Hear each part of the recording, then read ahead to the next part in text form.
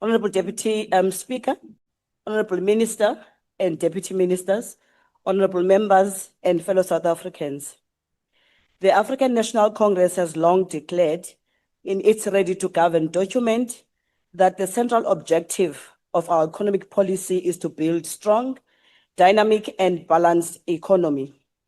The economy must be directed towards eliminating poverty and the extreme inequalities created by the apartheid system, while also advancing the democratization of the economy and empowering the historically oppressed. It is within this transformative vision that we welcome the signing of the Kruger National Park Beneficiation Scheme Framework Agreement. As the park approaches its centenary, this agreement represents a historic turning point, not only for conservation, but for justice. For decades, conservation in South Africa has existed alongside the painful legacy of dispossession. Communities who were forcefully removed from their land have often remained excluded from the economic value generated by the land. Today, we take a decisive step towards correcting that injustice. This agreement is not merely an administrative settlement, it is a practical expression of Goal 4 of the 2023 White Paper on the Conservation and Sustainable Use of South Africa's Biodiversity, which calls for a transformed sector rooted in equitable rights, shared ownership, and inclusive participation. Honorable Deputy Speaker, the ANC views this beneficiation scheme as a cornerstone of restorative justice. It transforms land claims which have long been associated with trauma and exclusion into instruments of economic empowerment. It sends a clear message: conservation must no longer exclude, but rather include. It must not only preserve ecosystems, but uplift people. We are hopeful that through this scheme, historically marginalized communities will now be positioned as active participants in the economic life of the Kruger National Park through these three key pillars, amongst others: concession, which refers to preferential access to eco-tourism opportunities; enterprise development, which provides support to community-owned businesses to integrate into the SANParks supply chain; direct investment, outlining mechanisms for claimants, communities to share in the revenue generated by the park's global brand. Honorable members, the success of this initiative will depend on implementation. SANParks must continue evolving from a traditional custodian of biodiversity into a true facilitator of socio-economic inclusion. This requires capable, ethical, and visionary leadership. Leadership that ensures strong governance and transparency so that benefits each legitimate community beneficiaries and are not diverted by intermediaries. We need robust capacity building programs to equip communities with the skills required to meet the high standards of tourism and conservation industries. Equally, we need effective conflict resolution mechanism to balance conservation priorities with the developmental needs of the surrounding communities. Against this backdrop, the ANC calls for the clear plans and timelines. The signing of the Beneficiation Scheme Framework Agreement should not merely be a symbol of aimless intentions, but rather a demonstration of action-based transformation. We want to know, when will the communities begin to see the tangible benefits? How will the support be structured to ensure that economic opportunities are sustainable and inclusive? And how will government ensure that this scheme delivers real change on the ground? Honorable Deputy Speaker, we support a vision that links a prosperity of communities directly to the health of our ecosystem. When communities benefit, they become the strongest defenders of biodiversity. Their livelihoods become intertwined with the survival of wildlife and natural habitats. In this way, conservation becomes not a burden, but a shared national asset.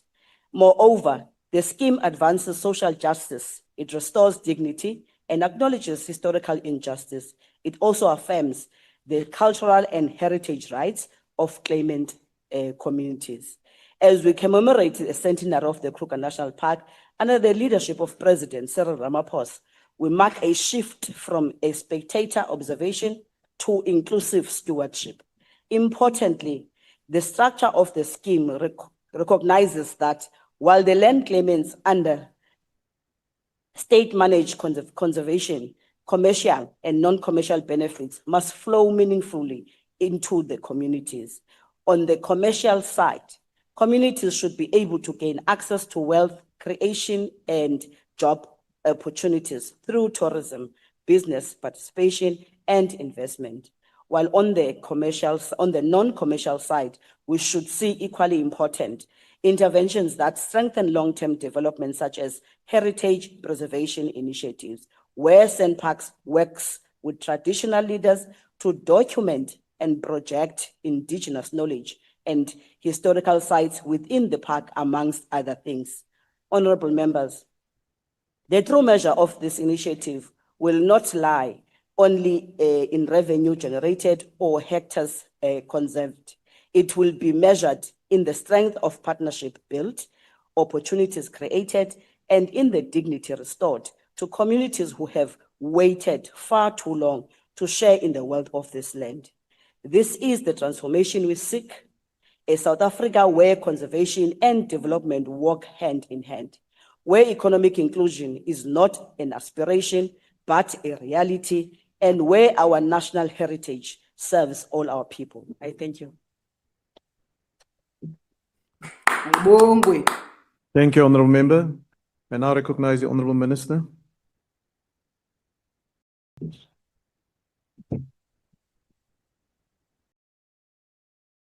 Thank you, Honourable House Chairperson. Honourable House Chairperson, it is both disappointing and Honourable Member on the virtual platform, Betty. Honourable Betty, can you please mute your microphone? Please continue, Honourable Minister. I didn't call you Betty, but you may continue, Honourable Minister. Thank you, Honourable House Chairperson. Honourable House Chairperson, it is both disappointing and revealing to witness the criticism directed at the Kruger beneficiation scheme by the MK and the EFF. These are the parties, the very parties, that repeatedly claim to champion economic empowerment, transformation, and the inclusion of historic disadvantaged communities in the mainstream economy. Yet, when government implements practical programs that do exactly that, they suddenly find a reason to oppose them. Claimant communities were overjoyed with this outcome. Go and ask them. I don't think you have. I don't think you've spoken with them. You've got no mandate to speak on their behalf. And if you do, you must at least do the bit of trouble and find out what their opinions are and not enforce your own political ideologies. Honourable Minister, will you just take a seat? Why do you want to be recognized, Honourable Member? Thank you, Honourable Chairperson. I rise in Rule 84. The Minister is misleading the House. You can't say that we're not consulting our members. Remember, that's not a point of order. Him and his people. Honourable Member, that's not a point of order. It's a point for debate. Please continue, Honourable Minister. Thank you, Honourable Deputy Chairperson. House Chairperson. House Chairperson, claimant communities were overjoyed with this outcome. It took them a long time to agree to the terms and the conditions because they had proper legal advisors. The question is whether the MK party and the EFF members speak on their behalf. As I said, you haven't consulted them. Or are you undermining the community's ability to conclude on their own behalf? Do you think you are the only ones that can speak on their behalf? No, you are not. Honourable Minister, will you just take your seat again, Honourable Member? What is the point of order? Again, under Rule 84, the minister is misleading the House. He Honourable cannot Member, claim I've made- that our members have not been to that Honourable community. Member, He has I've no made- knowledge of that, Mr. I've Bey. made a ruling in terms of, People are wanting our land back with Honourable any Member. of these GNU. Honourable Member, functionality. I now name you.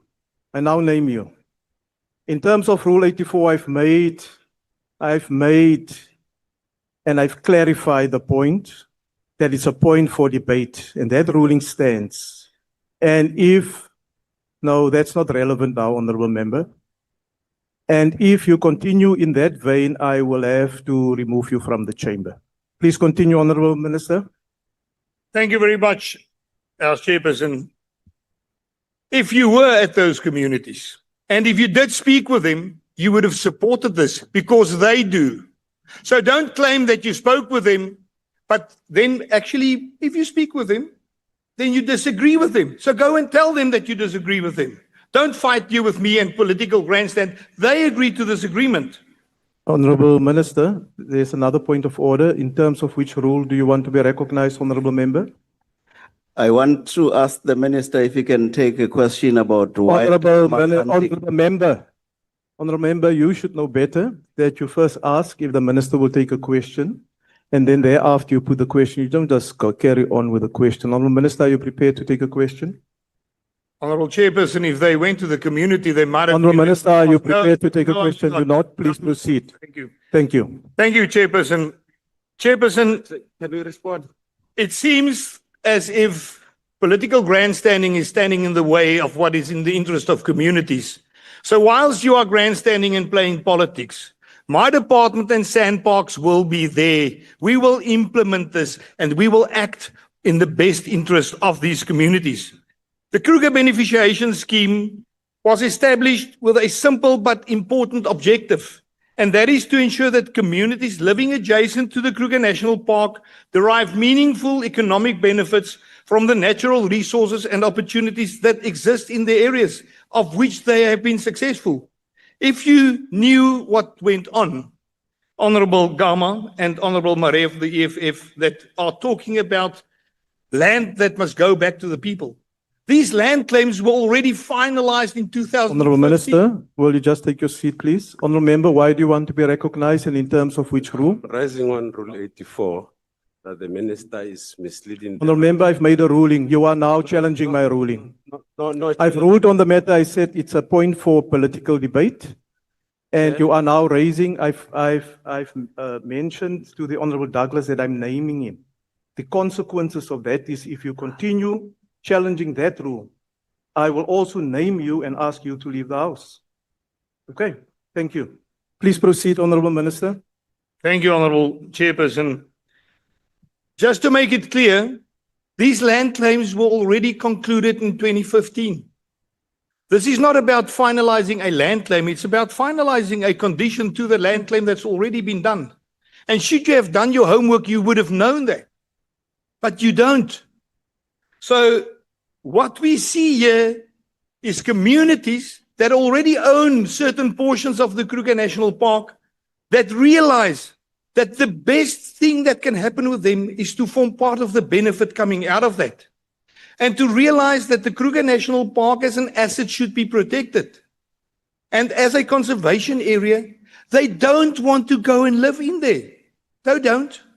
They want the right to go and be there, to visit it, to collect things like Mopani worms under the rules and guidance of the Kruger National Park. But if you studied it, and if you read through this, you would have known that, but you don't. To give you another idea, Honourable Chairperson, this agreement was signed with all of the 7 land claimant communities. Yeah, please note my hand. A couple of months ago, it was only 4 of the 7 that wanted to sign.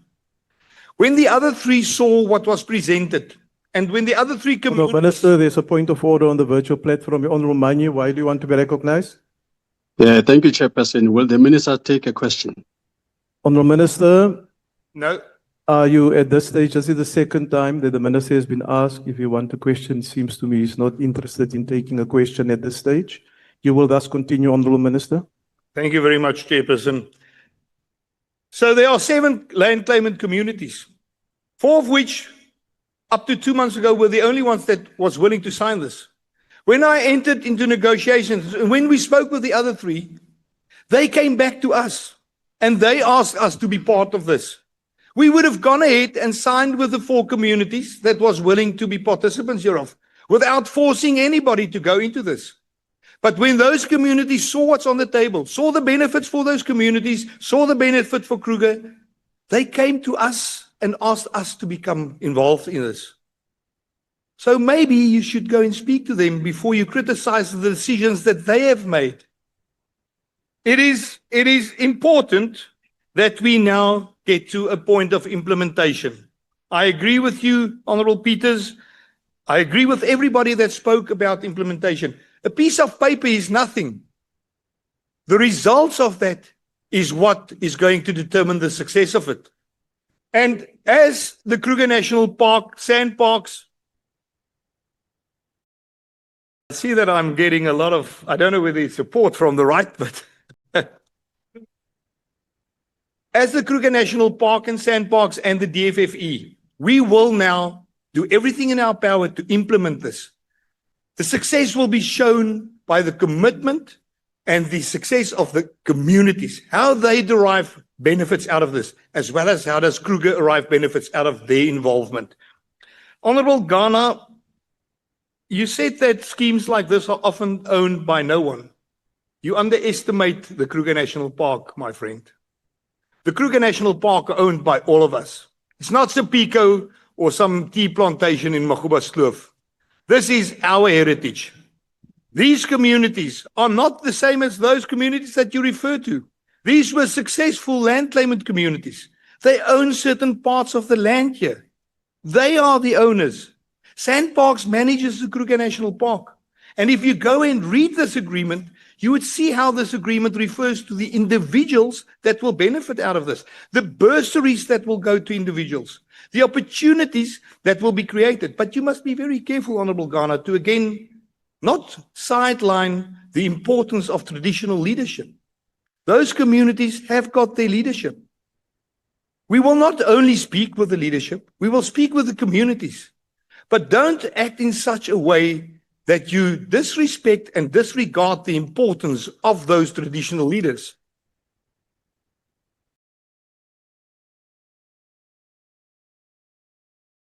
Honorable Chairperson, what we have achieved here is not due to me, it's not due to Sandparks alone, it's not due to the department or the communities. It has been a collaborative effort of a lot of people that wants to make a difference. What is astonishing is that those who routinely accuse government of excluding black communities from economic empowerment are now attacking the program that is delivering this. This is a clear indication of what can be done if transformation and redress is done in the correct way. The people living around the Kruger National Park deserve more than political grandstanding. They deserve opportunities. They deserve sustainable livelihoods and a fair share of the benefits generated by one of our country's greatest environmental assets. In the same time, also promoting that asset. Of course, like any program, as I said, it must be implemented. And I would urge you to rather help us to implement it than to stand and grandstand against it whilst you do not know what it is about. You must decide as the MK and the EFF whether you genuinely support empowerment and transformation, or whether those concepts are only useful slogans when they are done in opposition.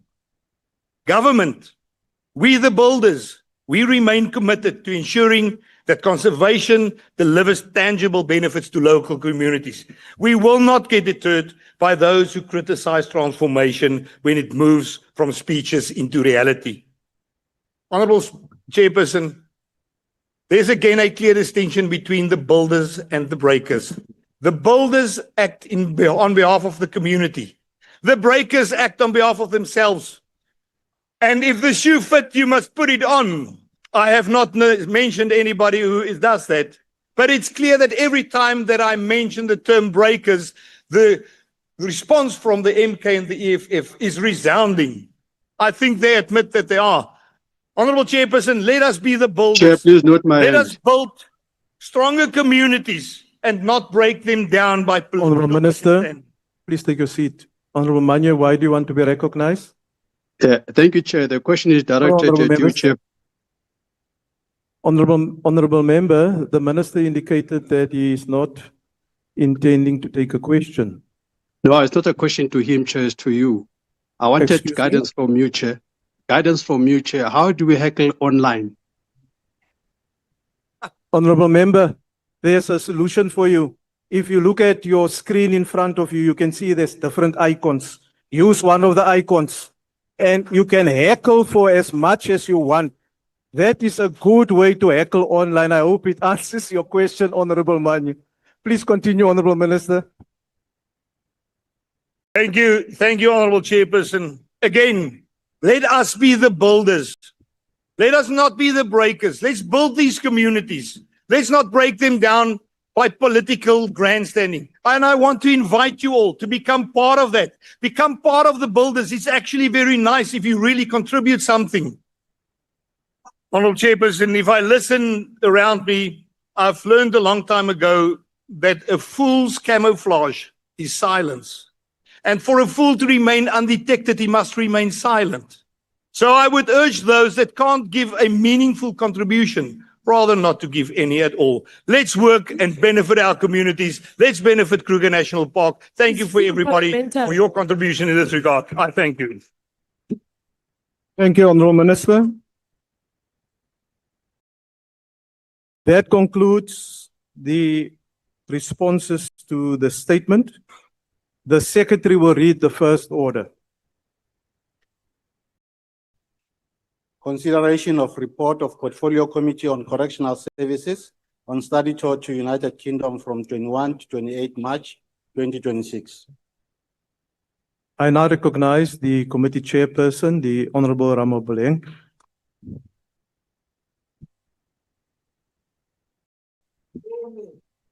House Chair, honorable members, as part of our resolution taken at our strategic planning session in September 2025, the committee resolved to undertake an international study tour to empower the members to be able to conduct oversight. The committee study tour was envisaged to be a benchmarking exercise with the aim of drawing lessons from other jurisdictions and to strengthen the committee's oversight role. Honorable members, the focus area of our study tour was on overcrowding, self-sufficiency, parole and probation, prison oversight bodies, including parliamentary committees and innovations. The committee intended to draw lessons from its counterpart in the UK on how they conduct their oversight, look at innovations such as electronic monitoring devices for inmates, secure video call systems in prisons, step-proof vests for officials, and the functioning and operations of independent prison monitoring bodies. House Chair, the committee did a visit to the South African High Commission in London and met with the High Commissioner, Mr. Mamabolo, and his staff, who welcomed the delegation and provided us with a brief overview of UK's political and governance system. The committee also did a visit to the United Kingdom Parliament and met with Mr. Ashley Fox, a member of the Justice Select Committee, to exchange insight on parliamentary oversight of the justice system. Our discussion focused on prisons and probation, rehabilitation, and broader correctional administration in both our countries. This engagement aimed to identify best practices and shared challenges, particularly in relation to overcrowding and correctional oversight. House Chair, our delegation, together with the delegation of Portfolio Committee on Social Development, held a joint engagement with members of the Home Affairs Committee from the UK Parliament. The engagement focused on how they conduct their oversight visit to various correctional centres and challenges associated with access to prison. And our delegation also had an opportunity to meet with the House of Lords, Justice and Home Affairs Committee and received a report regarding the prison system in UK. And we also attended a select Portfolio Committee on Justice. We also met with the Minister of Justice, Mr. Jake Richards, MP, and during our engagement, we also highlighted our disappointment that we were not granted permission to visit any prisons as planned. House Chair, on our committee observations and recommendations that we're putting to the department, on contraband, The delegation noted that the usage of drones is increasingly becoming a technological threat to smuggle contrabands into correctional facilities in the UK. House members, we noted that a similar threat may emerge in South Africa, and that requires a proactive mitigation strategy. We therefore recommend that the department adopt a proactive, technologically-driven approaches to address contraband smuggling. Members, the UK has recently introduced a range of minimum sentencing regimes to deal with overcrowding in their prisons. They have ensured that all offenders who committed minor and non-violent offences received non-custodial sentences. We recommend that the department, in collaboration with the Department of Justice and Constitutional Development, should intensify efforts to reduce overcrowding through alternative sentencing and improved case flow management.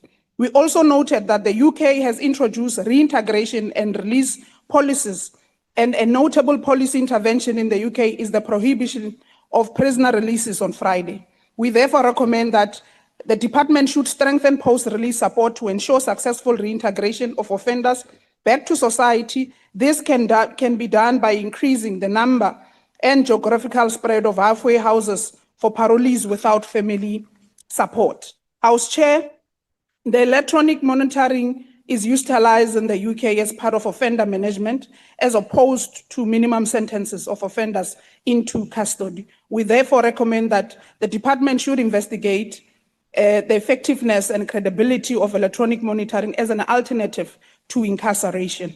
Honourable members, the delegation was unable to visit any of the UK prisons due to miscommunication between the South African Department of International Relations and Cooperation, which is DECO, and the UK authorities due to understaffing at the South African High Commission in London, rather than an explicit refusal by the UK government.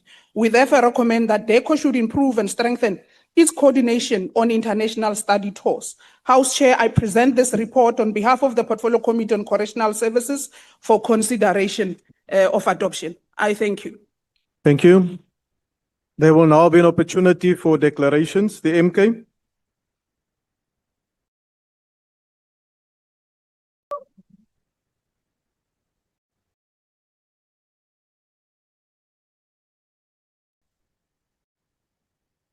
Chairperson, we traveled to the United Kingdom to benchmark, to learn, and to strengthen oversight. We met with MPs, Minister, and the Lord. We sat in the House of Commons and observed the Justice Committee, but we were not allowed to set foot inside a single UK prison, despite raising the request repeatedly. We declare without fear or favor that the UK prison system is not a model to be admired. It is a crisis dressed in parliamentary procedure. The UK has the highest imprisonment rate in Western Europe, over 87,000 prisoners, and it is expected to exceed 100,000 by 2029. Prisons are overcrowded, outdated, some Victorians, and operate in a state of crisis. Reoffending sits at 80%. The Justice Select Committee itself found a lack of clarity on purpose of prison, weak governor autonomy, the severe staffing crisis, and insufficient purposeful activity. This is not a system we should copy. It's a warning. Criminal network use drones to burn through plastic courtyard nets to drop and drop drugs. The UK cannot block the signal because it will interfere with civilian medical devices like heart monitors, kidney dialysis machines. South African must learn from this failure before the same technology overwhelm our facilities. The Department of Correctional Services has been warned. The UK denied us access to prisons, and 𝐾𝐨𝐧'𝐭 failed us. The committee requested a prison visit. The UK Ministry of Justice first claimed short notice. Then later he said they never received a request. So the visit did not materialize. The truth is that understaffing at the South African High Commission in London caused a breakdown in communication. The MK Party declares this unacceptable. Parliament cannot conduct a meaningful oversight if our own diplomatic mission cannot coordinate visit. The UK uses electronic tagging as an alternative to custody, but compliance is weak. Private contractors are poorly overseen, and probation services are overstretched.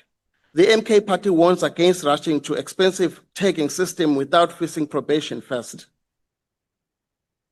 UK prohibits prisoner release on a Friday so that released individuals access government services immediately.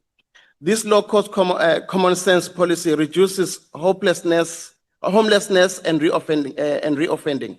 The MK Party demands South African Department of Correctional Services introduce the same rule within 90 days. The MK Party demands immediate action on a full risk assessment on drone contraband. The DCS must report to Parliament within 60 days on how it will prevent drone incursion before they become endemic. On no Friday release in South Africa. Implement UK policy immediately. No more releasing offenders on a Friday afternoon to sleep on a street. GlobalGiving must account. The Department of International Relations and Cooperation must explain why understaffing in London. Remember, your time is now expired. Thank you. The EFF.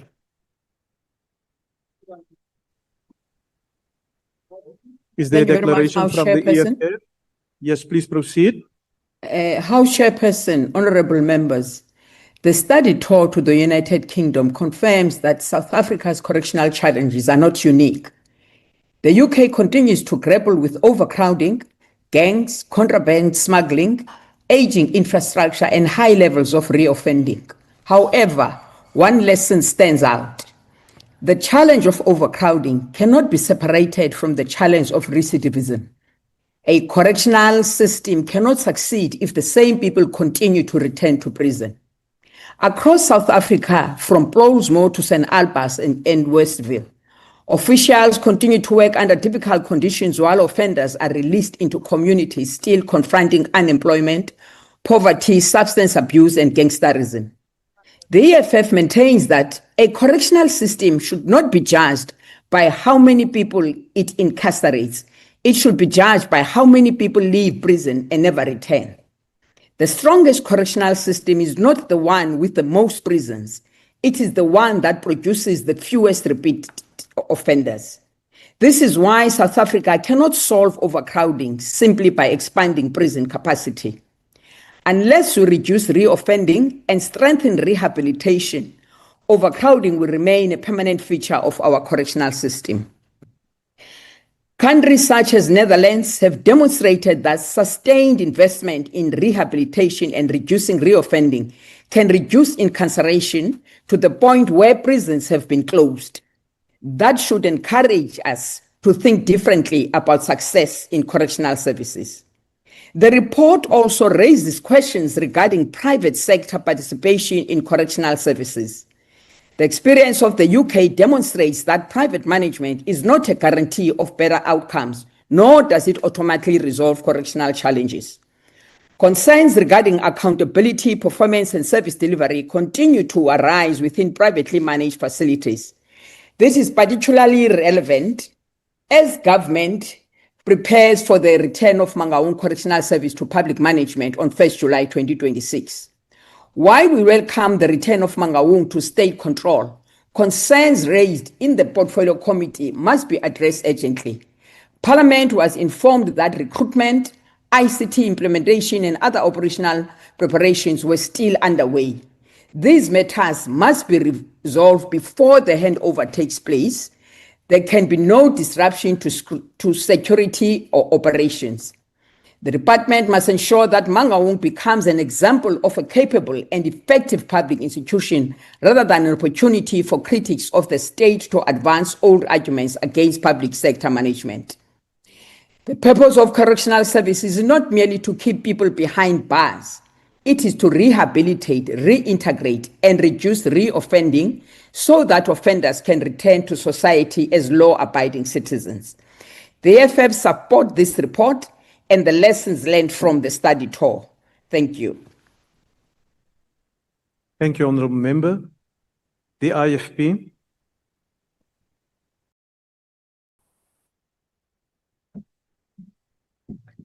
Thank you very much, Honorable Chairperson. The Portfolio Committee on Correctional Services' recent tour to the United Kingdom has yielded useful insight for prison reform in South Africa. The findings in this report supports what our party has consistently campaigned for, that prisons must be the sites of rehabilitation. The report indicates that both South Africa and the United Kingdom face significant overcrowding in their prison system due to the high rates of reoffending. By improving behavioral intervention programs, the number of reoffenders crowding the system can be reduced. To do so, there must be an increased focus on the establishment of counseling programs for substance abuse, anger management, and other social issues. The IFP supports this report, but stresses the importance of translating it into real policy change. It is essential that we draw on the best practices of the United Kingdom and shift the focus on prison from punishment to reform. Thank you, Chairperson. Thank you, Honourable Member. The Patriotic Alliance. Honorable Speaker, colleagues, the Patriotic Alliance notes the report of the Portfolio Committee on Correctional Service on its study tour to the United Kingdom from dated 21 to 28 March. From our perspective, this tour delivered a message loud and clear. If you do not stay ahead of criminal innovation, you will fall behind very quickly. The United Kingdom, a country with advanced resources, is now battling a wave of contraband, smuggling driven by drone dropping drugs, weapons, cell phones straight into prison yards. The experience is not entertainment for us, it is a warning. South Africa cannot afford to repeat their mistakes. The PA insists that we urgently strengthen our defenses. That means counter drone radar, jamming systems, and a jamming system, Honorable Kana, you can switch on and off. Ne? Once those drones come in, you can switch on. Upgrade pyramid surveillance and trained rapid response teams. If drones can overwhelm a first world system, then we must be even more prepared, Honorable Kaza, not less. But Speaker, the tour also exposed something deeper. Technology fails when the basics fails. The UK struggles with outdated ICT, weak infrastructure, and staff shortage, the very same vulnerabilities we face at home. If we do not fix those fundamentals, then even the best equipment will become expensive decorations. The Patriotic Alliance position is simple. A correctional center must be a place of consequences, not a distribution hub for syndicates. And let me say it plainly, Speaker, ons mense is moeg vir 'n stelsel wat lyk slaap, wat lyk bang, wat nie eers die hek kan oppas nie. We cannot allow drones to turn our prisons into delivery zones. Not here, not ever. The Honourable Member, your time has expired. Support the Thank you. committee, the report. I thank you. The next speaker is from the FF Plus. No Thank you, speaker. Chairperson, no declaration from us. We support the report. Thank you. Thank you, Honourable Member. Action SA. Honourable Speaker, I'm astounded by the recent study tour undertaken by Correctional Service Committee to the United Kingdom. The so-called benchmarking exercise concluded from the 21st to the 28th of March appears to have yielded no discernible new insights into the challenge facing our correctional system in South Africa. Incredibly, the delegation did not even visit a single correctional facility in the UK. The UK has approximately 87,000 inmates in its correctional facilities, whereas South Africa holds nearly 170,000 prisoners in facilities designed for only round about 107,000. This represents severe and sustained overcrowding. This crisis is driven primarily by two factors: approximately 27,000 undocumented foreign nationals currently held in our correctional centers at a cost of 17,000 per inmate per month, and roughly 60,000 unsentenced detainees, which constitutes around 37% of the total prison population. Action SA has clearly identified the core problems in our correctional system: a deepening security crisis within our prisons, inadequate capacity, and a court system burdened by backlogs that must be urgently addressed. We need to extend and properly fund correctional infrastructure and ensure that court rolls are cleared efficiently and without delay. Importantly, we must also address the issue of undocumented foreign nationals in our facilities, including strengthening arrangements for deportation or repatriation where legally applicable. These are not complex problems. They require disciplined, consistent, and unglamorous work, not international travel. I see no discernible outcomes from the overseas trip funded at taxpayers' expense that have contributed any meaningful or new solutions to address the deepening crisis. I thank you. The ACDP. Thank you, House Chair. House Chair, the ACDP has taken note of this report. And yes, it is definitely regrettable that the Portfolio Committee was not able to visit the UK prison, and this due to a miscommunication on the diplomatic level.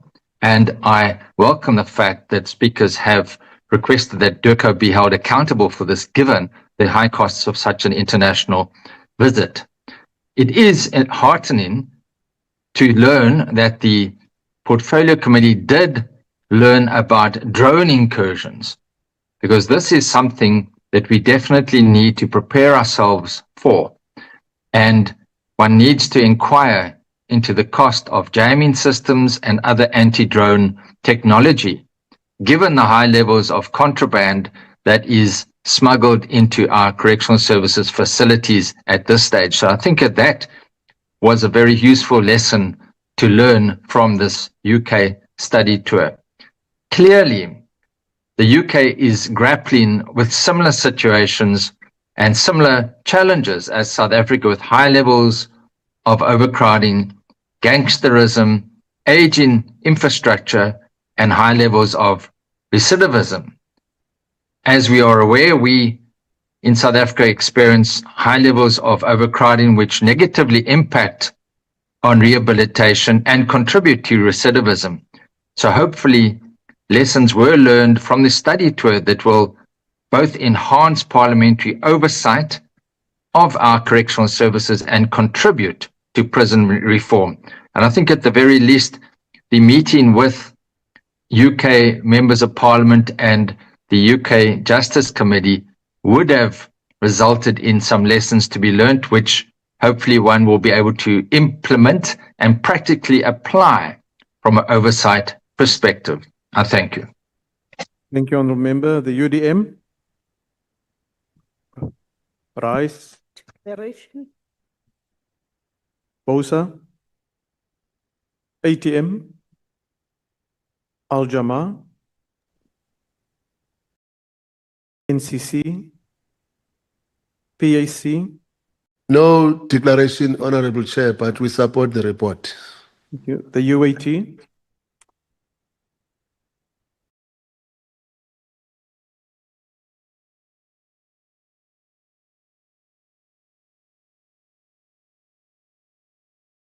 Thank you, Chairperson. Khotso, Ma-Afrika. Hey. The United African Transformation Note the report on the Portfolio Committee of Correctional Services on its study tour to the United Kingdom. While there is value in learning from international experiences, we must raise a fundamental question. Why does this government continue to look to the United Kingdom as a primary benchmark for South African democratic institutions? Over the past years, we have witnessed a worrying trend. The judiciary has celebrated constitutional partnership with the United Kingdom.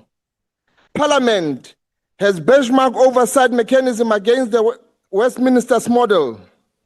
Today, correctional services return from another study tour to Britain.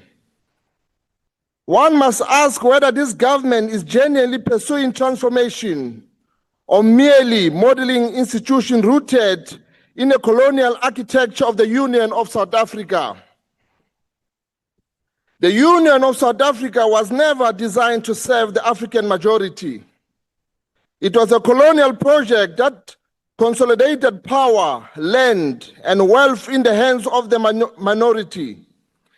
Yet 30 years into democracy, the governing party continued to benchmark itself against the very same system that historically included our people. Chairperson,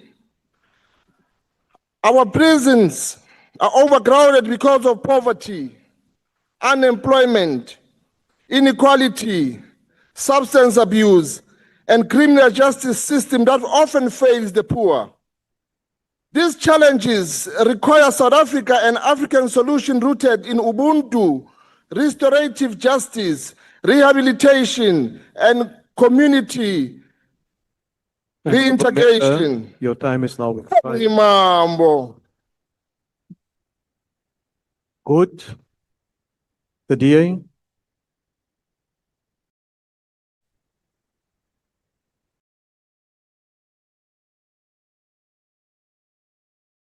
House Chair, honourable members, we stand at a critical junction for South Africa's correctional system, which is currently gripped by a state of crisis characterised by overcrowding exceeding 50%, failing rehabilitation efforts, and a stubbornly high reoffence rate.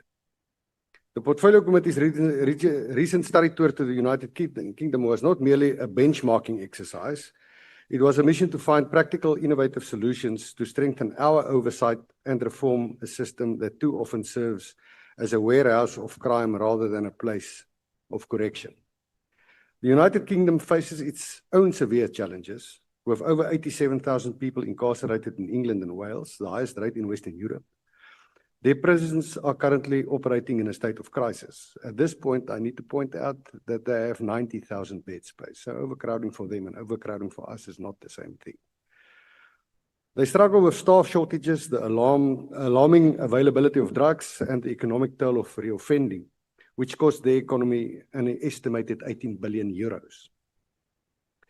However, a key difference we observed is their rigorous self-scrutiny. Their own Justice Committee has been vocal about a lack of clarity regarding the purpose of prisons and the tick-box nature of many educational programs. From our engagements with the UK Select Committee and the Ministry of Justice, several transformative lessons emerged. We must prepare for emerging threats, specifically the use of drones for smuggling contraband. In the UK, inmates have become so sophisticated they use flammable drones to burn through protective courtyard nets. Furthermore, we learned that simple signal jamming is often unfeasible because it interferes with civilian medical devices. South Africa must urgently conduct national risk assessments and pilot anti-drone technologies. One of the most striking findings was the UK's policy of prohibiting prisoner release on Fridays. This ensures that individuals are not released when government offices are closed, which prevents them from getting support. They become homeless and return to criminal networks. This is a cost-effective intervention we must consider for our own context. To combat overcrowding, the UK utilizes electronic monitoring or tagging and non-custodial sentences for low-risk and non-violent offenders include community service. For this to succeed here, we must expand our probation services and increase the number of parolee supervision officers to ensure credible enforcement. However, it is critically important to note that no parole or probation system in a modern world can be implemented successfully without electronic monitoring. For South Africa, it is inexcusable not to have an established and functioning electronic monitoring system in place. In the UK, they currently have 246,000 people on probation versus a prison population of 87,000. We observed that for oversight to be meaningful, it must move beyond the meeting style briefings. We need to facilitate direct engagement with inmates and officials and prioritize unannounced visits to see the true state of facilities rather than the cleaned up version prepared for scheduled tours.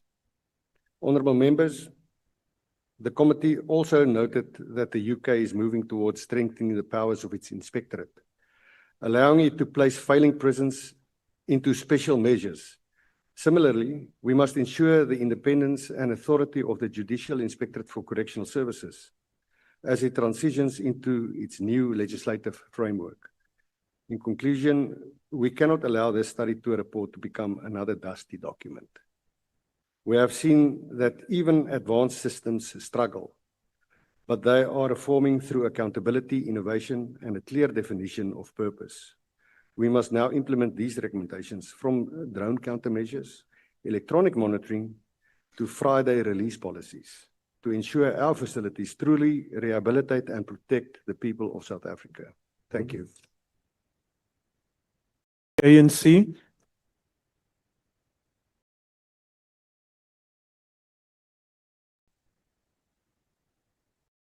House Chair, honorable members, the value of any study tour is not measured by the kilometers traveled or the institution visited. Its value lies in whether it equips this parliament with insight that can assist us in addressing the real challenges confronting the people of South Africa. House Chair, as we consider this report, it is important that we do so with a clear understanding of our country's history and the principle that continues to guide our movement. The ANC emerged from a long and a difficult struggle against colonialism, apartheid, and all forms of oppressions. Our engagement with any country, particularly those whose histories are intertwined with colonialism, is therefore informed by a deep awareness of the historical injustice that shaped the world we inhabit today. Our correctional system remains one of the most overlooked components of the criminal justice value chain. Public attention often focuses on arrest, prosecution, and sentencing, yet far less attention is given to what happens after conviction. This is despite the fact that the effectiveness of correctional service has a direct impact on our society's safety, rehabilitation, and the prevention of reoffending. One of the most insightful engagements was on the United Kingdom's extensive use of electronic monitoring and offender tagging as part of offender management and community corrections. While concerns were raised regarding enforcement and contractor oversight, the system nevertheless demonstrates how technology can be utilized to reduce pressure on correctional facilities while strengthening accountability and supervision. This is particularly relevant to our country. Continued discussion around the future of electronic monitoring with our own correctional framework. Honorable members, we were particularly struck by the emphasis placed on probation services as a central mechanism for reducing recidivism, and throughout the various engagement, it became evident that the successful reintegration requires structured support, supervision, and accountability long after an offender leaves a correctional facility. Another important observation was related to an oversight itself. We note concerns raised within the UK regarding advance notice being provided before prison visit. It was highlighted that scheduled inspections often result in officials presenting their best run section rather than the actual lived reality within facilities. This reaffirmed our value of unannounced oversight visit, direct engagement with inmates and officials as a critical tool for parliamentary accountability. We also engaged with the House of the Lords, Justice and Home Affairs Committee under the leadership of Lord Foster. Of particular interest were findings from an inquiry into the UK prison system, which identified weak accountability mechanisms, inadequate staff models, insufficient purposeful activities of inmates, poor training arrangement, and leadership failures within correctional institutions. What is significant in that many of these challenges mirrors those confronting our own country. The lesson is that correctional reforms is not simply about building more prisons.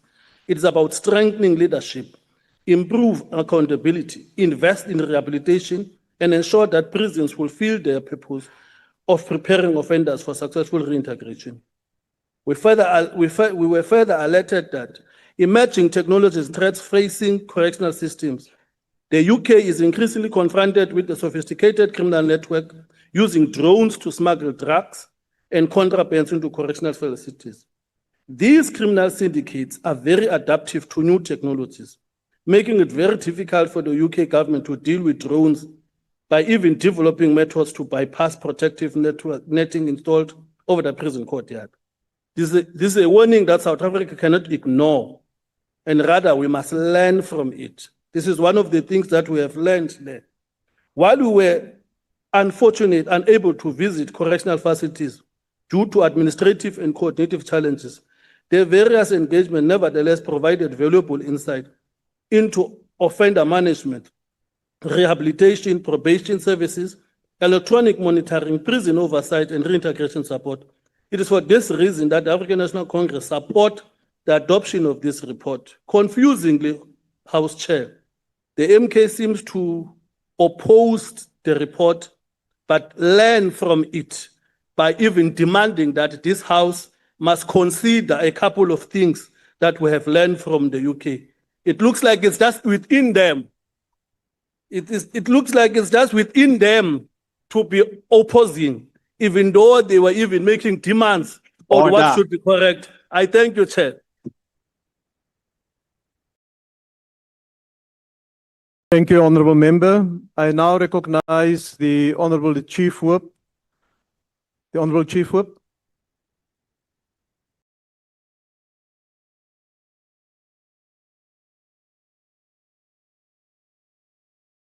Thank you so much, House Chairperson. We move for the adoption of the report. Thank you. The motion is that the report be adopted. Are there any objections? Yes, Honourable Member. Please note the objection of 𝐼𝐻𝐾𝐭 to a trip that didn't have any visits at all to prisons. Thank you. The objection is noted. Are there any further objections? Order, Honourable Members. Order. Order, Honourable Minister. Order, Honourable Minister. For those objections recorded, the report is agreed to. The Secretary will read the second order. Consideration of report of Joint Standing Committee on Defence and Portfolio Committees on Defence and Military Veterans on oversight visits to various military bases and South African National Defence Force deployments along South Africa-Zimbabwe border in Limpopo province. I will now recognize the chairperson of the committee who will introduce a report.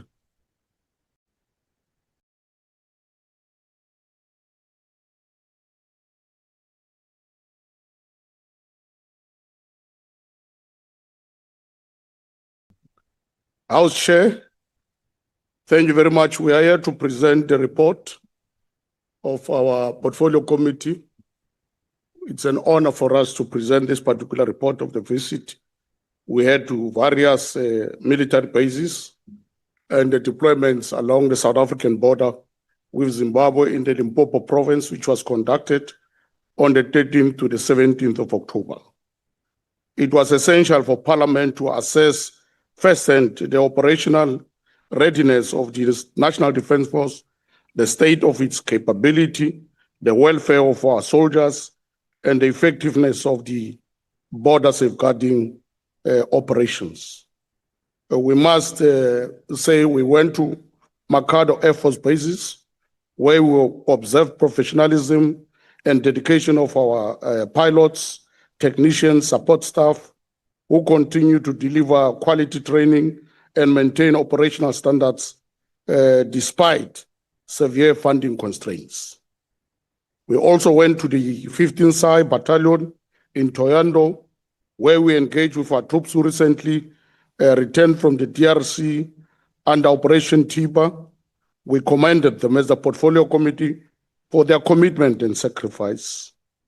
We went to Operation Koroda, where we saw soldiers working closely with the Border Management Authority the South African Police Services, the South African Revenue Services to protect the territorial integrity, achieving notable successes in intercepting undocumented persons and seized contraband worth of millions of rands. The committee also noted several pressing challenges, including underfunding of the fighter capability, shortages of some critical spares and equipment, infrastructure backlogs, and the difficult living conditions which our troops in the border find themselves in their deployment.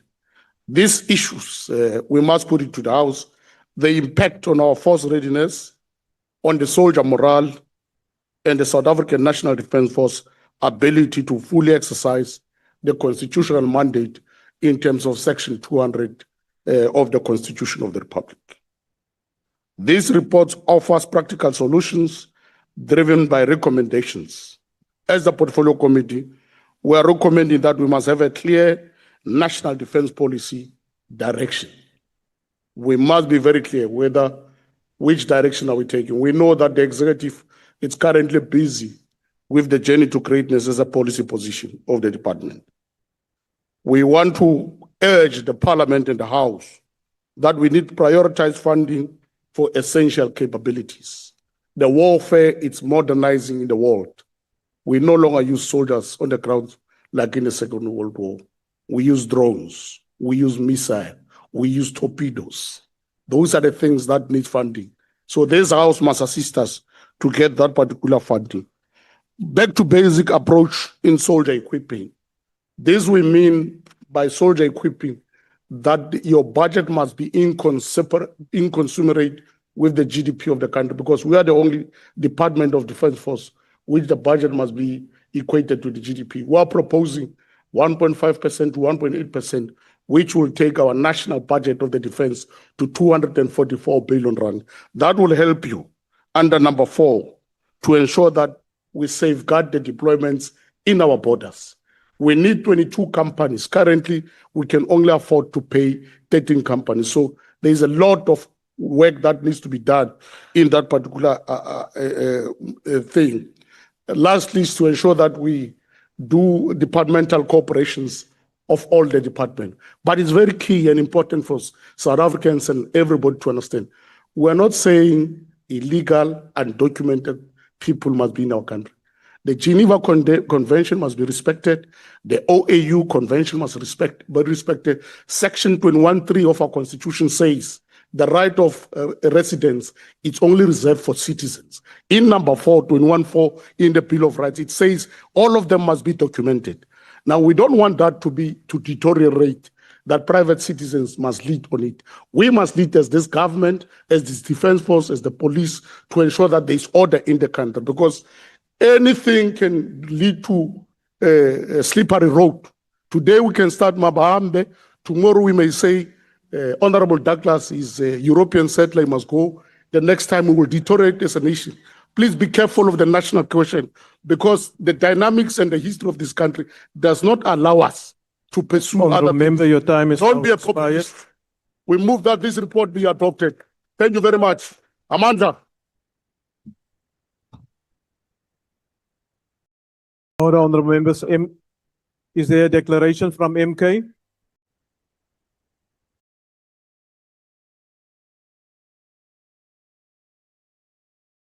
Order, honorable members. House Chairperson, before all, let's consider food security as children dies now and then through poisoned food. Let's save the children as the Save Tomorrow leaders. The MK party knows the reports arising from the oversight visit by the Defense Committee to Limpopo borders. What is most striking is not what the committee recommended, but what is admitted. Parliament has effectively confirmed what millions of South Africans have been saying for years. Our borders are not secured. The committee itself concluded that South Africa's borders are effectively open and that the country does not have functioning borders. This is a devastating indictment of the government of national unity. every administration that has persisted over the collapse of borders management. The committee observed damaged borders fencing, regular illegally crossing ports along the Limpopo River, severe shortage of personnel, inadequate vehicles, insufficient surveillance technology, and soldiers stretches across the hundreds of kilometers of borders. Even more alarming is the finding that departments responsible for border management are not working together effectively. The border management, SAP, SSA, NDF, Home Affairs, and SARS all operate within the same environment. Yet Parliament found a weak and dysfunctional system incapable of protecting the territory integrity of public. Chairperson, the report acknowledges that South Africa loses billions of rand through illicit trade, smuggling, vehicles theft, syndicates, counterfeit goods, and unlawful movement across our borders. It further acknowledges that criminal syndicates exploit this weakness daily. Yet, after making such damning observation, the recommendations are astonishingly weak. The committee merely proposed engagement, coordinate, improve cooperation, and calls for additional resources. There are same recommendations that have appeared in reports after report for many years. There is no sense of urgency. There are no major targets. There are no deadlines. There is no consequence management. There is no accountability for those who have allowed this crisis to deepen. The MK party believes that if Parliament has found that the borders are effectively open, then Parliament must also demand an immediate border recovery plan with specific timelines, performance indicators, and quarterly reporting requirements. The committee should have recommended a full audit of all vulnerable border segments, a comprehensive assessment of SNDF border safeguarding capacity, an investigation into corruption, facility illegal crossing, and report to Parliament on the effectiveness of border management authority since the establishment. South Africans are entitled to ask a simple question. If our borders are effectively open despite multiple agencies, billions in expenditures, and years of promises, who exactly is being held accountable? Yearly visiting similar problems. The MK party maintained that sovereign state that cannot control its borders places its security, economy, and social stability at risk. The findings of this report are therefore not mere administration shortcoming. They amount to national security warning. The people of South Africa deserve more than another report. They deserve action. I thank you. Thank you, Honourable Member. The EFF.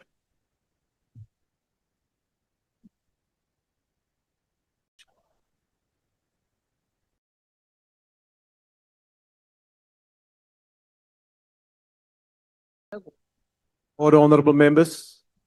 Order. Please proceed, Honourable Member. Thank you, House Chair. Economic Freedom Fighters welcomes this report. The finding reveals SANDF committed to its mandate, but crippled by chronic underfunding, aging infrastructure, resource shortages, and poor interagency coordination. The 𝐴𝐵 unfunded Gripen upgrades, limited flying hours. My apologies, Honourable Member. There is somebody from the NA table. The NA table, please mute your microphones. Please proceed, Honourable Member. Thank you, Chair. The findings reveal SANDF committed to its mandate, but crippled by chronic underfunding, aging infrastructure, resource shortages, and poor interagency coordination.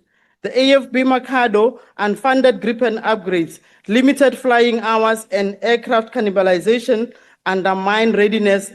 At 15 SAA battalion, soldiers face housing shortages, broken fences, and inadequate support for deployments such as Operation Tiba in the DRC.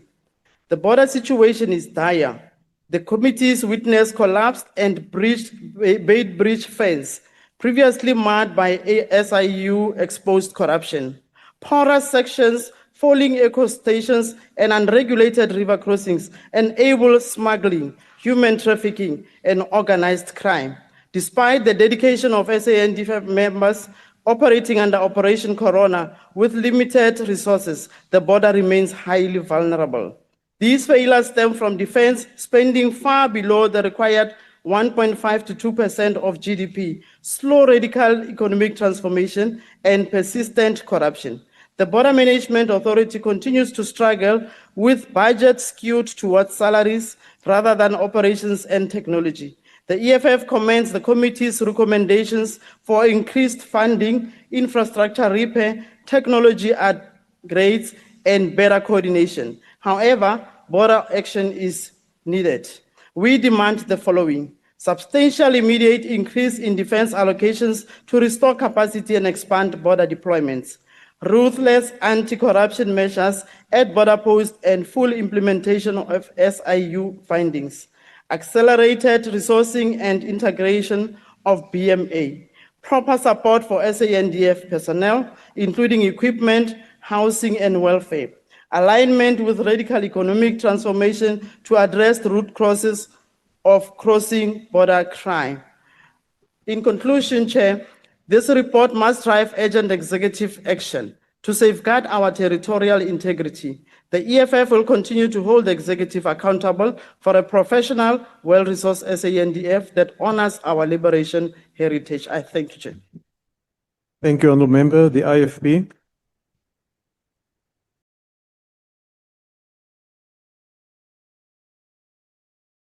Thank you, as Chairperson. The IFP notes the oversight military base report with concern and reaffirm its commitment to protecting South Africa and put South Africans first. We would like to thank the brave men and women who serve in our military, safeguarding our country. However, we remain concerned about the findings of this report, particularly those regarding poor border security, chronic underfunding, insufficient resources, and inadequate social welfare for our soldiers. Kulihlazo ukubuka isimo silaphaya la khona umbuso uthule ubuka abantu sebevulele idolobha elincane eChanty Town okuyona efacilitator ukuthi ekweqe impahla ngokungemthetho zizangaphathi ezweni noma ziya ngaphandle kulamazwe ngamakhelwane njengaseZimbabwe. Practical steps need to be taken, including increased funding and greater attention to the concerns of those on the ground. The IFP accepts the report and calls for our concerns to receive immediate attention. A failure to address these challenges will undermine South Africa's ability to maintain a reliable national defense force and fulfill the military's constitutional mandate. The IFP accept the report. Thank you. Thank you, Honourable Member. PA.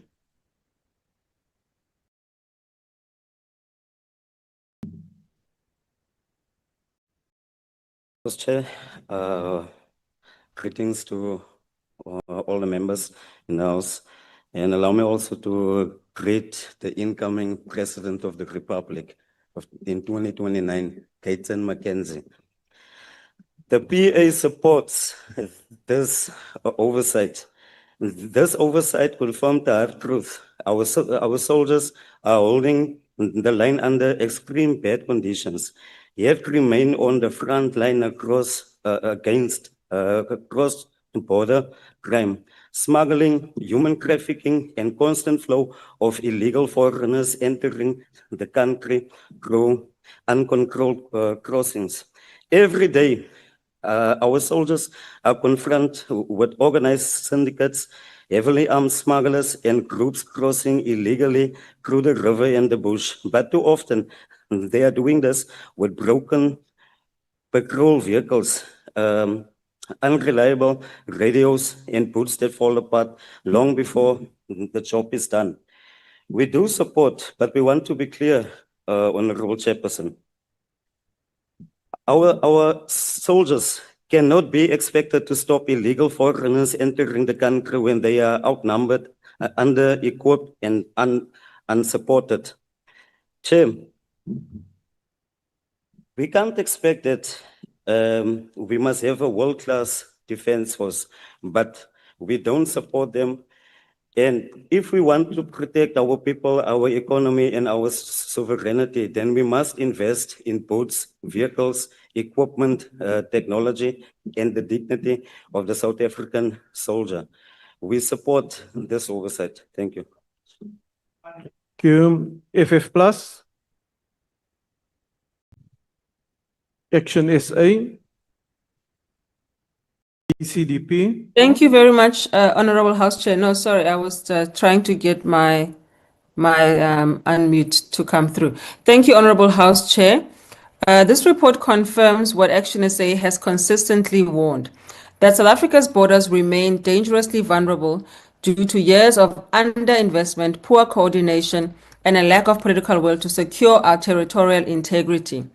The Border Management Authority, which is operating at a mere 25% of its capacity, continues to lack the personnel, equipment, technology, and operational capacity required to effectively monitor and control illegal cross-border activity. At the same time, the South African National Defence Force is expected to safeguard our borders despite severe budget constraints and declining operational capabilities. These failures must be viewed against the backdrop of South Africa's escalating illegal immigration crisis. Weak border controls have enabled criminal syndicates, human trafficking networks, illicit trade, and undocumented migration to flourish. The report's findings on inadequate fencing, unlawful settlements along the borderline, insufficient surveillance technology, and limited personnel reveal a border management system struggling to meet the scale of the challenge. Equally alarming are the conditions under which many of our soldiers are expected to serve. Members of Parliament observe facilities in an unacceptable state with poor accommodation, unsafe water, inadequate electricity supply, and deteriorating infrastructure. Soldiers reported having to purchase their own boots, tents, and operational equipment to do their jobs. No country serious about national security should expect its servicemen and women to operate under such conditions. Action SA has long maintained that secure borders are essential for national security, economic stability, and effective immigration management. We therefore welcome the committee's recommendations to increase the South African National Defence Force border safeguarding deployments, ring-fence funding for border security technology, and strengthen surveillance, intelligence gathering, and interagency cooperation. Securing our borders Honourable Member, your time is now expired. Of a sovereign state. I thank you, and I'm being disturbed, Honourable House Chair. Your time is expired. May I request the NA table just to mute members who switch on their microphones without following the proceedings? The ACDP. I thank you, House Chair. Thank you, House Chair. House Chair, the ACDP has taken note of this report, which follows a comprehensive oversight visit. Of particular significance at this time is the engagement with soldiers safeguarding the borders, as well as with the Border Management Authority. And this at a time when there are increased attacks on undocumented foreigners, but at the same time we in the ACDP understand and wish to allay concerns of South Africans that our borders are being safeguarded. Sadly, however, this committee report confirms what many South Africans know, and that is that our borders are still porous and that there are larger numbers of illegal immigrants that are still coming across the borders. And this despite the very commendable achievement by the Border Management Authority last year of stopping an astonishing 450,000 people trying to enter the country illegally. This clearly illustrates the extent of the problem. Now, again, we all sound like a stuck record where we say the SANDF does not have sufficient resources, and we from the ACDP agree with that it cannot deploy the fully required force on our borders. The 22 companies instead of the only 13 that are presently deployed. And this is totally insufficient and contributes to the porous borders, which was confirmed by this committee's report. What is encouraging is the fact that the committee members were able to establish from the SANDF Defence Intelligence which forms part of the border security operations, that they are using drones and other equipment to help curb the illegal crossing of people and goods. And this can be enhanced, particularly given the capabilities that the SANDF has Honourable shown Member, at the your previous time has now expired. Thank you, Chairperson. Thank you. you. The UDM. 𝐼𝐸𝐫𝐬.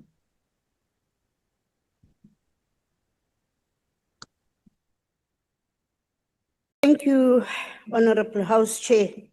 The UTM notes and support the report of the Joint Standing Committee on Defence and Portfolio Committee on Defence and Military Veterans following their oversight visit to military bases and border safeguarding operations in Limpopo.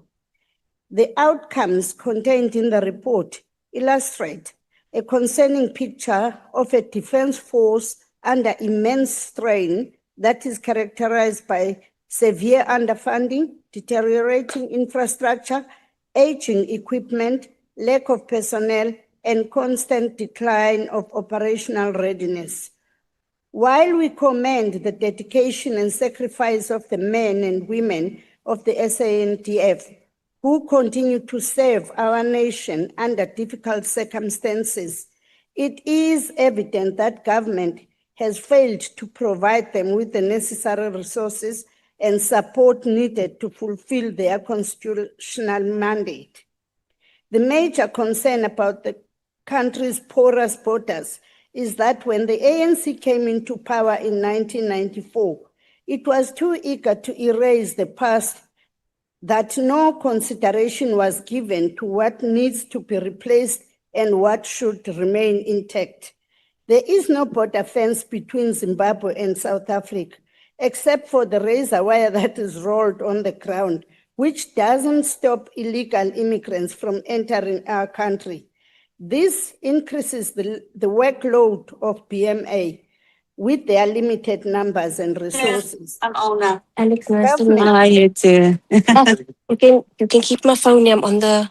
Honourable Deputy Minister Abrams, please switch off your microphone. You are disturbing the proceedings. Please proceed, Honourable Member. Please proceed, Honourable Member. Proceed, Honourable Member. Say proceed. I thought you said I must take a seat. Government continues to neglect one of its most fundamental constitutional responsibility, and that is to protect the protection of our territorial space and national security. Soldiers that are deployed along our borders are operating under extremely difficult conditions with inadequate accommodation and unreliable vehicles to combat increasingly sophisticated criminal syndicates that may be a threat to the country. The border management Honourable Member, your time is now expired. Face growing pressure. I thank you. Thank you, Honourable Member. Al-Jamaa, NCC, PAC, the UAT.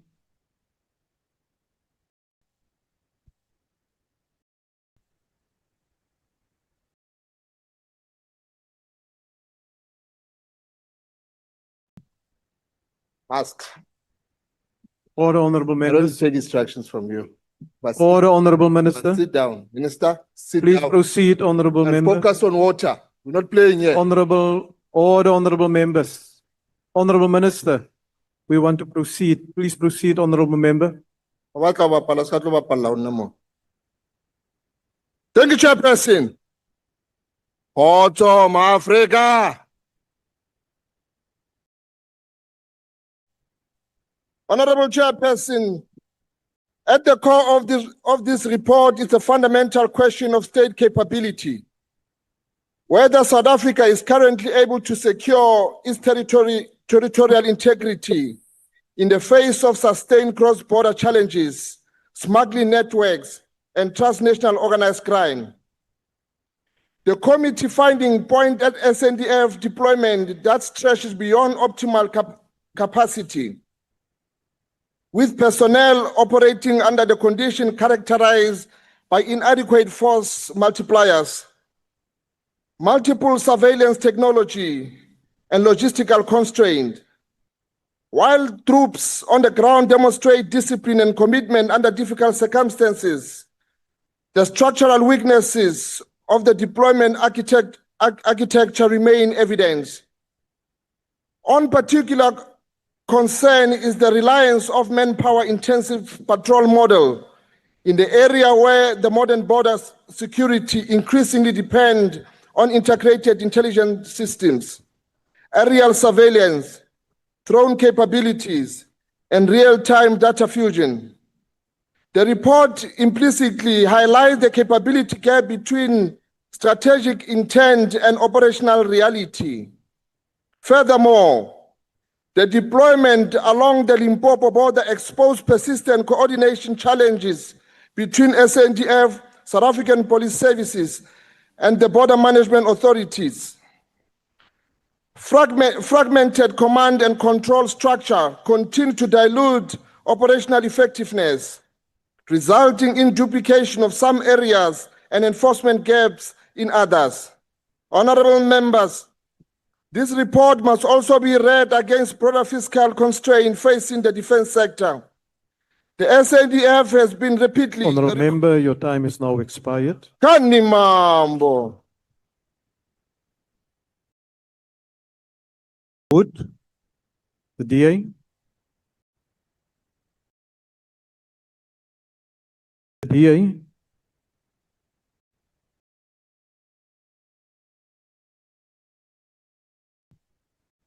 Thank you, Honorable Chair. The oversight visit by the Joint Standing Committee on Defence and the Portfolio Committee on Defence and Military Veterans provided the committees with a sobering glimpse into the real state of the SANDF on the ground. What we observed and experienced should be a concern to each and every South African. At the Bokaro Air Force Base, we were confronted with the reality of an Air Force struggling to maintain a credible combat capability. The Gripen fleet, once the pride of the South African Air Force, is deteriorating due to years of underfunding. We were informed that only 2 Gripens are currently serviceable and that critical maintenance and upgrades have been deferred because funding is simply not available. The Air Force warned that South Africa risks losing its air defense capability altogether if this trajectory continues. We also learned that shortages of technical personnel, aircrew, and spare parts continue to undermine operational readiness. While the Air Force continues to produce highly skilled pilots and technicians, it cannot sustain critical capabilities indefinitely without adequate resources. At 15th South African Infantry Battalion, we met dedicated soldiers who continue to serve despite difficult conditions. Soldiers returning from deployment in the DRC raised concerns about poor accommodation, equipment shortages, unserviceable vehicles, a lack of body armor, and inadequate support after deployment. Particularly concerning was the committee's closed session with soldiers who had returned from the DRC.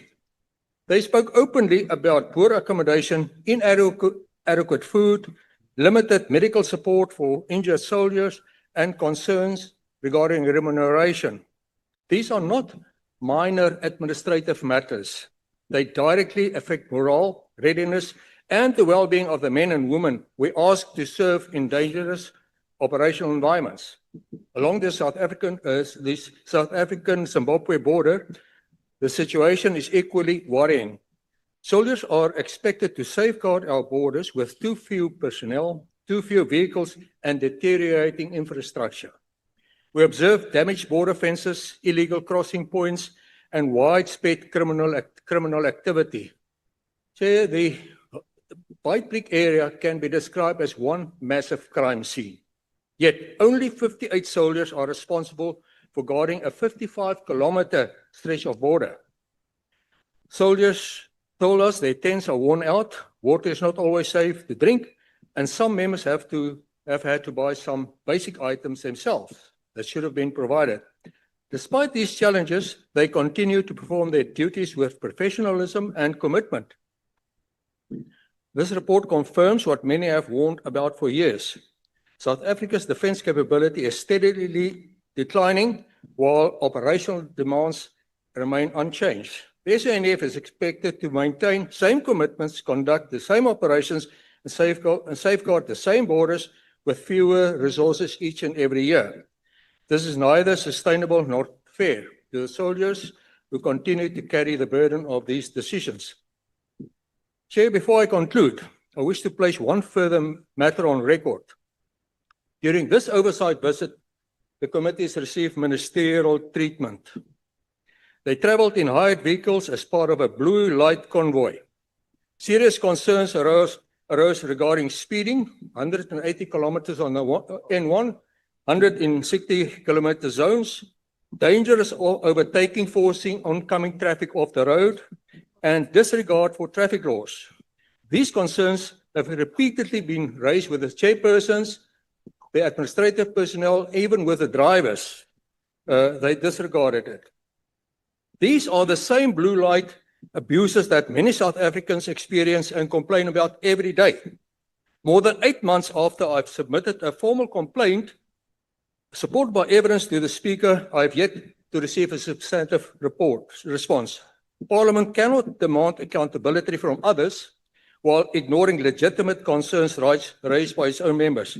Chairperson, despite these challenges, the men and women of the SANDF continue to serve South Africa with professionalism, resilience, and dedication, and under increasingly difficult circumstances.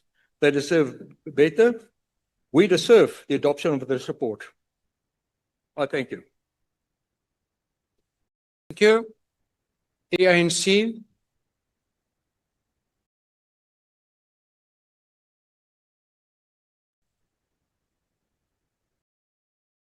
Thank you, Honorable Chairperson. The ANC welcomes the tabling of this comprehensive joint oversight report. We commend the committees for conducting this important oversight and producing a balanced assessment that highlights both strengths and areas required urgent intervention. In the current context of rising transnational threats and the need to secure our borders, while contributing to regional stability, this report is both timely and valuable. It gives Parliament clear insight into the realities facing our soldiers on the ground. We are encouraged by the high level of professionalism displayed by the South African Air Force and Air Force Base in Makhanda. The combat readiness and the community relations on 15th Sai Peloton. Achievements by troops deployed under Operation Corona despite difficult conditions. The interception of significant contraband and undocumented crossings demonstrate that even with limited resources, our forces continue to serve the nation with dedication and distinction. The report correctly identifies critical gaps, including the rest to our fighter capabilities, shortage of equipment and spares, prolonged deployments, poor border infrastructure, and inadequate facilities for troops. These challenges cannot be ignored if SANDF is to remain effective and capable of fulfilling a constitutional mandate. The ANC fully support the recommendations contained in the report, particularly the call for decisive policy position and the future of the South African National Defence Force, backed by realistic funding.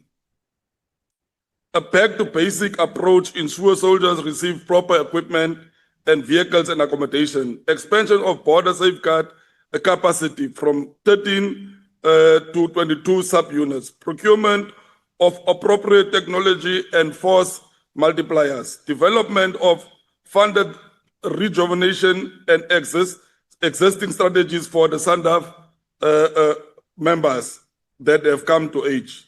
Strengthening the interdepartmental cooperation on border security. We urge the executive to respond promptly to the requests, reports, and timeframes contained in the document. We also support the proposal for the full parliamentary debate on this matter so that the House can give them the intention it deserves. While the challenges are real, we remain optimistic With focused leadership, smarter resource allocation, and collaborated across the security cluster, we can rebuild a South African defense force capabilities, improve the welfare of soldiers, and strengthen our border security.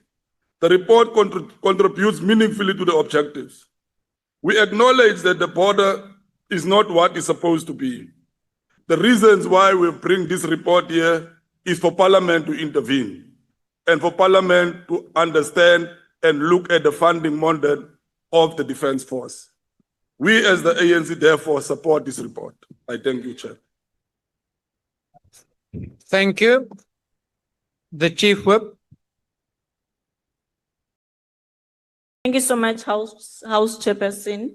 I move that the report be adopted. Thank you.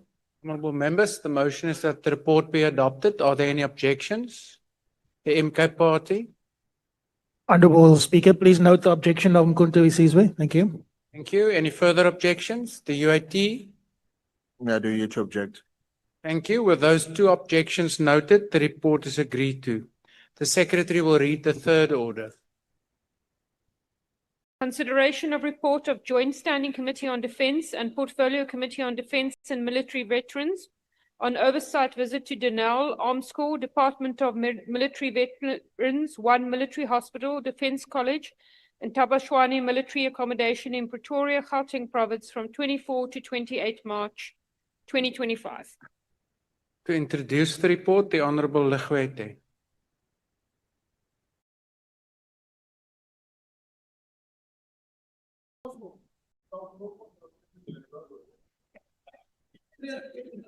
Thank you very much, House Chair. We tabled a joint oversight report on our visit to Denel, 𝐼𝐻𝐾𝐭, Department of Military Veterans, 1 Military Hospital, the Defence College, and Tabashwani Military Facilities, which was conducted from the 24th to the 28th of March in 2025.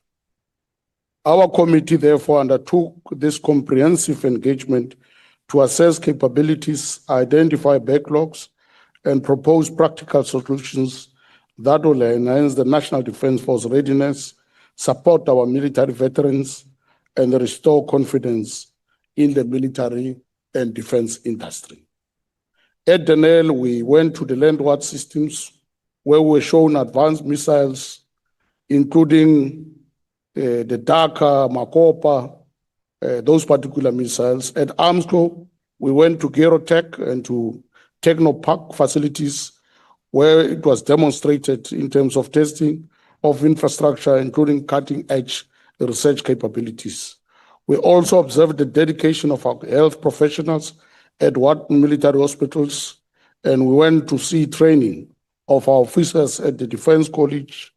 These examples highlight the enduring technical expertise and commitment that still exist within the defence family. We're equally frank and in noting some of the challenges that must be confronted.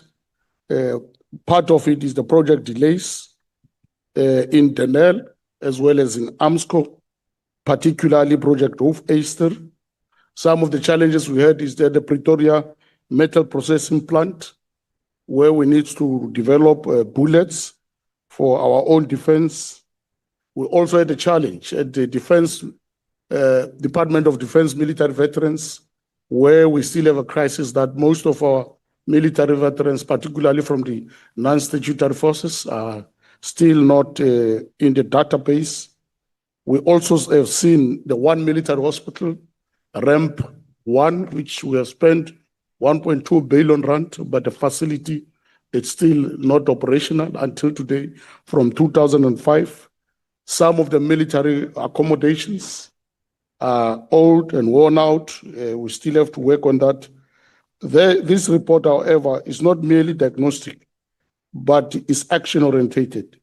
It put forward concrete recommendations aimed at improving coordination between the department, 𝐼𝐻𝐾𝐭, and Denel, accelerating decision-making on key projects, implementing turnaround strategies, digitalizing the systems within the Department of Military Veterans, fast-tracking hospital and accommodation refurbishment, and ensuring proper consequence management for those who are in conflict with the law. We call on the Minister of Defense, the Department, and all entities to treat this recommendation with urgency, with decisive leadership, improved inter-entity collaborations, and sustained parliamentary oversight. We are confident that this defense portfolio can be turned around to fully support the National Defence Force to meet South Africans' national security imperatives. On behalf of the Joint Standing Committee, I would like to thank the members of the committee, our support staff, and the leadership of our personnel, the executive, and all entities that we visited for their cooperations. We now want to put this report before the House to adopt this particular report, but put it to all of you that you must know as South Africans that peace is not permanent. Defense does not come cheap. With the current global geopolitics, it will need this parliament to accelerate the funding of the Department of Defense. We underfunded it and defunded it by taking money to SOEs to the tune of 54 billion rand. We have a deficit as this department that this parliament needs to work on, or else the safety, as said in the Constitution, defend the territorial integrity, the sovereignty, the Republic and its people will be under threat. We are under threat now of illegal and undocumented internally. We may be under threat of other external enemies. So defense does not come cheap, and peace is not permanent. This parliament and all of us needs to understand that defense is another sophisticated issue. If any state fails to feed these people, to develop its people, Thank you, or to Honourable defend its Member. people, it does not deserve legitimacy. Thank you. Manja. For the purposes of declaration of vote, the MK Party.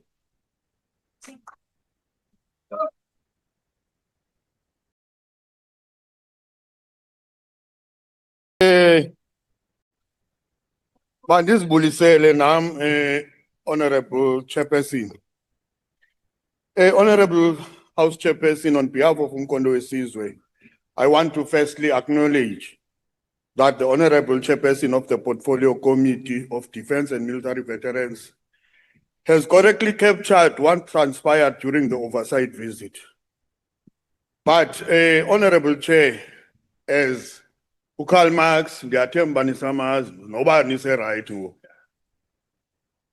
As Karl Marx reminded us, philosophers have only interpreted the world in various ways. The point, however, is to change it. In other words, we have to be practical now when dealing with the challenges that are facing our defense force. Yes, we do agree, Honorable Chair, that funding is needed for the defense force. However, accountability must come first. In other words, the Honorable Minister did allude to indaba of the defense industry, where all heads will come together and deliberate on the matters that have to do with the defense force.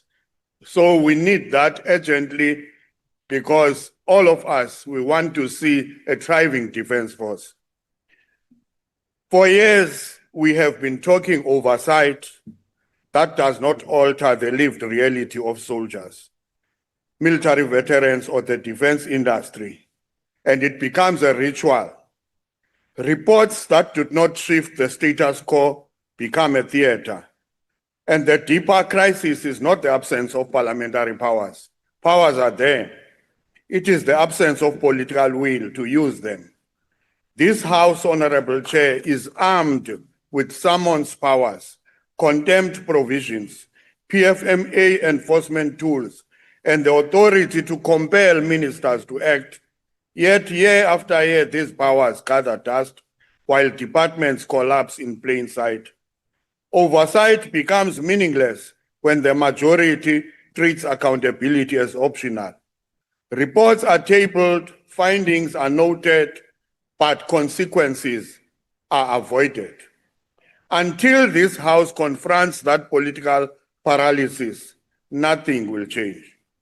So, Honorable Chair, The rest of the report paints a single undeniable picture that the defense establishment is in structural decline. Denel is a sovereign asset on life support. The delays in the procurement services at 𝐟𝐨𝐫𝐶𝐭 are also an operational threat. The DMV is the weakest link. I mean, if I can go, I can speak about the DMV, I can go to town. There are many military veterans here among us. Nabo Maigala, Bakona, Naba, Honorable 𝐾𝐨𝐧'𝐭, Des van Rooyen, all of us, we know, Nabo, Honorable Harting, all of us, you are military veterans. The challenge is that at that department, it's painful to us. You know, we go to that department daily, our children, military veterans call us now and again. That department is a dismal failure, and something very drastic must be done about that department. Yeah. These are not isolated failures. These are symptoms of a system that has been neglected, underfunded. That is the Department of Defense, of course, underfunding. But mismanagement mostly is at the Department of Military Veterans. There are machines that were purchased, they are not working. They have not been, you know, for years. Everything is not working at that department. And you still have an acting Director General for all these years. Thank you, Honourable Member. The EFF.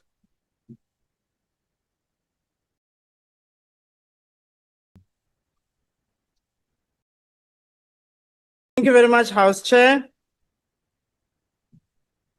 The Economic Freedom Fighters supports the observations from the joint oversight visit.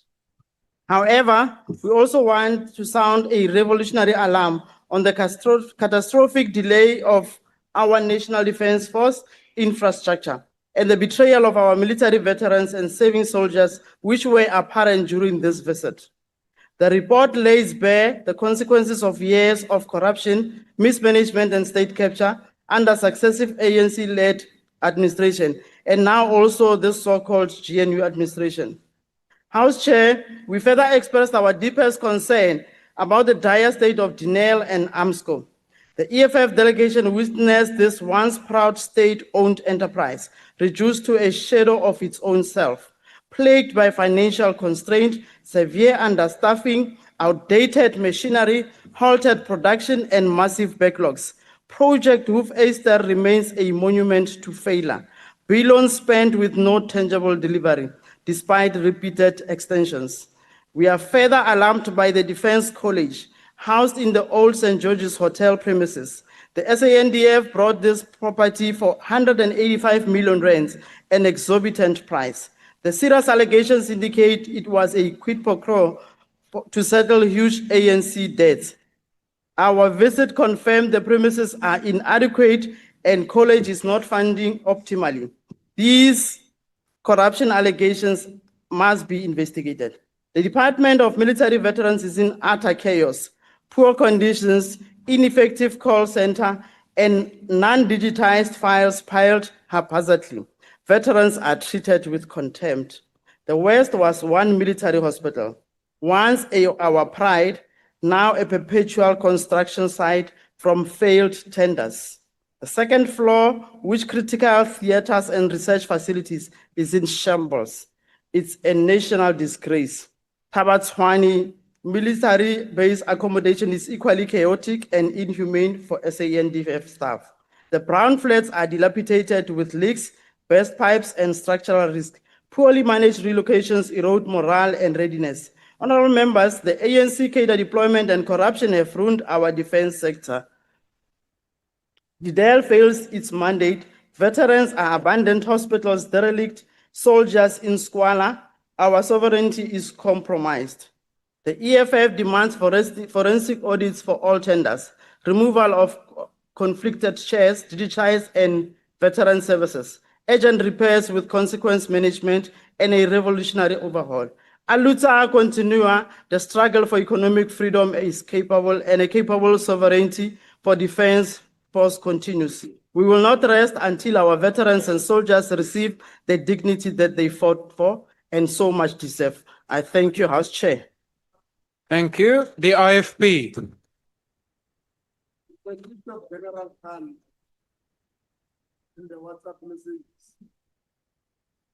Thank you, Chairperson. The Inkatha Freedom Party recognizes the importance role of the institution supporting our soldiers, military veterans, and defense capabilities. The findings of this report raise serious concerns regarding governance failures, infrastructure deterioration, service delivery failures, and weak accountability across the defense environment, reinforcing the need for capable institutions and accountable leadership.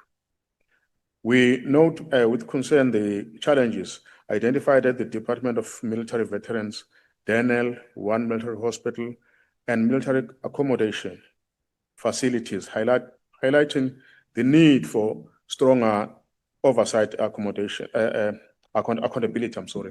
Chairperson, we have one military hospital which was once a world-class facility in our country, which now has been reduced to just a clinic that is even poorly administered, no longer a hospital.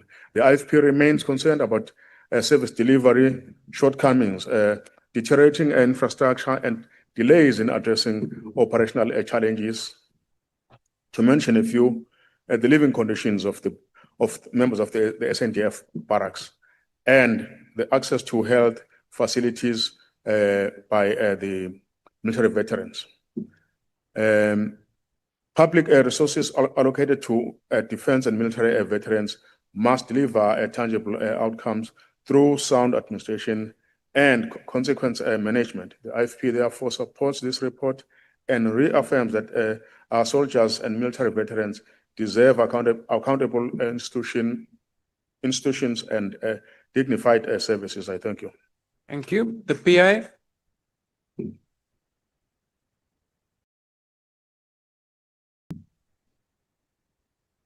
House Chair, I just want to say that we support the report as the PA, but I also want to say that I'm starting to enjoy you, Chairperson of the PC.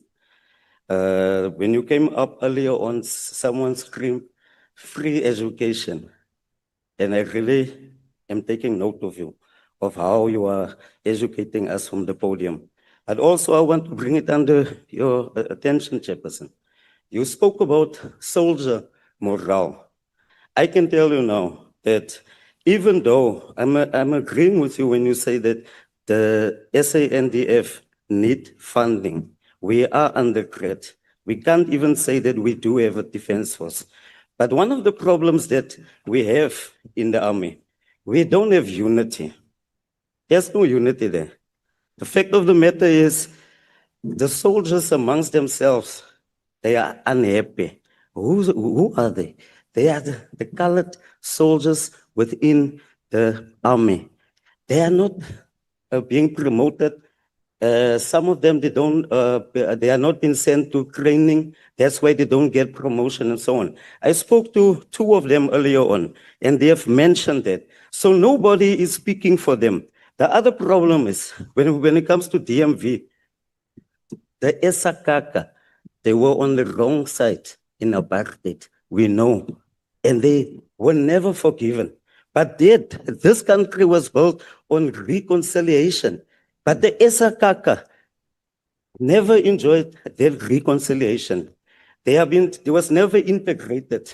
And that, Chair, I can tell you now, there's no unity. We do support this report, Chair, but please look into that matter of the 𝐸𝐶𝐾𝐭. They are crying. They are no longer our enemies. Thank you, While I Honourable do Member. respect the military veterans who are sitting here, I respect the Honourable Member. Thank you. But fact of the matter is, Honourable let's Van forgive Wyk, your the time has 𝐸𝐶𝐾𝐭. now expired. Thank you. FF Plus. Thank you, House Chairperson. The Freedom Front Plus notes with concern the report and the findings of this report. It does paint a bleak picture, especially with regards to the entities.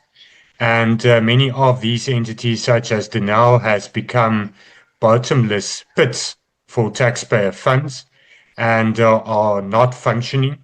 The recommendations of this report are sound and, if implemented, can assist. Funding is a crisis, but chairperson, discipline is a much worse crisis in our South African National Defence Force, and that must be addressed. The Freedom Front Plus supports this report. Thank you. Action SA. Thank you very much, Honorable House Chairperson. Action SA supports the adoption of this report because it exposes the alarming state of key institutions that are meant to support our defense capability and serve those who have sacrificed for South Africa. The oversight visit revealed a pattern of dysfunction, neglect, and poor accountability across several entities. At Denel, members were informed that Project Hoofvester remains incomplete despite more than 7 billion having been spent, while litigation costs have exceeded 400 million. The committee further noted severe understaffing, financial instability, and an inability to meet operational demands. Equally concerning is the state of the Department of Military Veterans. The report highlights inadequate record keeping, manual application processes, an understaffed call center, and poor working conditions that undermine service delivery to military veterans. Perhaps most shocking are the findings at one military hospital, a facility operating at only 40% capacity with critical sections left incomplete for years, despite more than 1 billion being spent on refurbishments, is a devastating indictment of governance failures. The dilapidated accommodation provided to South African National Defence Force members further raises concerns about morale and the dignity afforded to those who serve our country. Action SA therefore supports this report and its recommendations, but stresses that Parliament must now ensure consequence management, implementation, and measurable progress. South Africans cannot afford another report that gathers dust while these failures continue. I thank you, Honourable House Chair. Thank you. The ACDP. Thank you, House Chair. House Chair, again, this report highlights the consequences of underfunding and under-resourcing of the SANDF and Denel and 𝐼𝐸𝐴𝐻, as well as the shocking state of the Department of Military Veterans. Chairperson, it must be a deep concern to us that the committee, when it visited one military hospital, expressed its shock and disappointment of the state of the hospital, particularly the first and second floors. Now, this is clearly due to a degree of underfunding, but what is the result? The result has been the outsourcing of functions to private hospitals at significant costs. So this does not make economic sense.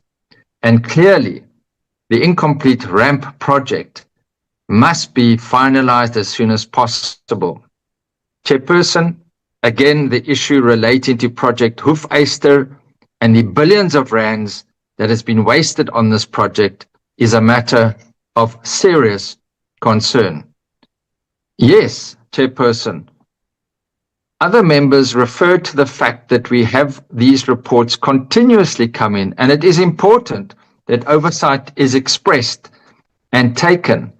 But it's important to note that this oversight visit took place more than a year ago and shows a shocking deterioration. The question is, what is the present situation? And the ACDP urges that urgent follow-up visits should be arranged to see what the present state of the affairs are at these institutions, whether there's been any improvement or are we back to square one, which would necessitate far greater and more robust parliamentary oversight to ensure that these facilities for our soldiers and military veterans are improved. Thank you, Honourable Member. Thank you, Chairperson. The UDM. Declaration, we support. Thank you. Rise. Ramaphosa. The ATM. Al-Jamaa. Jamaa supports the Thank report. Thank you. The NCC, the PIC, No declaration, Honorable Chair, we support. thank you, the UIT.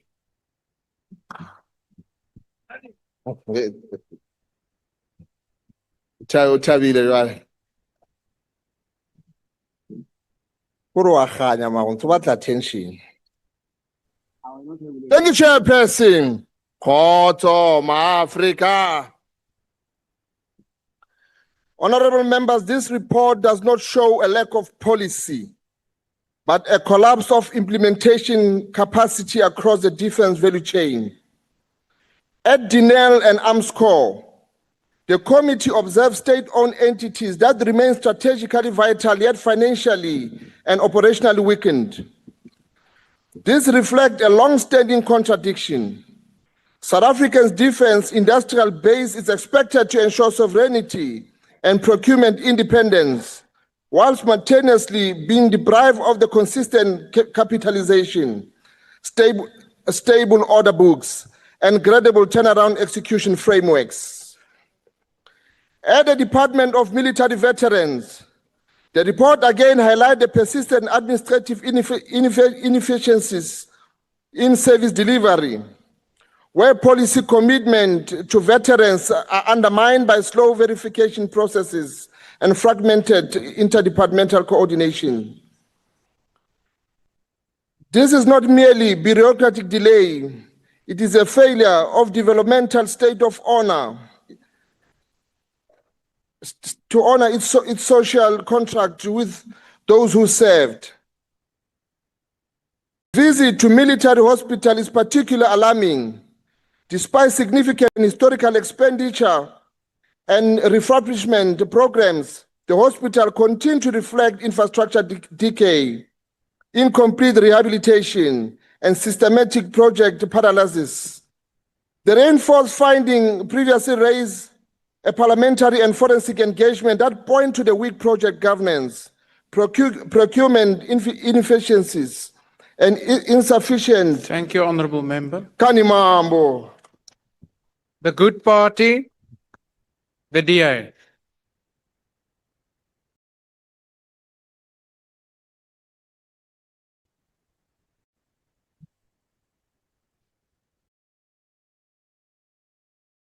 Thank you, Chairperson.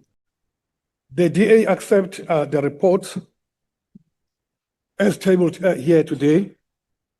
While this oversight visit covered several defense institutions in its condition of the Department of Military Veterans that should concern every member of this House. The DMV exists for one purpose: to serve the men and women who once served as South African. Yet what Parliament found was a department struggling to perform even its most basic function.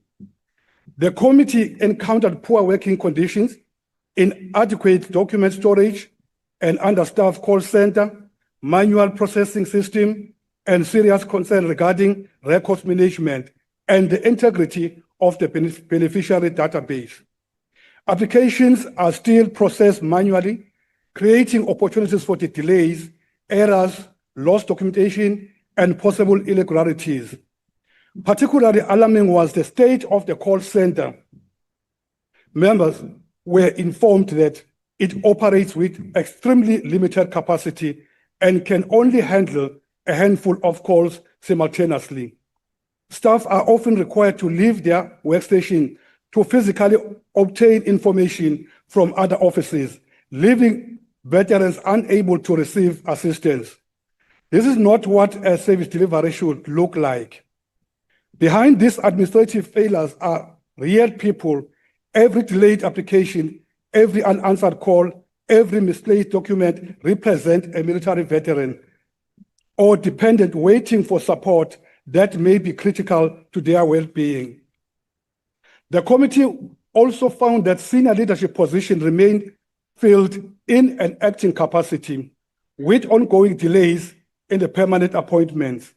The absence of stable leadership has contributed to uncertainty, weak accountability, and lack of agency in addressing long-standing problems. Even more concerning were allegations raised by employees themselves. During the engagement with the committee, staff members raised concerns ranging from suspensions and unfair dismissal to audit manipulation, lack of accountability, and alleged victimization of whistleblowers. These allegations strike at the heart of good governance and cannot simply be ignored. The Democratic Alliance has repeatedly warned that the DMV is failing too many veterans. This oversight visit confirmed many of those concerns. Veterans continue to struggle with assessing benefits, obtaining information, and receiving feedback on applications. At the same time, the department remains unable to provide Parliament with complete confidence in the accuracy of its own records and beneficiary database.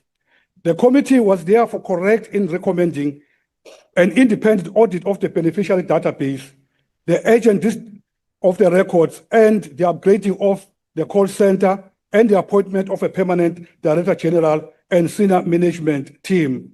Can you imagine that from 2024, the Department of Military Veterans has no permanent director, and the minister has been struggling from 2024 to date to appoint a director?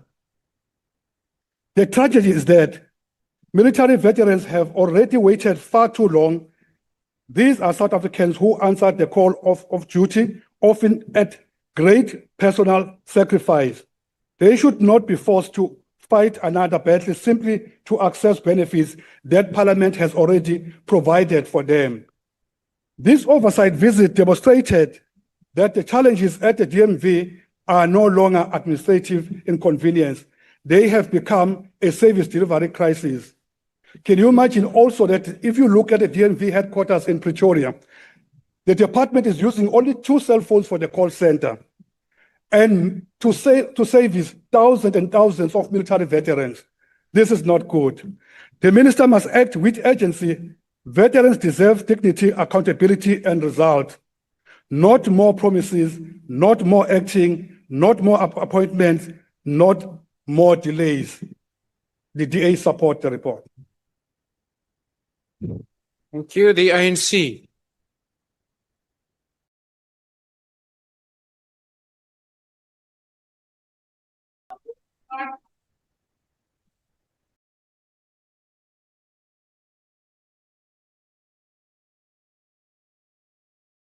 Honorable Chairperson, the ANC supports the tabling of this joint oversight report and wishes to place on record its appreciation to both committees for the diligence, rigor, and solution-driven approach demonstrated during the oversight visit. In the current strategic environment, where South Africa continues to contribute to regional stability and continental peace support operations, while confronting evolving and complex security threats, a capable, resilient, and well-resourced defense ecosystem remains indispensable. This report therefore arrives at a critical moment, offering a clear and grounded reflection on the state of key institutions within the defense portfolio. We note with appreciation the areas of strength identified during the oversight process, including the sustained engineering and production capabilities within parts of DNL, the advanced testing and research environment within 𝐟𝐨𝐫𝐞, the professionalism evident among personnel across various facilities, and the strategic contribution of training institutions within the defense education environment. These capabilities remain vital national assets that require sustained protection, investment, and strategic renewal. At the same time, the report correctly highlights structural and operational challenges that continue to affect performance across the portfolio. These include delays in critical defense projects, ongoing financial and liquidity pressures within key state-owned entities, administrative inefficiencies within the Department of Military Veterans, infrastructure backlogs at military health facilities, and maintenance challenges within defense accommodation environments. These issues, if not decisively addressed, have direct implications for readiness, morale, and the dignity of both serving members and veterans. The ANC therefore expresses strong support for the recommendations contained in the report, particularly those aimed at improving institutional coordination across the defense value chain, strengthening oversight and accountability mechanisms, accelerating decision-making on stalled strategic projects, and modernizing administrative and service delivery systems within the Department of Military Veterans. We further support the call for urgent infrastructure recovery interventions at military health facilities and accommodation sites, coupled with strengthened consequence management where failures have occurred. We also emphasized the importance of time-bound implementation. The effectiveness of this report will ultimately be measured not only by its content, but by the speed and discipline with which its recommendations are executed.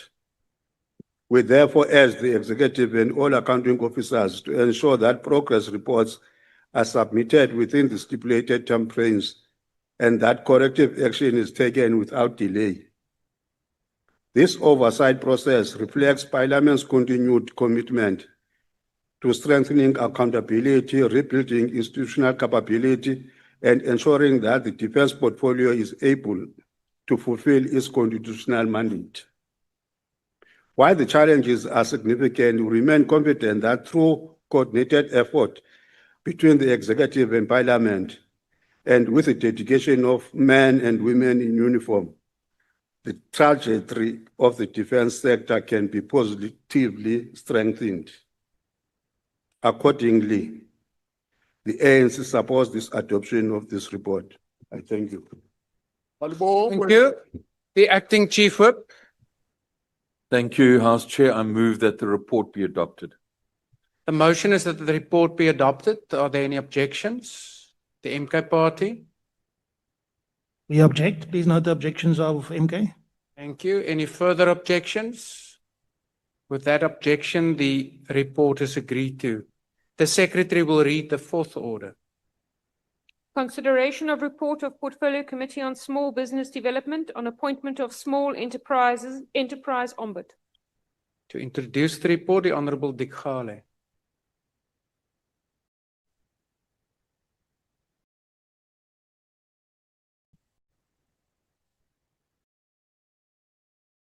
Thank you very much, Honorable House Chairperson, Honorable Minister of Small Business Development, Deputy Minister of Small Business Development, Honorable members of the Portfolio Committee, esteemed members of Parliament. Today is a watershed moment for our small business as we come together to consider and approve the nomination of persons, one of whom will serve as the first ever small enterprise ombudsperson. House Chairperson, we all agree that the small business sector is a cornerstone of the government's strategy to combat unemployment, with National Development Plan targeting 11 million jobs by 2030. Furthermore, we also know that small enterprises are navigating a sea of bureaucratic hurdles, unstable economic conditions, and growing administrative challenges. Overcoming these struggles require shifting focus from immediate setbacks to building resilient business systems and refining strategies based on market realities. Historically, small enterprise in South Africa lacked a dedicated champion to help them navigate disputes with entities that had far greater legal budgets. At the moment, the country has one of the highest MSME failure rate, with estimates showing that 70% to 80% of small businesses collapse within their first 5 years of operation. Several studies indicate that the primary drivers for this high casualty rate are deeply tied to the country's specific economic and institutional climate, with major compounding factors being the lack of funding, access to markets, regulatory and operational burdens, as well as absence of institutional support with legal authority. A high volume of MSMEs complain that the length of our desk on a weekly and sometimes daily basis indicates systemic market failures like anti-competitive corporate practices, e.g. late payments, unfair supplier selection, and structural bottlenecks. This requires targeted policy interventions and regulatory enforcement. The establishment of the Office of Small Enterprise Ombud is a critical milestone aimed at protecting the MSME sector and provide affordable alternative dispute resolution to tackle unfair contracts and resolve late or non-payments without the need for expensive litigation. The Ombud is specifically empowered to mediate disputes such as late payments and unfair contracts between small enterprises, large corporations, and government bodies, ensure fair and swift resolutions without expensive litigation. We have no doubt that the Ombud will crack many foundational challenges. Of course, the process does not end here, but with the minister making an appointment. The committee will continue to monitor if subsequent processes follow the legal framework as set out in Section 17F of the National Small Enterprise Amendment Act. I thank you. Thank you. For declaration of vote, the MK Party.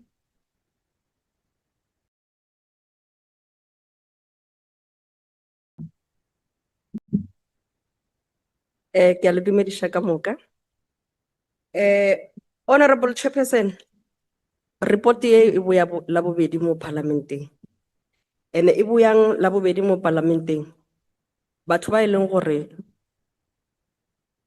a hlukumezega ke borakgwebo ba borena, ke setšhaba sa borena, ke batho ba ileng gore ga ba kgone go accessa di-lawyera go deala ka mathata a bona ka moka a di-business. Re bea report e mo go wena minister gore o kgone go kgetha motho o e leng gore o na le seriti, motho o e leng gore wa tshepega, motho o e leng gore o tlo ema thwi, a ska tšhaba selo gobane magoa a na le ditšhelete a kgona go kitimiša motho go ba go fihlela a sena selo. Jwale re bea gore report e mo go lena gore batho ba borena ba ska hlo ba sokola. Go be le small business ombudsman mo e leng gore ba tšhabela gona ga ba na le mathata. Gomme re nyaka motho wa go hlomphega minister. A re nyake motho e leng gore o connected, o tsiba ke mang le mang gore a hwetše mmereko o.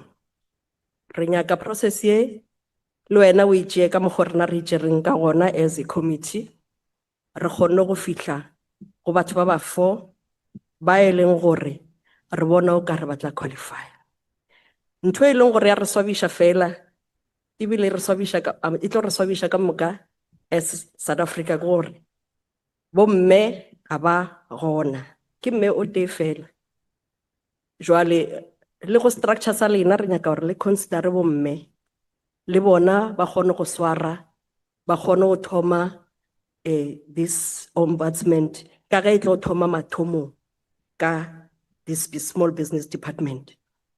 Re nyaka motho wa go rata setšhaba, o a tlo berekelang setšhaba. Re nyaka a servant, a re nyake politically connected friend, minister. So for many years, small business have lacked affordable and efficient avenue for justice. Taking disputes to court is often costly and time-consuming. The Ombudsman will therefore play a critical role in providing accessible dispute resolution and ensuring a fairer business environment for micro, small, and medium enterprise. The Portfolio Committee undertook this process, as I've mentioned earlier, for the benefit is that it came through to the committee, it went back, it came through to this parliament, and then it went back to the committee to be refined.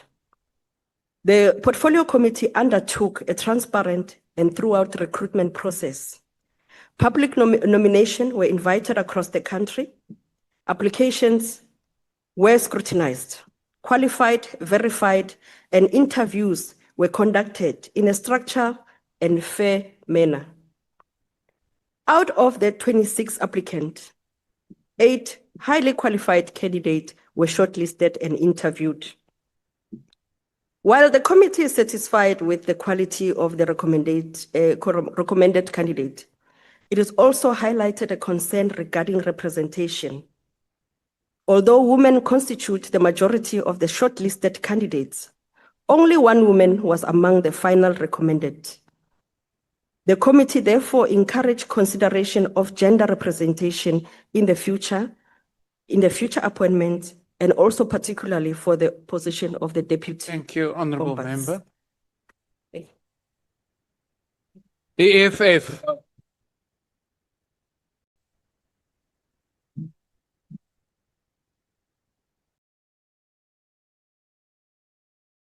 Commander-in-Chief, Commissars and Fighters, entrepreneurs in South Africa and fellow South Africans. Chairperson, the economic freedom fighters strongly condemn the unfair and non-transparent process followed in the appointment of the Small Enterprise Ombuds. Along with the resulting report, which fails to uphold principles of integrity, accountability, and fairness. Section 59 of the Constitution requires the National Assembly to conduct its businesses in an open manner. The committee report does not accurately reflect the proceedings and the outcomes of the interview process. Furthermore, the agreed upon procedure was not adhered to during the process, raising concerns about the integrity and the fairness of the process. It was agreed that the interviews will be streamed live. A Zoom link was shared with us, and we were informed that it was intended for the live broadcasting of this proceeding. During the interviews, we inquired whether the session was indeed being broadcasted, and we were assured that it was. However, this did not happen, and the interviews were not televised as promised. During the following days' deliberations, we were once again told that the meeting was being streamed live. However, this turned out to be a false. The deliberate lack of transparency appears to be an attempt to conceal the imposition of a questionable individual into office. Therefore, undermines the integrity and the purpose of the entire interview process. House Chair, the majority of the shortlisted applicants were women. As such, we proposed that only the one name of Advocate 𝐬𝐿𝐿𝐿𝐿𝐿𝐿𝐿𝐿, the highest scoring candidate, be submitted alone to the minister. This would preserve the integrity and the credibility of the interview process and prevent further tampering. We are here to serve the people of this country, not narrow political interest. All interviewed candidates serve to publicly see their performance as part of the transparency. Hiding interviews and deliberations renders these interviews neither free or fair. We wrote to the Speaker of Parliament and the Chair of Chairs about these unfair proceedings. Despite confirmation by the Portfolio Secretary that he is in possession of the relevant proceedings, these have not yet been published as yet. It is imperative, House Chair, that the proceedings be published without further delay to uphold the integrity of the institution addresses. Therefore, for the sake of these entrepreneurs, we are going to support this report. The IFP.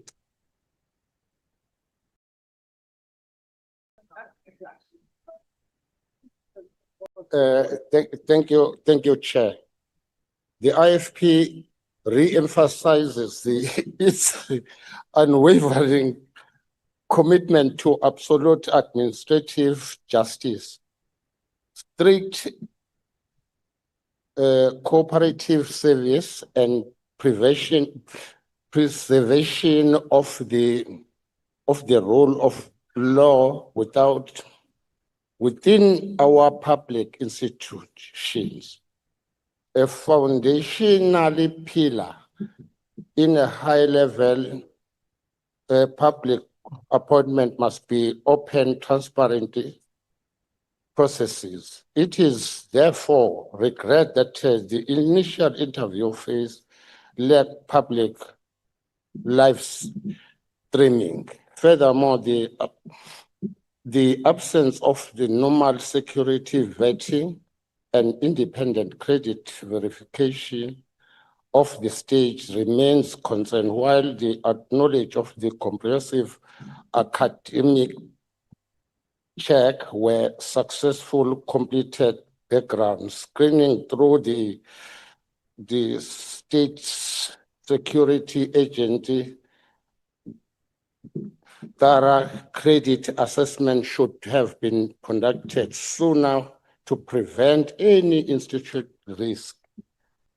Moving forward, the IFP accepts the report, but remains that there is an essential section of credit checks can and absolutely must still be conducted before any final appointment is solidified by the executive. I thank you. Thank you. The PI? No declaration, House Chair, we support. Thank you. The FF Plus? Thank you, Honorable House Chair. An ombud for small business is actually a very good idea. It's a good idea to have legal processes which is outside of the formal processes and which makes it easier for less resource-rich entities to assert their position, especially in relation to very big and very deep pocket kind of, business partners, if you like. However, the report shows everything that is wrong with South African environment for small businesses. It's 2 years since the law has been accepted, and it took 2 years, actually 1 year to decide to start with this process, and then another year to actually execute the process. And then the process, as the report stated, goes to great lengths to have an objective set of questions to be asked to everybody. The one member who should not be there because he or she was an alternate member, that was disregarded. Everything for an objective process. And then the results, we don't like it. We don't like the results because there were 5 female candidates in the shortlist and only 1 in the top 4. Now, if you want to decide about the demographic profile of the person you want to appoint, decide that beforehand and forget about all these objective measures. Just say, we want the best female, at least for the deputy post. If we can't get her for the post itself. This whole thing makes a joke of a process. I thank you. We reject the report. Thank you. The Action SA? Thank you, House Chairperson. Action SA supports the adoption of this report and the appointment process for the Small Business Ombud. Small businesses are the backbone of South Africa's economy. They create jobs, they drive innovation and sustain families. Yet for far too long, many small enterprises have operated without the protection and recourse that a properly functioning Ombuds office is meant to provide. The report before us demonstrates that an extensive process was followed. Candidates were interviewed through a structured and standardized process. Legal advice was sought when concerns were raised, and the committee revisited the matter after it was referred by the National Assembly.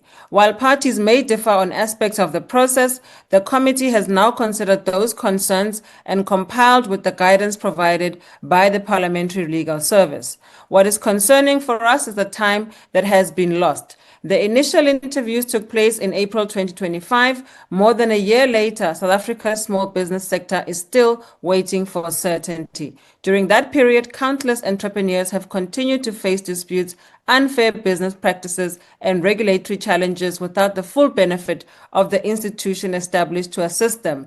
Action SA believes that public institutions must be both credible and efficient.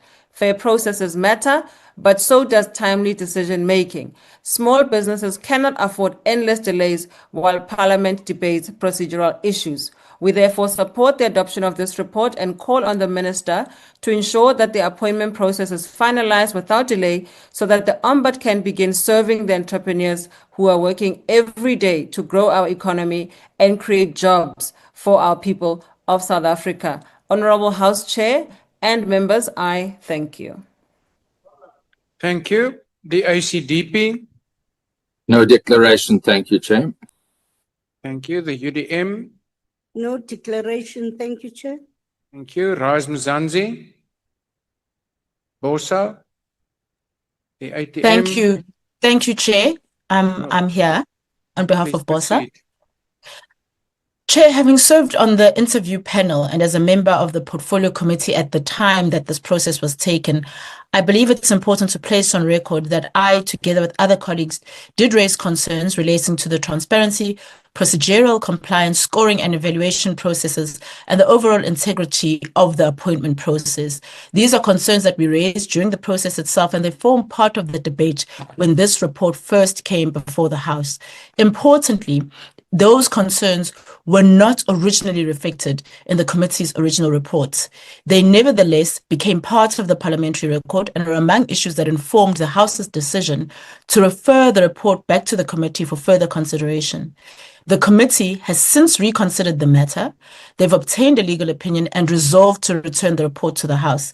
And I do believe that we must respect that work and the conclusions that this committee has reached. The issue before this House is larger than any individual candidate, and I want to make that clear. It is ultimately about whether the institution that we're establishing, one whose mandate rests on fairness, impartiality, and public trust, is actually founded upon a process that reflects those same values. At the same time, Parliament's responsibility does not end with the adoption of a report.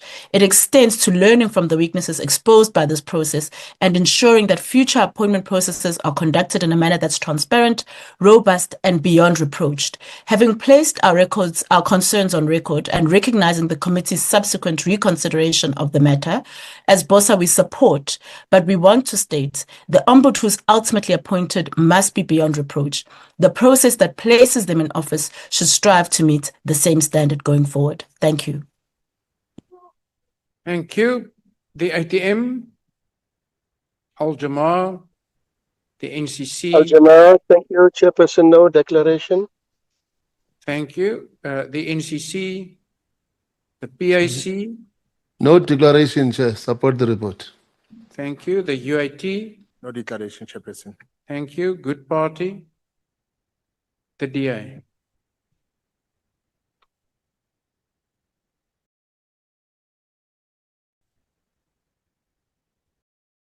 Dankie, Voorsitter. Today we are debating a report that should have been concluded a year ago.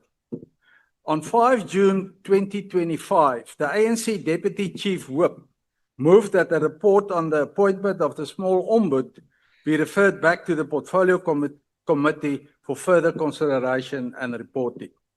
The House agreed. The obvious question is why? Why would the largest party ask for a report to be referred back if there were no concerns about the process? The answer is simple. Serious concerns had been raised regarding fairness, the procedure, and the confidence in the outcome.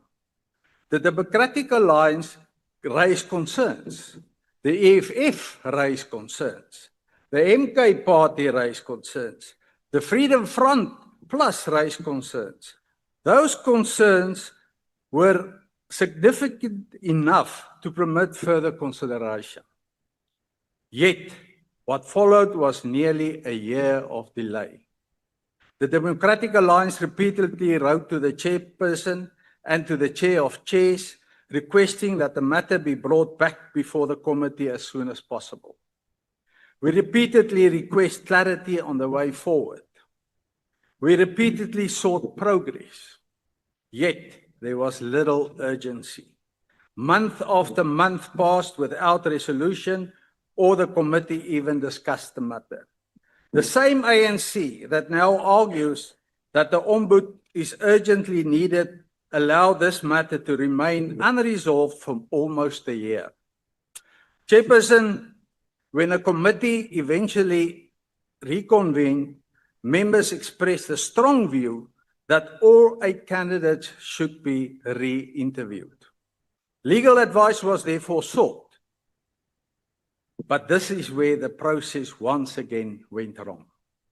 The issue was never the legal opinion, but the ANC's effort to save face after the embarrassing moment when their own deputy chief withdrew the report. The terms of reference for the legal advice focus on whether it would be legally permissible to re-interview all 8 candidates. The legal advisors themselves recommended that the committee identify and isolate the challenge that rendered the report unacceptable and address the challenge directly, or the committee proceed with the process anew. Die uitdagings van die oorspronklike verslag is nooit aangespreek. Daarom is die verslag wat vandag voorgelê word geen verskil van die verslag wat in die verlede teruggestuur is. Dit het duidelik geen regwysende uitkoms nie. Fundamental issue was why the report had been referred back to the first place. What specific concerns had undermined confidence in the process? What corrective action was required? Unfortunately, the committee did not address this issue. Chairperson, the broader lesson from this process is one that South Africans know all too well. When challenges emerge, the ANC delays. When concerns were raised, accountability is postponed. When hard political decisions are required, urgency disappeared. That is why public confidence in the ANC continues to decline. The Democratic Alliance support the establishment of the Office of the Small Enterprise Ombud. We believe small businesses deserve protection against unfair treatment. However, public confidence in the institution begins with public confidence in the appointment process. That confidence is not being restored. For that reason, the Democratic Alliance cannot support this report. Our entrepreneurs deserve transparency, accountability, and a process that commands public trust. The DA therefore reject the report. Die ANC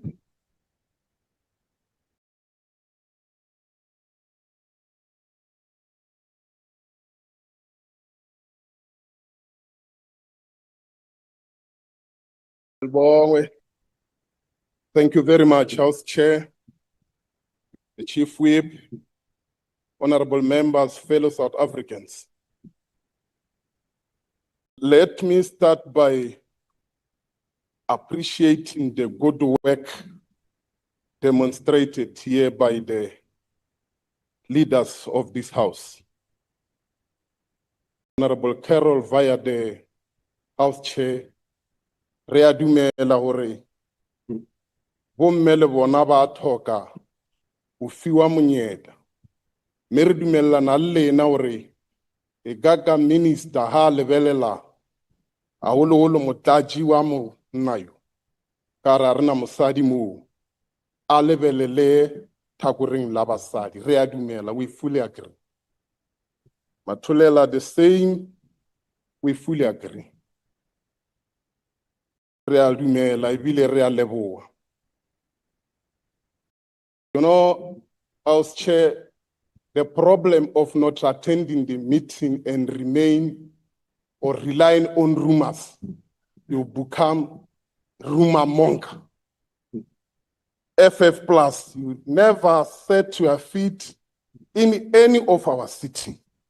You come here, you indirectly tell Mr. Kruka that instead of lamenting, just say, can we get the deputy ombudsman?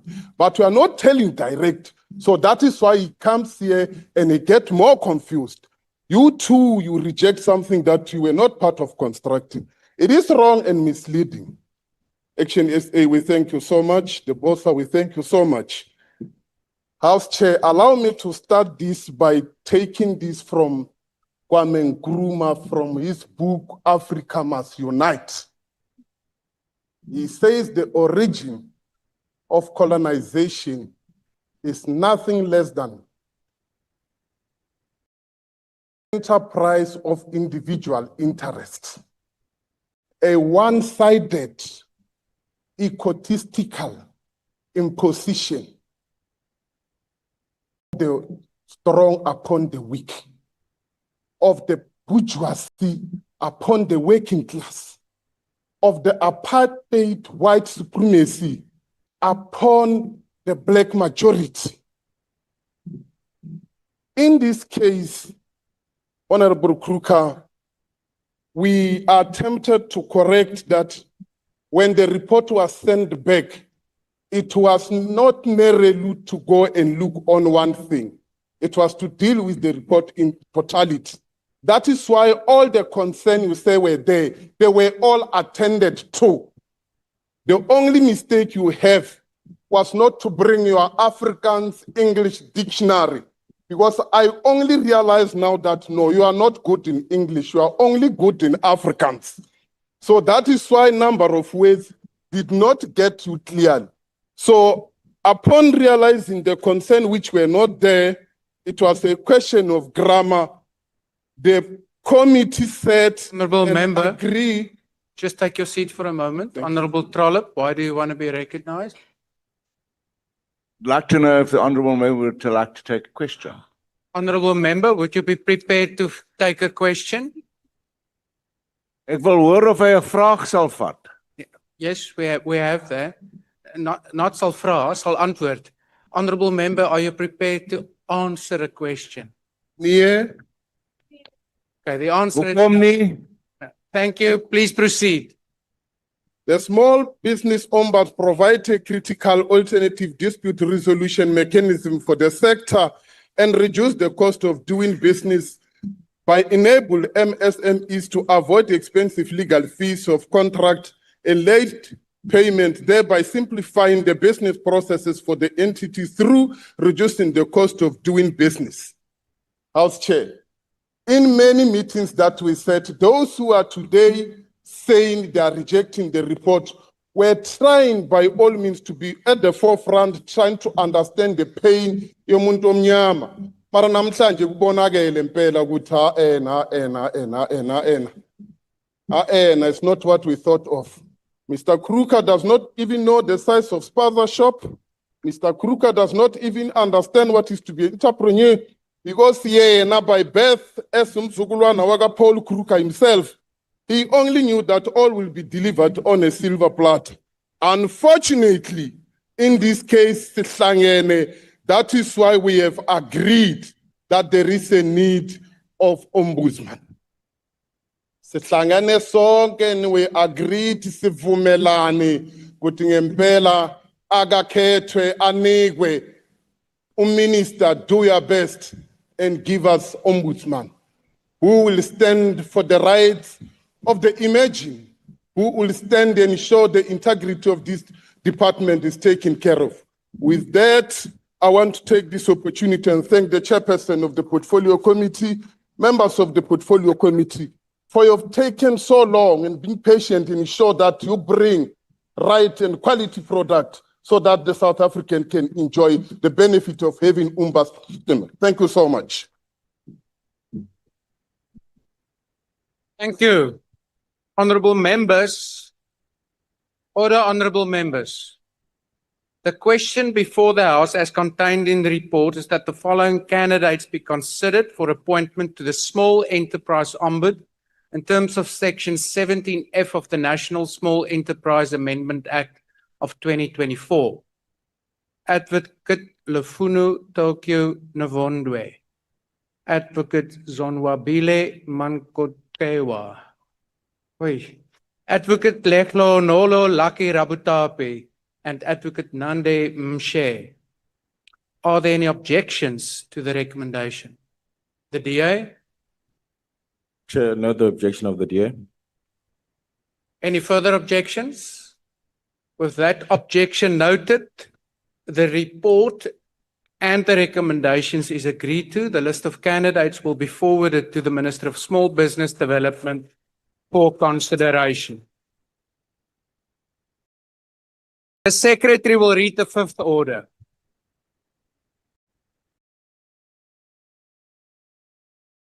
Consideration of report of Standing Committee on Finance on determination by the President of remuneration of members of Financial and Fiscal Commission for 2025-2026 financial year.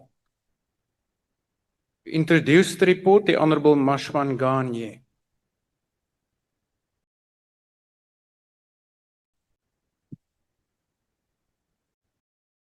Thanks, Chairperson. Let's first observe the Youth Month before I present this report, where we pay homage to the forebearers of the struggle, those who sacrificed their lives for the freedom that we are enjoying today. Hector Peterson, Anton Lembete, Peter Mkaba, Josephine Mshowane, and many others. We stand on the ground, watered by their blood, their courage, and their conviction. Coming to the report, Chairperson, the report is about the determination of the remuneration of members of the Financial and Fiscal Commission. On the 10th of January 2026, President Ramaphosa referred the report to the Speaker of the National Assembly. From there, the Speaker of the National Assembly referred the report to the Standing Committee on Finance. It is about the remuneration of an independent body called the FFC. FFC is an independent advisory body on intergovernmental fiscal relations, established in terms of Section 220. And FFC is an institution that is a research and development engine of SCOF, that is the Standing Committee on Parliament. It interprets the Constitution's broad principles into workable, formidable research evidence-based information. After receiving the report as the committee, we considered what has been recommended, because the President does not only take a decision alone, he is given the advice by an independent commission for the Remuneration of Public Office Bearers Act. And that commission has considered, amongst others, that the salary, the allowances, and the benefits of members of other constitutional institutions make sure that there is affordability in relation to the responsibilities of the constitutional institution concerned, and the level of expertise and experience required of a member of the constitutional institution concerned. The Commission's recommended 4.1% salary increment for all members of the public office bearers, including this one of the FFC. The Standing Committee on Finance, having considered the determination of the remuneration of FFC, referred to it, we approved the President's determination of the remuneration of the members. And we move that the report be adopted. Akhbar dat las dan stem saam asseblief I thank you. Thank you. For declaration of vote, I firstly recognize the MK party.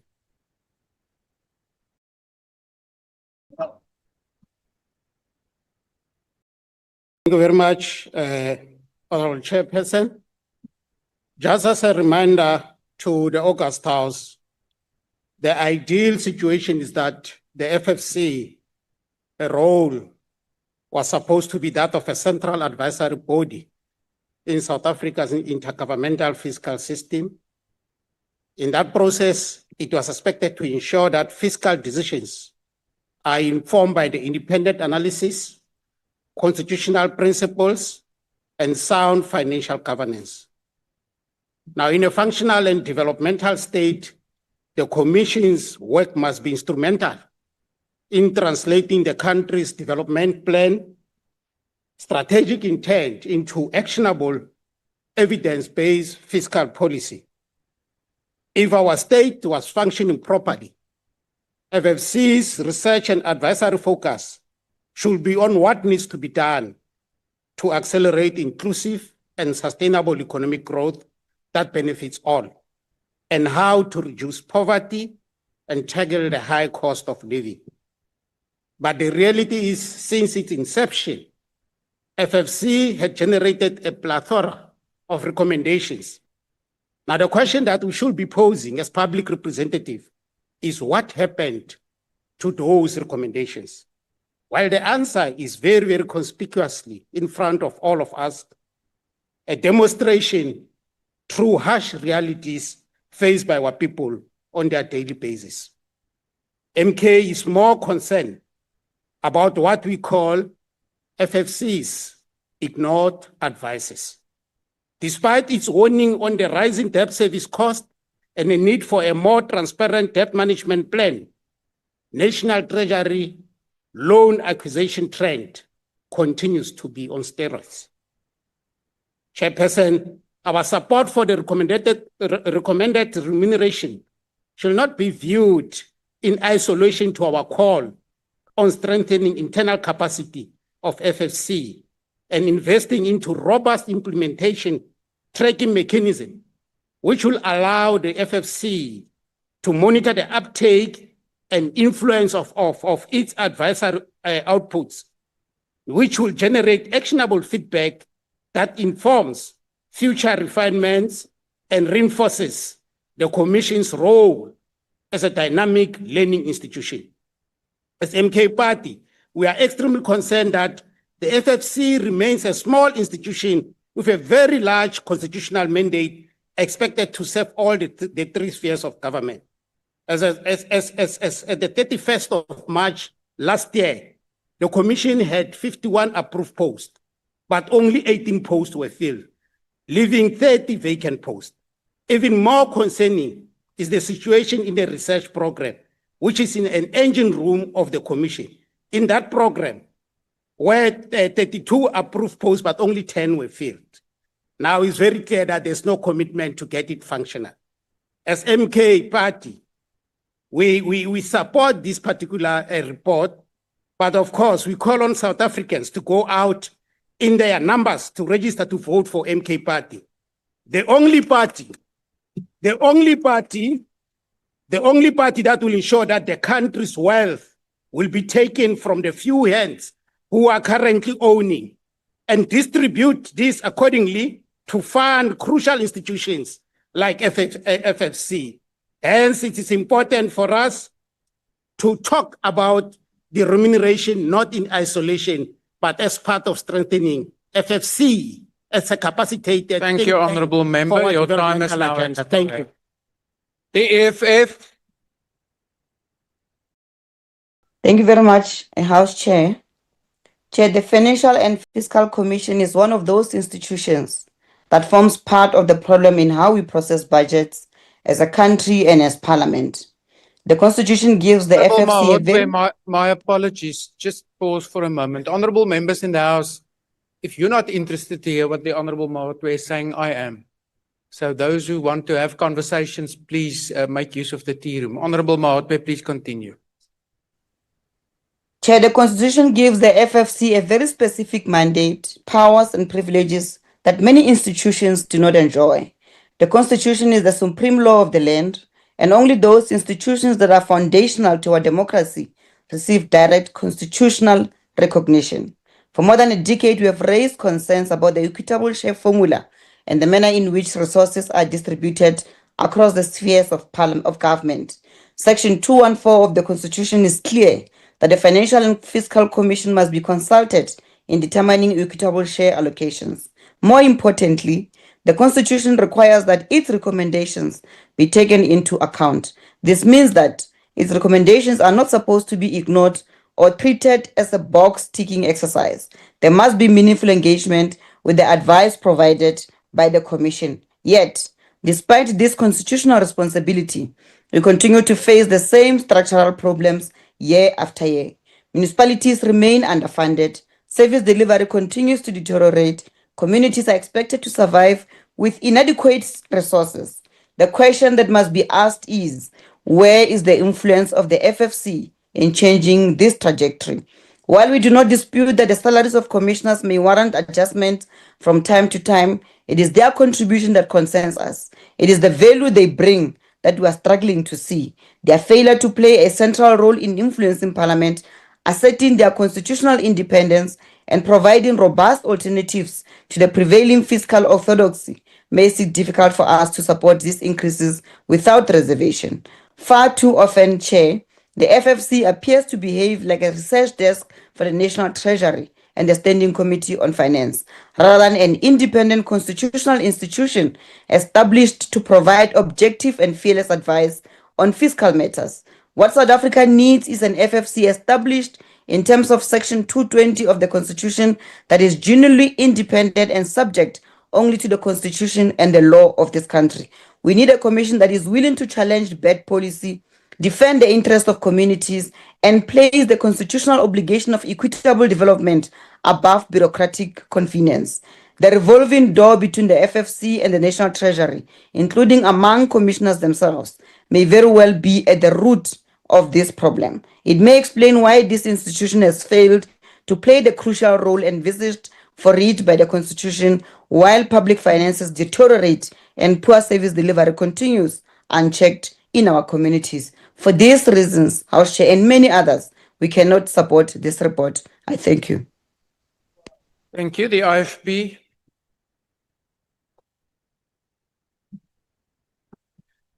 Thank you, House Chairperson. The IFB supports the determination of remuneration for members of the Financial and Fiscal Commission. The role of the Commission is central to advancing development across the state. The government needs to allocate resources to improve service delivery and support inclusive growth. To do so, it needs sound evidence-based fiscal advice to aid failing municipalities, infrastructure backlog, and uneven provincial capacity. This is aligned with the IFP commitment to a capable, ethical, and developmental state where institutions are properly resourced and held to high standards of accountability. At the same time, Honorable Chairperson, remuneration must always be matched by performance and impact.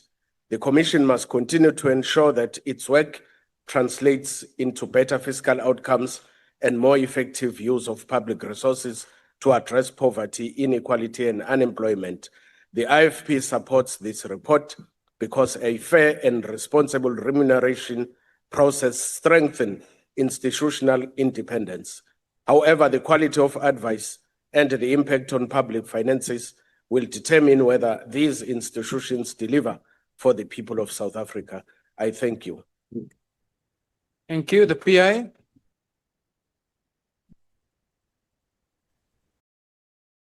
The budget platform, Chair.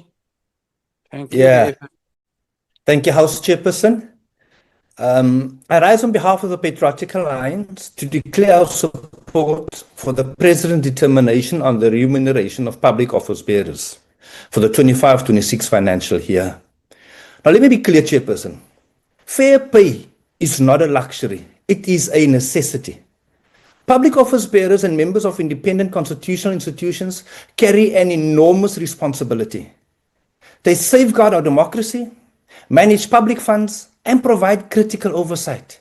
So, if we want competent, ethical, and dedicated people in these roles, we must pay them fairly. Underpaying public servants does not save money at all. It only drives the talent away. So, Chairperson, this determination is fiscally responsible. Yes, South Africa does face economic challenges, but the Standing Committee on Finance has reviewed this determination and found it to be measured and appropriate. It's not about lavish increases. It's about stability, fairness, and respect for those who serve the nation. Honorable House Chair, we must protect the independence of constitutional institutions. There's no way that these institutions must be insulated, or it must be insulated, rather, Chairperson, from political games.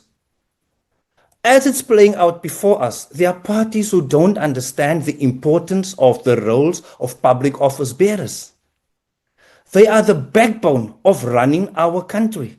And it's on the strength and basis of that, Chairperson, that the PA supports this determination without any doubt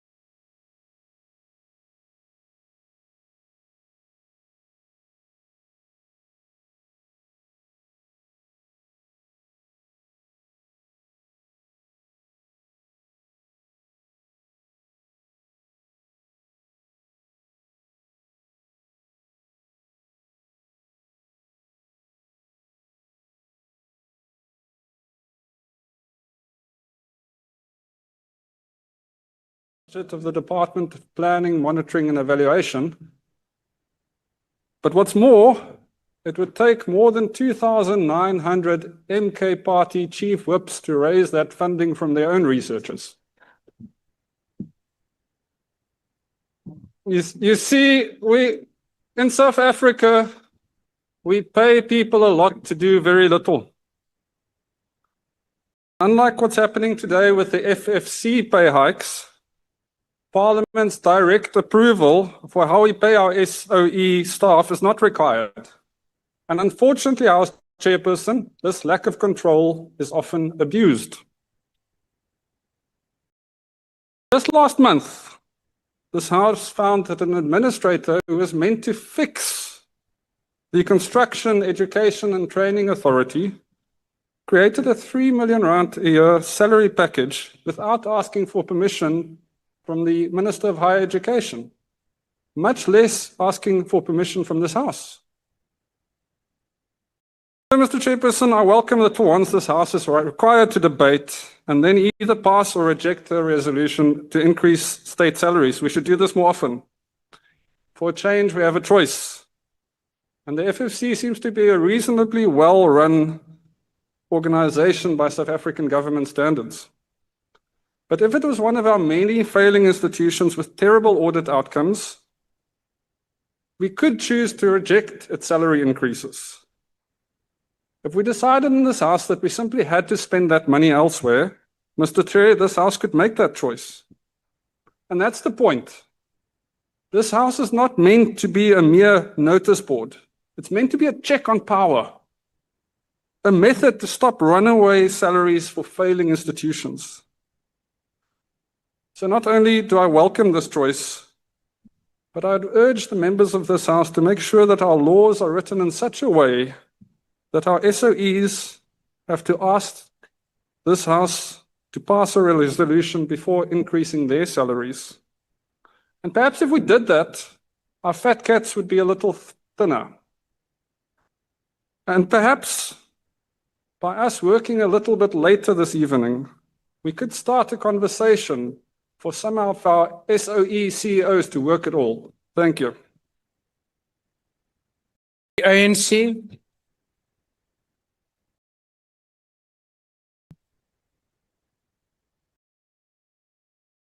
Good evening, Honorable House Chairperson, Honorable members.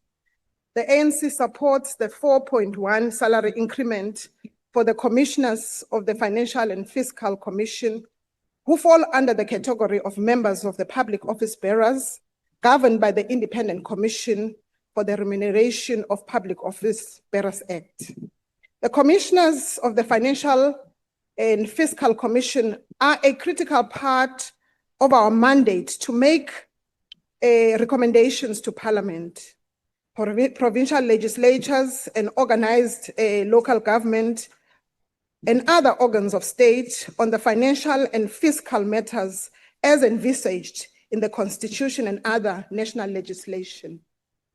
The Standing Committee on Finance and Appropriation is the key parliamentary committee that receives input from the FFC in processing money bills. The provisions of an independent analysis on the budget cycle is a critical aspect to enhance decision-making by Parliament. The FFC not only advises Parliament, but also the executive in ensuring that decisions taken by the National Treasury are within the constitutional provisions. Our country has been experiencing the adverse effects of high cost of living and credit, which has significantly increased the debt servicing cost and other debt positions as a country. Multiple factors contribute to this financial fiscal situation, which also depends the capacity of government to increase public investment. The Financial and Fiscal Commission has continuously raised alarm bells on aspects that weaken our fiscal position and further makes recommendations which contribute to shaping the fiscal policy of South Africa. South Africa's fiscal trajectory is now on a sustainable path as the cost of debt is decreasing and government is achieving a primary budget surplus. Economic growth is also rebounding, and more work has to be done to place the economy on a higher growth trajectory. The implementation of the Operation Vulindlela will contribute to strengthening the network industries, which are an enabler for economic growth.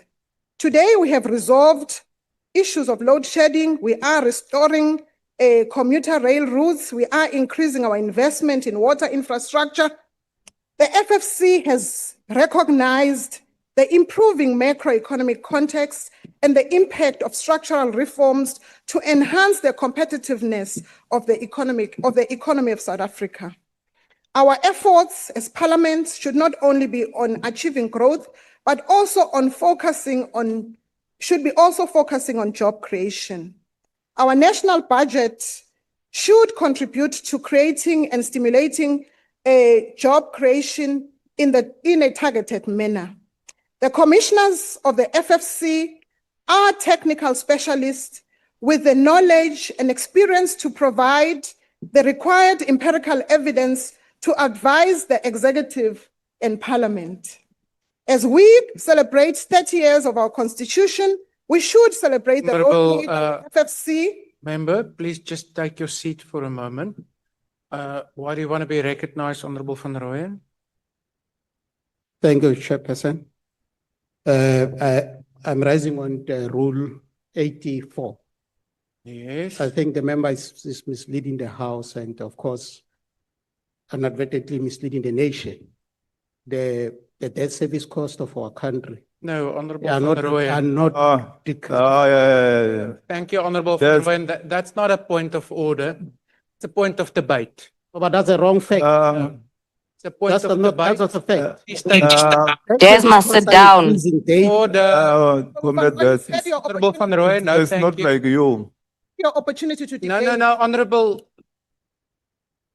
That last.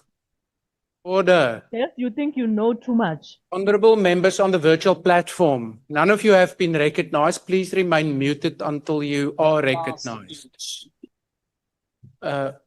Honorable member at the back, why do you want to be recognized? Point of order, you are the chairperson. You are the one driving this house. Yeah, no, Honorable member, Point of order. Oh, no, thank you. I don't know whether you have noted, but I've asked the member not to engage until I ruling. No, thank you. Please take your seat. Thank you. Thank As long as you have noted my point of order, Honorable member, I've asked you to take a seat. That last. Take charge of the Order. MK. Honorable member, please continue. Thank you, Honorable House Chairperson. Honorable van Rooyen, that is a point of debate. You had an opportunity to come here and state your facts. Allow me to conclude, honorable members, by saying, as we celebrate the 30 years of our Constitution, we should celebrate the role played by the FFC in strengthening our democracy and preserving the constitutional principles. The ANC recognizes that the cost of living has increased and many services used by citizens are high, and the salary increment will help mitigate the effects of inflation. The work done by these commissioners is invaluable, and we support the increment to enhance the living conditions of these commissioners. We will continue to support the work of the FFC as it extends its eyes and ears and voice to ensure that the finances of our government and economy are on a sound path and a sound trajectory. The ANC supports this increment. Thank you, honorable members. Order, honorable members. Are there any objections to the adoption of the report of the Standing Committee on Finance, which recommends the approval of determination by the President of remuneration of members of the Financial and Fiscal Commission for the 2025-2026 financial year, as it appears on the order paper? MK supports. Order, House Chair. Order. Yeah. House Chair. Honorable Mahotwe, please in future raise your hand on the virtual platform, but for now I'll recognize you. Thank you, House Chair. Please note the objection of the EFF. Thank you. Any further objections? The EFF members here don't object. Honorable 𝐟𝐨𝐫𝐿, you have also not been given permission to unmute and just speak. Honorable members, with the objection of the EFF noted, the report is agreed to. The Secretary will read the 6th order. Yeah. Consideration of report of Portfolio Committee on Women, Youth and Persons with Disabilities on determination by the President of remuneration of Commissioners of Commission for Gender Equality for 2025-2026 financial year. Introduce the report, the Honorable van der Merwe.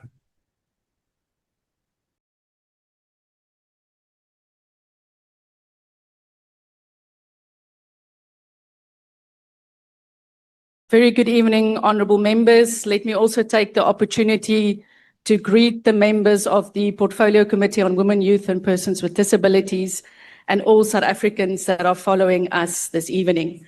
Let me also start by observing South African Youth Month, also recognizing that together we must do more to end South Africa's unemployment crisis.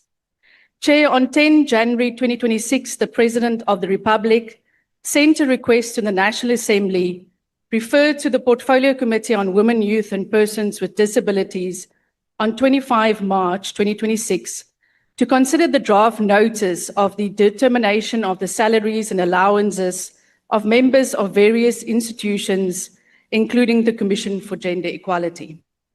On 21 April 2026, the request was tabled before our Portfolio Committee for consideration. Chair, despite gains and successes, gender equality in South Africa remains unfinished business. Women and girls continue to bear the brunt of gender-based violence. Women remain disproportionately concentrated in lower level and informal employment. Women carry the lion's share of unpaid care work. It is the girl child that misses school because they lack sanitary dignity. And it's the girl child that drops out of school because of our pervasive statutory rape crisis. Interventions to transform harmful gender norms while promising are often limited and under-resourced. And even though gender-based violence and femicide has been declared a national disaster, and our national strategic plan against gender-based violence and femicide has been rolled out, clearly, our good intentions, our words and policies alone are not enough. In this context, an institution such as the Commission for Gender Equality is so vital. The CGE must monitor, research, investigate, litigate, advocate, and convene across sectors to ensure that our constitutional commitments to gender equality are translated into real lived change. For the CGE to fulfill its mandate, it must be adequately resourced, both financially and in human capacity. The President, therefore, has asked this House to consider the recommended increase of 4.1% for the Chairperson, the Deputy Chairperson, and Commissioners of the CGE. The Portfolio Committee agreed, yes, to support the recommendations mindful of our country's fiscal constraints. However, Chair, the Portfolio Committee has often said that our investment in the Commission for Gender Equality must translate into a more visible, stronger CGE. And we believe that this investment into the leadership of the CGE must not only be counted in the pages of their research reports, but it must be counted in real, measurable progress towards true and meaningful gender equality. I hereby table this report to the House for your support and recommendation, your consideration and support. So ek hoop dat agbare members asseblief vir die verslag sal stem. Baie dankie. For the purpose of declaration of vote, the MK Party.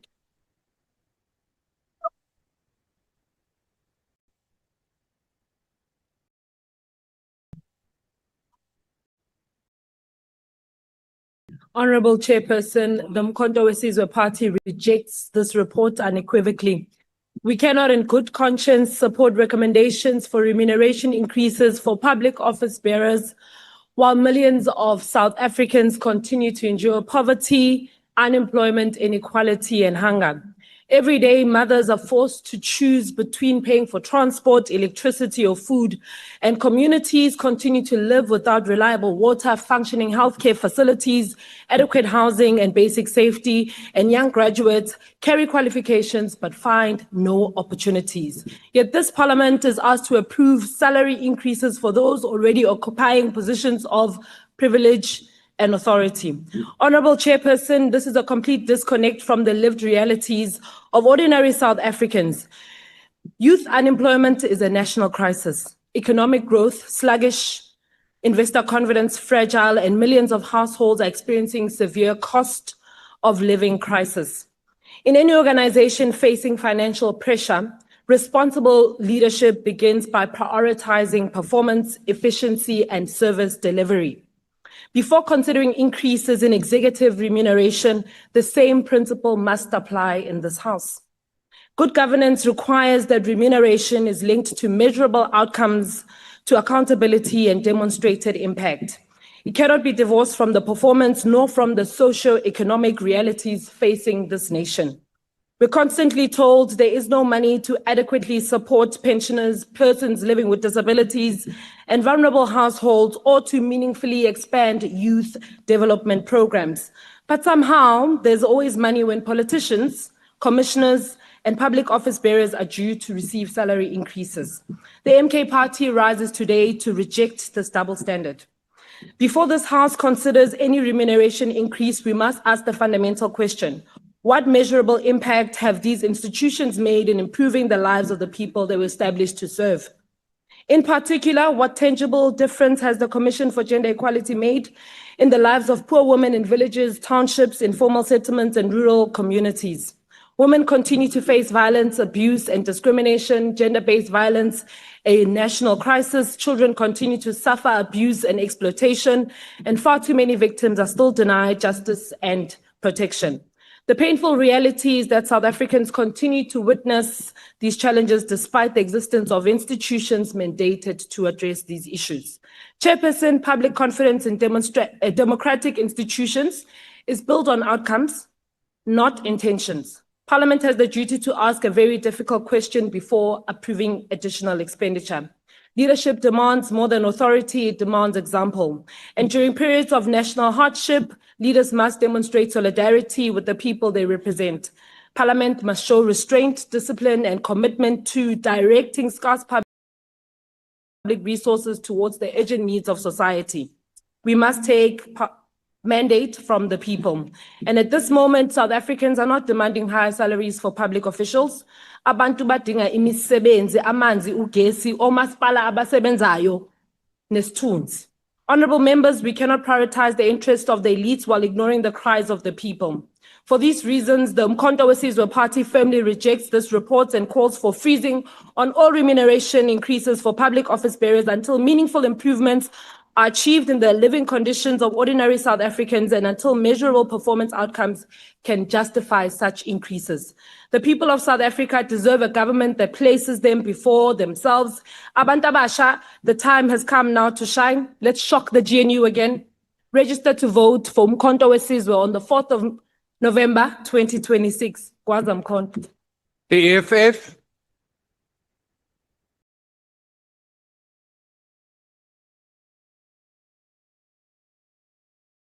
Chairperson, the economic freedom fighters support this report and the proposed determination relating to the remuneration of the members of the Commission for the Gender Equality. We do so because Commission for Gender Equality is not an ordinary institution. It is a Chapter 9 institution established by our Constitution to protect, promote, and advance gender equality in South Africa. In a country where women continue to experience violence, discrimination, poverty, and exclusion, institutions mandated to defend their rights must be properly capacitated to fulfill their constitutional responsibilities. Chairperson, our support for this report should not be mistaken for satisfaction with the state of gender equality in South Africa. The reality is that millions of women remain trapped in poverty. Women continue to bear the burden and unemployment, particularly young women. Women continue to experience unacceptable levels of gender-based violence and femicide.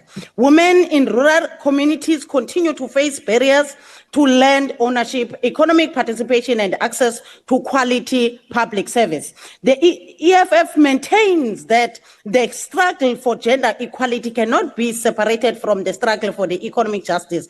Political rights alone are insufficient in women remain economically marginalized and exclusion from ownership of the wealth of this country. For that reason, while we support the remuneration determination before us, we also call for a greater accountability from all constitutional institutions. South Africans must see tangible outcomes for the work of these institutions. Reports, recommendations, and investigation must translate into meaningful improvements in the lives of ordinary women.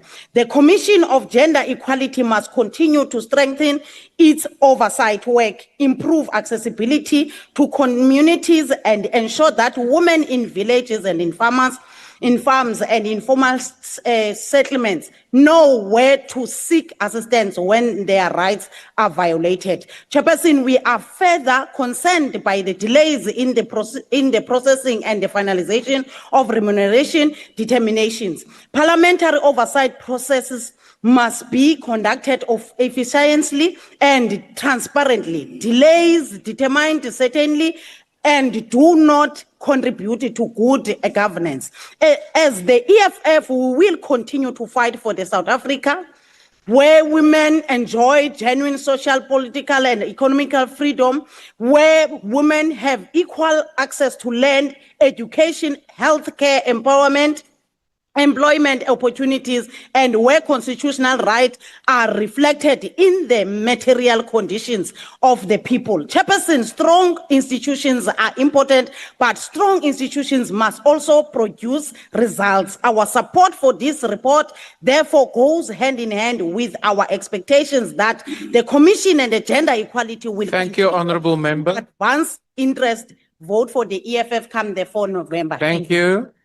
The IFP.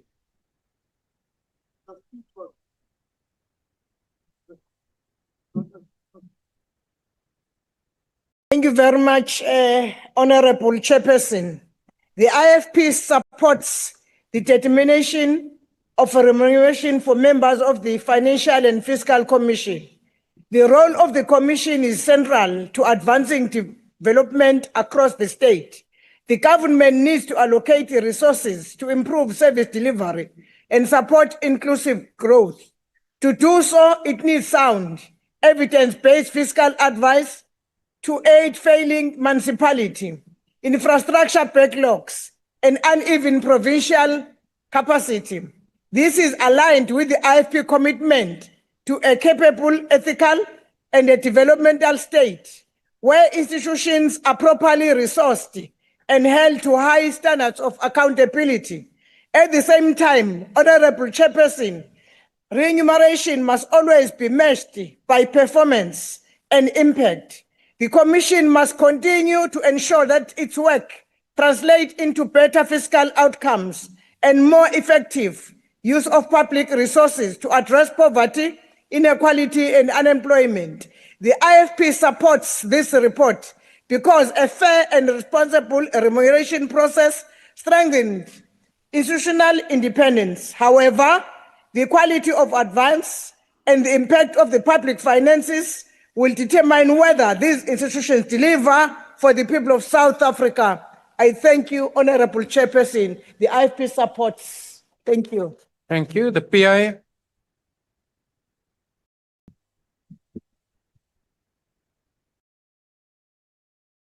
Thank you, House Chair, honorable members, members of the public. The Patriotic Alliance supports this determination. Public office bearers carry significant responsibilities and should be fairly compensated for the work they do. However, our support must not be mistaken for complacency. While we debate salaries in this House, millions of South Africans continue to wait for the dignity and opportunities they were promised. Women are still victims of violence with nowhere to turn. Young people remain trapped in unemployment. Persons with disabilities continue to face barriers that prevent them from participating fully in society. Honorable Chair, fair remuneration must go hand in hand with accountability. The question is not only what public representatives earn, but what the public receives in return. Our community is safer. Are more jobs being created? Are services reaching those who need them the most? And are we improving the lives of the people who sent us here? The Patriotic Alliance believes that South Africans deserve public representatives who deliver, not merely occupy positions. So yes, we support this determination, but we call for greater accountability, greater urgency, and greater commitment to the people of this country, to the women, the youth, and persons with disabilities of South Africa. The Patriotic Alliance sees your struggles, hears your concerns, and will continue to fight for meaning change. Thank you. Thank you. The FF Plus. Honourable House Chairperson, no declaration from us. Thank you. Action SA. House Chair, Action SA supports a 4.1% increase for the Commission on Gender Equality, as it is broadly in line with inflation. However, we remain deeply concerned about the size and cost of our bloated, top-heavy government with one of the largest cabinets in the world, 32 ministers and 43 deputy ministers. Ask a single South African the name of any deputy minister and what they do, and you'll be met with a blank stare. This is why Action SA has introduced the 23rd Constitutional Amendment Bill, which abolishes the role of deputy ministers entirely, saving South Africans billions. These roles are redundant and have no meaningful function in governance beyond rewarding political allies. Secondly, mandates parliamentary vetting of all cabinet appointments.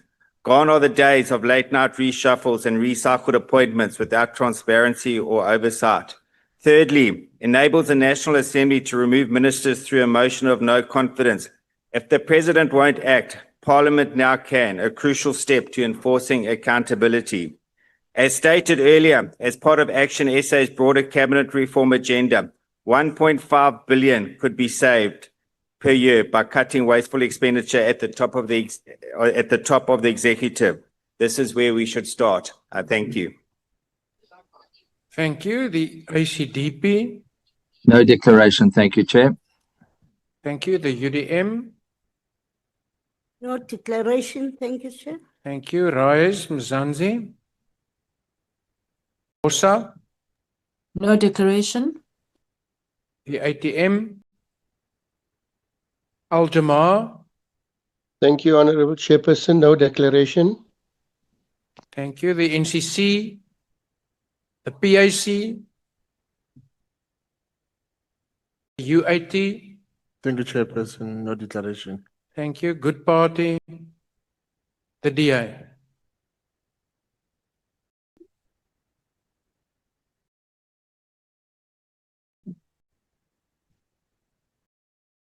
Good evening, Chairperson. Good evening, honorable members. Chairperson, it looks like the opposition parties, they hell-bent on rejecting all the inputs in this House without offering any alternatives. With that being said, Chair, the MK member that spoke today is not even a member of the portfolio of women, youth, and persons with disabilities, whereas the real members that are delegated in this portfolio committee, they did not object to this report. It looks like they're using this opportunity for grandstanding purposes, and that is unacceptable.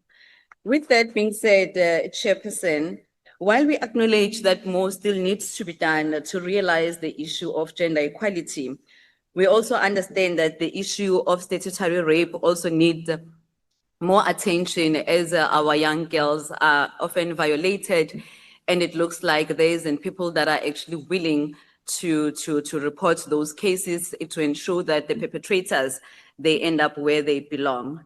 Chairperson, we wish to also state that the determination is consistent with Section 219 of subsection 5 of the Constitution and the provisions of the Determination of Remuneration of Office Bearers of Independent Constitutional Institution Laws Amendment Act 2014, Act number 22 of 2014, which provide the framework for determining the remuneration of office bearers of Chapter 9 institutions.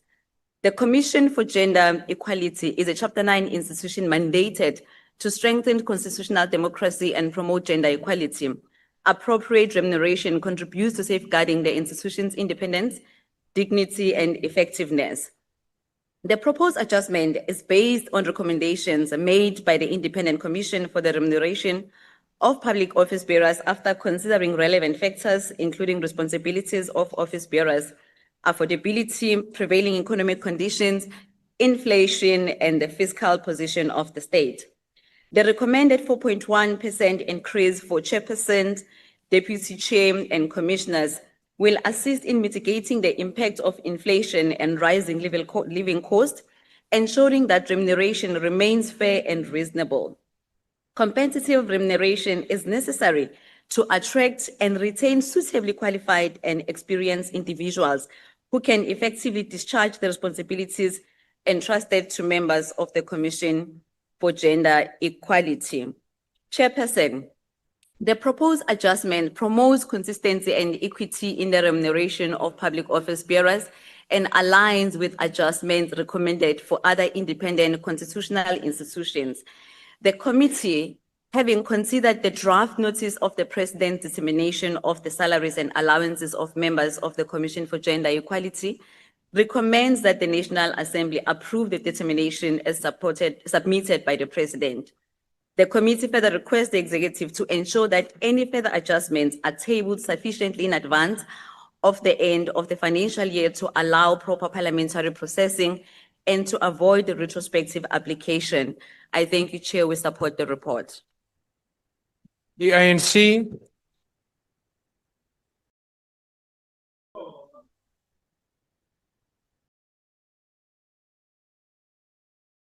Thank you very much, House Chairperson. Hello?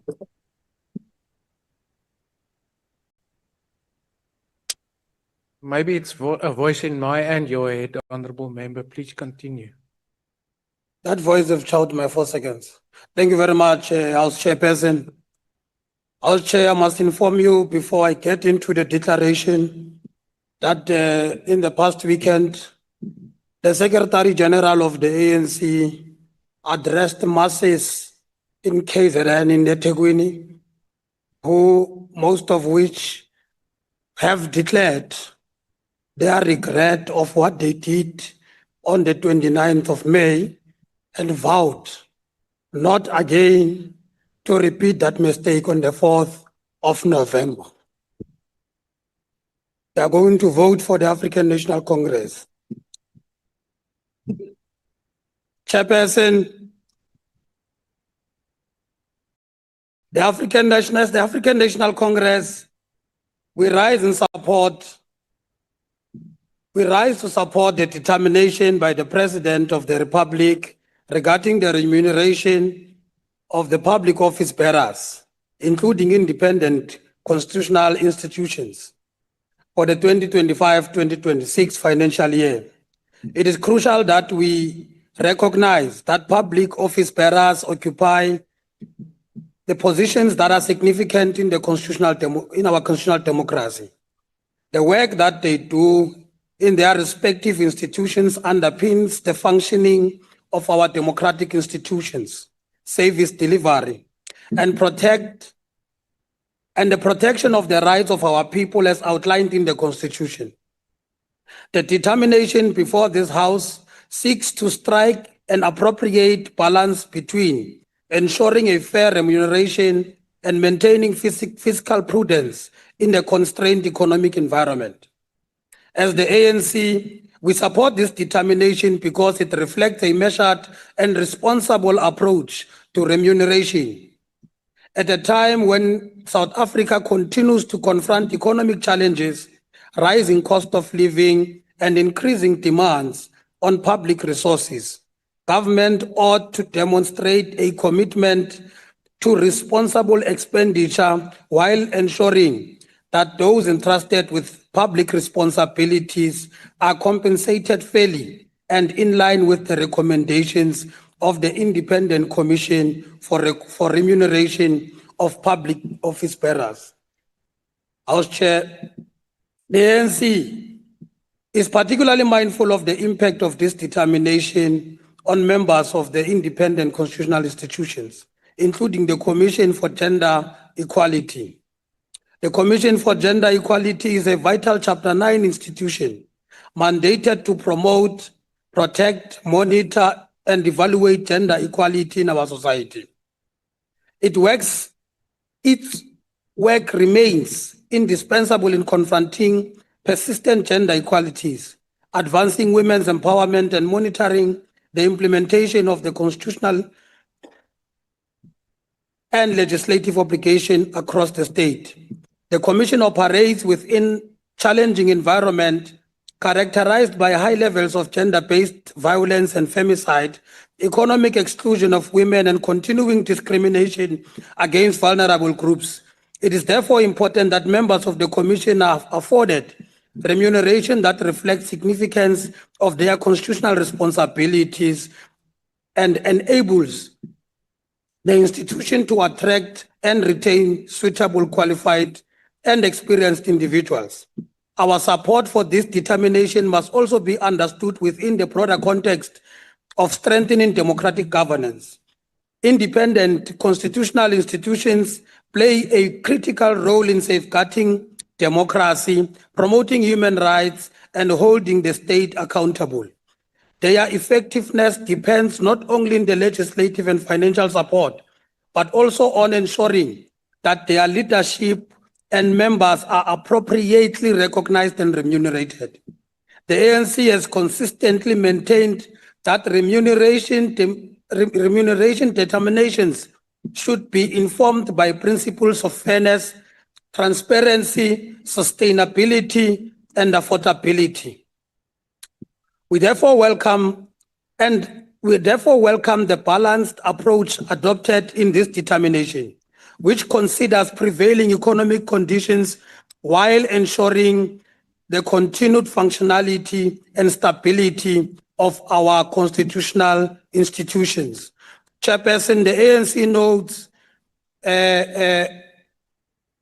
the rejection that has came from people who, since their problem with the IEC, are punishing all Chapter 9 institutions of our country. We don't know what is it that the IEC has done to the 𝐬𝐿 party, but we say that the Commission of Gender Equality must not be punished for that. In that regard, Chair, we welcome and support the report. Thank you very much. Thank you. The Deputy Chief Malibongwe.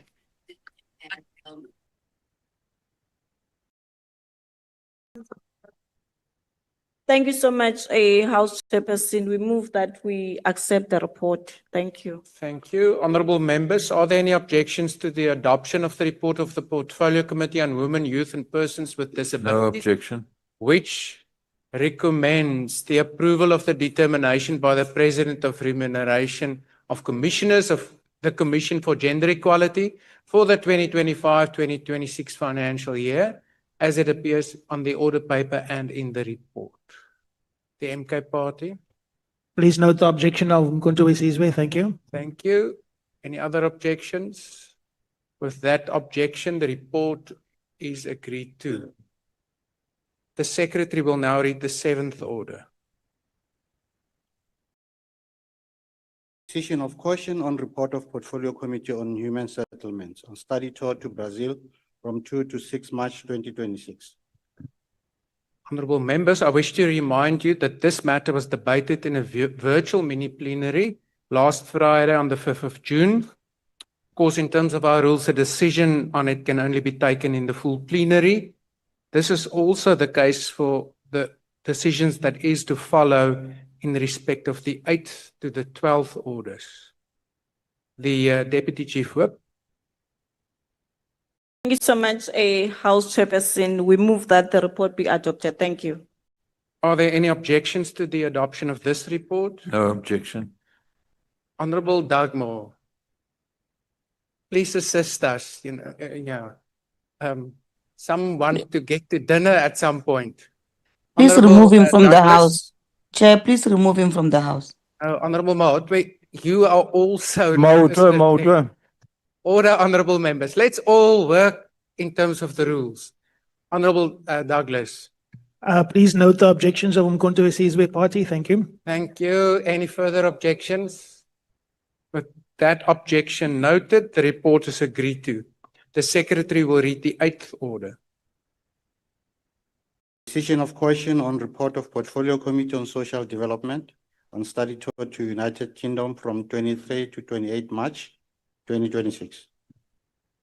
The Deputy Chief Whip. Thank you so much, House Chairperson. We move that the report be adopted. Thank you. Honorable members, are there any objections to the adoption of this report? MK Party. Please note the objection of Umkhonto we Sizwe Party. Thank you. Thank you. Any further objections? With that objection noted, the report is agreed to. The secretary will read the 9th order. Decision of question on report of Portfolio Committee on Social Development on oversight visit to KwaZulu-Natal Province to SASSA KZN and NDA regional offices, SASSA local offices in Stenga and Mandeni and NDA funded projects. Are there any objections to the adoption of this report? The Honourable MK Party. Please note the objections of MK Party. Thank you. Thank you. Any further objections? With that objection noted, the report is agreed to. The secretary will read the 10th order. Decision of question on report of Portfolio Committee on International Relations and Cooperation on parliamentary diplomacy meeting with EU Committee on Foreign Affairs and oversight visit on SA missions in Europe at South African Embassy in Brussels, Belgium. The Deputy Chief Whip. House Chairperson, we move that the report be adopted. Thank you. Are there any objections to the adoption of this report? The MK Party. Honorable Chair, please note the objections of Umkhonto we Sizwe Party. Thank you. Thank you. The UAT. The UAT object. Thank you. With those two objections noted, the report is agreed to. The secretary will read the 11th order. Decision of question on report of Portfolio Committee on Trade, Industry and Competition on petition from National African Federated Chamber of Commerce and Industry. Are there any objections to the adoption of this report? MK Party. Please note the objections of Umkhonto we Sizwe Party. Thank you. Thank you. Any further objections? With that objection noted, the report is agreed to. The secretary will now read the 12th order. Decision of question on report of Portfolio Committee on Employment and Labor on oversight visit to Free State Province from 14 to 18 October 2025. Are there any objections to the adoption of this report? MK Party. Please note the objection of Umkhonto we Sizwe Party. Thank you. Any other objections? With that objection noted, the report is agreed to. Honourable members, we now come to motions without notice. Does any member of the ANC wish to give a motion without notice? Thank you very much, House Chair. The ANC moves without notice that the House notes that the renowned South African DJ, producer, entrepreneur, and kwaito pioneer, Mr. Oscar Mdlongwa, also known as 𝐬𝐮𝐿𝐵𝐿, has been awarded the Order of 𝐵𝐼𝐺𝐻𝐿𝐵𝐼𝐺 in silver by the President Cyril Ramaphosa during the 2026 National Orders Investiture Ceremony. Further notes that the Order of 𝐵𝐼𝐺𝐻𝐿𝐵𝐼𝐺 recognizes South Africans who have been doing great in the field of arts, culture, literature, music, journalism, and sports. Acknowledges 𝐬𝐻𝐿𝐵𝐼𝐺's immense contribution to the growth and development of the South African music industry. His pivotal role in pioneering the kwaito movement, but also his commitment to nurturing and creating opportunities to generations of young musicians, recognizes his contribution to national building, cultural preservation, and the promotion of South African music and talent, both domestically and international. Congratulates Mr. Mdlongwa on his well-deserved national honor and wish him continued success in empowering young artists and advancing the creative industry. Kere waichukucha, Oskido waichukucha.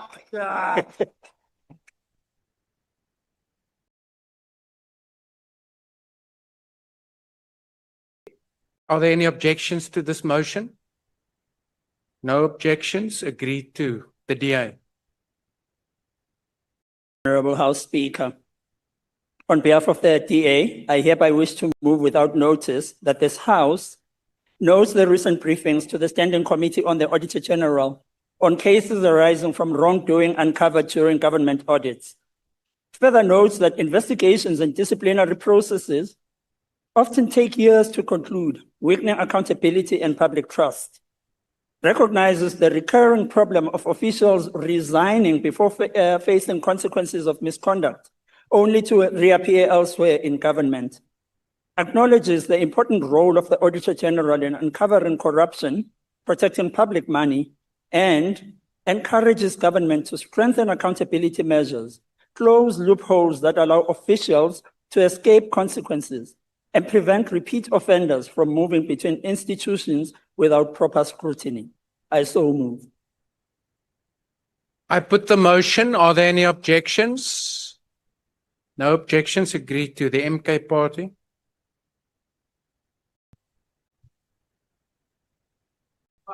I hereby give notice that I shall move on behalf of 𝐬𝐮𝐬𝐜𝐫𝐞 Party that the House notes with deep concern the arrival of winter across South Africa and the devastating impact it has on millions of people living in informal settlements, overcrowding dwellings, and inadequate shelter. Further notes that every year communities are exposed to flooding, fires, collapsing structures, and severe weather conditions that place lives, livelihoods, and property at risk. Acknowledges that women, children, older persons, and persons with disabilities are often the most vulnerable victims of these conditions and bear the greatest burden when disasters strike. Recognizes that access to adequate housing is not merely a constitutional obligation, but a fundamental matter of human dignity, safety, and humanity, and that every South African deserves a place to call home. Further recognizes that the measure of a caring society is found in how it treats its most vulnerable citizens, and that no person should be forced to endure winter without the dignity, security, and protection of adequate shelter, and laments the reality that 32 years into democracy, millions of South Africans will once again spend winter under leaking roofs or muddy ground and in overcrowded settlements, a painful reminder that the dream of a decent home and the restoration of dignity and humanity to our people remains an unfulfilled promise for far too many South Africans. I so move. I put the motion. Are there any objections? No objections. Agreed to. The EFF.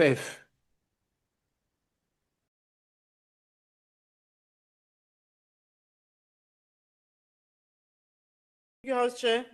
I hereby move without notice that the House notes the growing public concern regarding undocumented migration, border management, and enforcement of immigration laws in various parts of South Africa. Further notes that the commitment by the President and government to strengthen border management, improve immigration enforcement, and address challenges relating to undocumented migration through lawful and constitutional means. Acknowledges that concerns relating to immigration, public safety, service delivery, and the integrity of immigration system require urgent and coordinated action by the relevant organs of state. Recognizes that the effective enforcement of immigration laws while safeguarding the rights and dignity of all peoples within the Republic is essential in maintaining public confidence, social cohesion, and rule of law. Affirms that all persons within the Republic are entitled to protection of the law, and the disputes relating to immigration policy must be addressed through lawful and democratic processes. Calls upon South African police services and all the relevant enforcement authorities to act decisively against any individual or group that takes the law into their own hands, while simultaneously ensuring that immigration laws are enforced in a lawful, constitutional, and humane manner.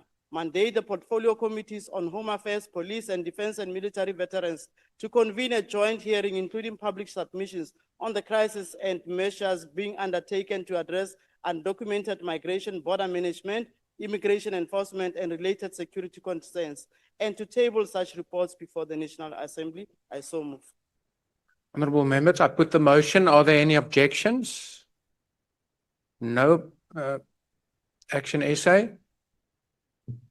Thank you. With that objection, that motion is converted into a notice of motion. The ANC. Thank you, Chair. The African National Congress move without notice that the House notes South Africa's national football team, affectionately known as Bafana Bafana, is participating in the prestigious 2026 FIFA World Cup tournament. Further note that the hard work, dedication, and resilience shown by the players, technical team, and coach Hugo Broos is securing qualification and representing the aspirations of our nation on the global stage. Believe that Bafana Bafana carries the hopes, dreams, and unwavering support of over 60 million citizens as they compete against the best team in the world. Extend its warmest congratulations to the entire Bafana Bafana squad on their qualification. Wishes the team absolute best of luck in all their matches during the 2026 FIFA World Cup Championships and calls upon all South Africans to rally behind the team, fly the national flag with pride, and show the world the true spirit of Rainbow Nation. So I move. Hola Bafana Bafana, hola. I put the motion. Are there any objections?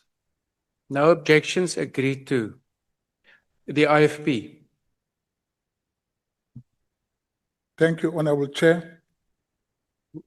We note that on the 3rd of June 2026, a team of SANParks Camp Research Center, joined by SANParks Rangers and volunteer students from the Cape Peninsula University of Technology, planted more than 300 indigenous Cape Beach seedlings in Newlands Forest. We commend SANParks in conservation staff and community partners for their ongoing commitment for preserving and rehabilitating one of the Cape Town's most important natural heritage sites. Recognizing the Cape Beach or 𝐾𝐨𝐧'𝐭 is an indigenous species that plays a vital role in supporting biodiversity, restoring ecological balance, and strengthening the resilience of indigenous forest ecosystems. Further notes that this initiative forms part of the third phase of ongoing rehabilitation program, which has already seen more than 150 indigenous trees successfully planted during the previous phases in 2025. Further acknowledge is that the contribution of volunteers, students, researchers, and conservation officials whose collective efforts continue to promote environment stewardship and sustainable conservation practices, and welcome SANParks' continued commitment to monitor and nurturing for more than 450 indigenous trees now planted across all phases of the program. Thank you, Honourable Member. Thank you, sir. I so move, Chair. Thank you. I put the motion, Honourable Members. Are there any objections? No objections. Agreed to. The PA. Thank you, Honourable Chair. The Patriotic Alliance rises to move without notice that this House notes and celebrates the outstanding achievement of South Africa's national sevens rugby team, the South African national rugby sevens team, in securing the 2026 Sevens World Championship title in Bordeaux, France.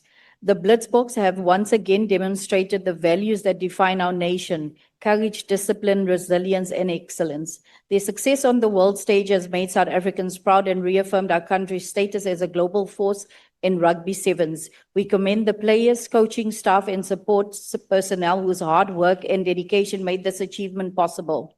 Their performance has inspired millions and reminded us of the unifying power of sport. The Patriotic Alliance therefore congratulates the Blitzboks on their World Championship victory. Thanks to them for representing South Africa with distinction and wishes them continued success in the future. I so move.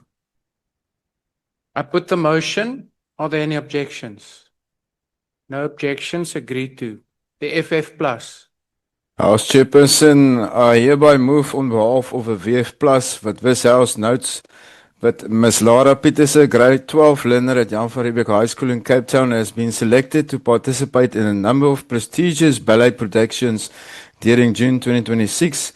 Further notes that these productions include Orpheus in the Underworld, presented by Cape Town City Ballet Center Stage and Cape Junior Ballet, as well as other major ballet performances. Acknowledges her dedication to the performing arts, her achievement of Royal Academy of Dance Ballet certifications, and her earlier participation in the Artscape Opera House productions of Coppelia, recognizes her committed talent and hard work in promoting and advancing the performing arts in South Africa, and congratulates Ms. Pieterse on her achievements and wishes her every success in her futuristic artistic endeavors. I so move, House Chairperson. Thank you. Honorable members, I put the motion. Are there any objections? No objections. Agreed to. Action SA. I, Darylene James, on behalf of Action SA, move without notice that the House notes with grave concern the escalating violence on the Cape Flats, where despite the deployment of the South African National Defence Force under Operation Prosper, communities continue to live under siege with daily gunfire, gun-related violence, and spent bullet casings littering residential streets and dead bodies, leaving innocent residents in constant fear. Further notes the growing concerns expressed by residents, community leaders, and security experts that current law enforcement interventions have proven inadequate, with an under-resourced and understaffed police service struggling to curb the bloodshed that continues to devastate communities across South Africa. Further recognizes that meaningful progress requires intelligence-led operations that enable SANDF, in support of the South African Police Service, to conduct targeted raids and strategic interventions against gang networks and organized criminal activity, rather than relying predominantly on highly visible patrols that have delivered limited operational impact, and expresses concern that only a sustained whole-of-government approach, bringing together both national and provincial law enforcement agencies, government departments, civil society organizations, community structures, and other stakeholders, will effectively protect vulnerable communities from the scourge of gangs, drugs, and violent crime that continue to destroy lives and undermine public safety. I so move.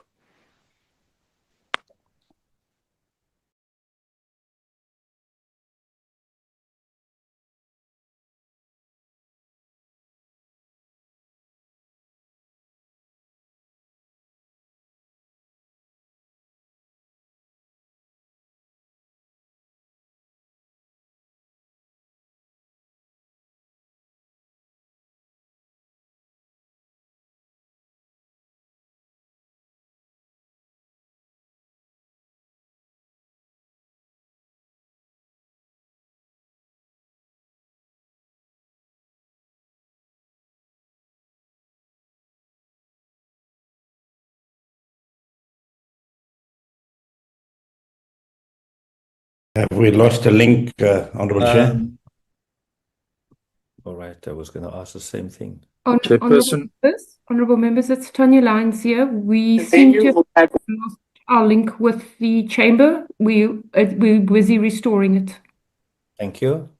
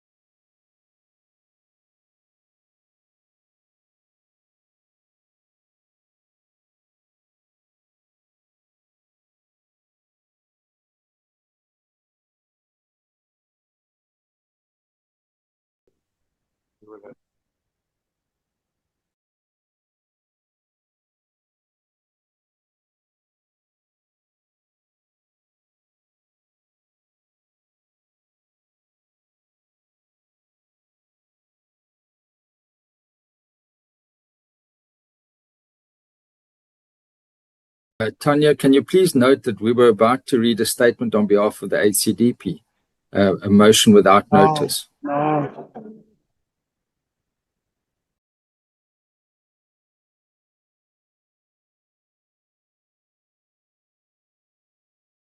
Who told you that?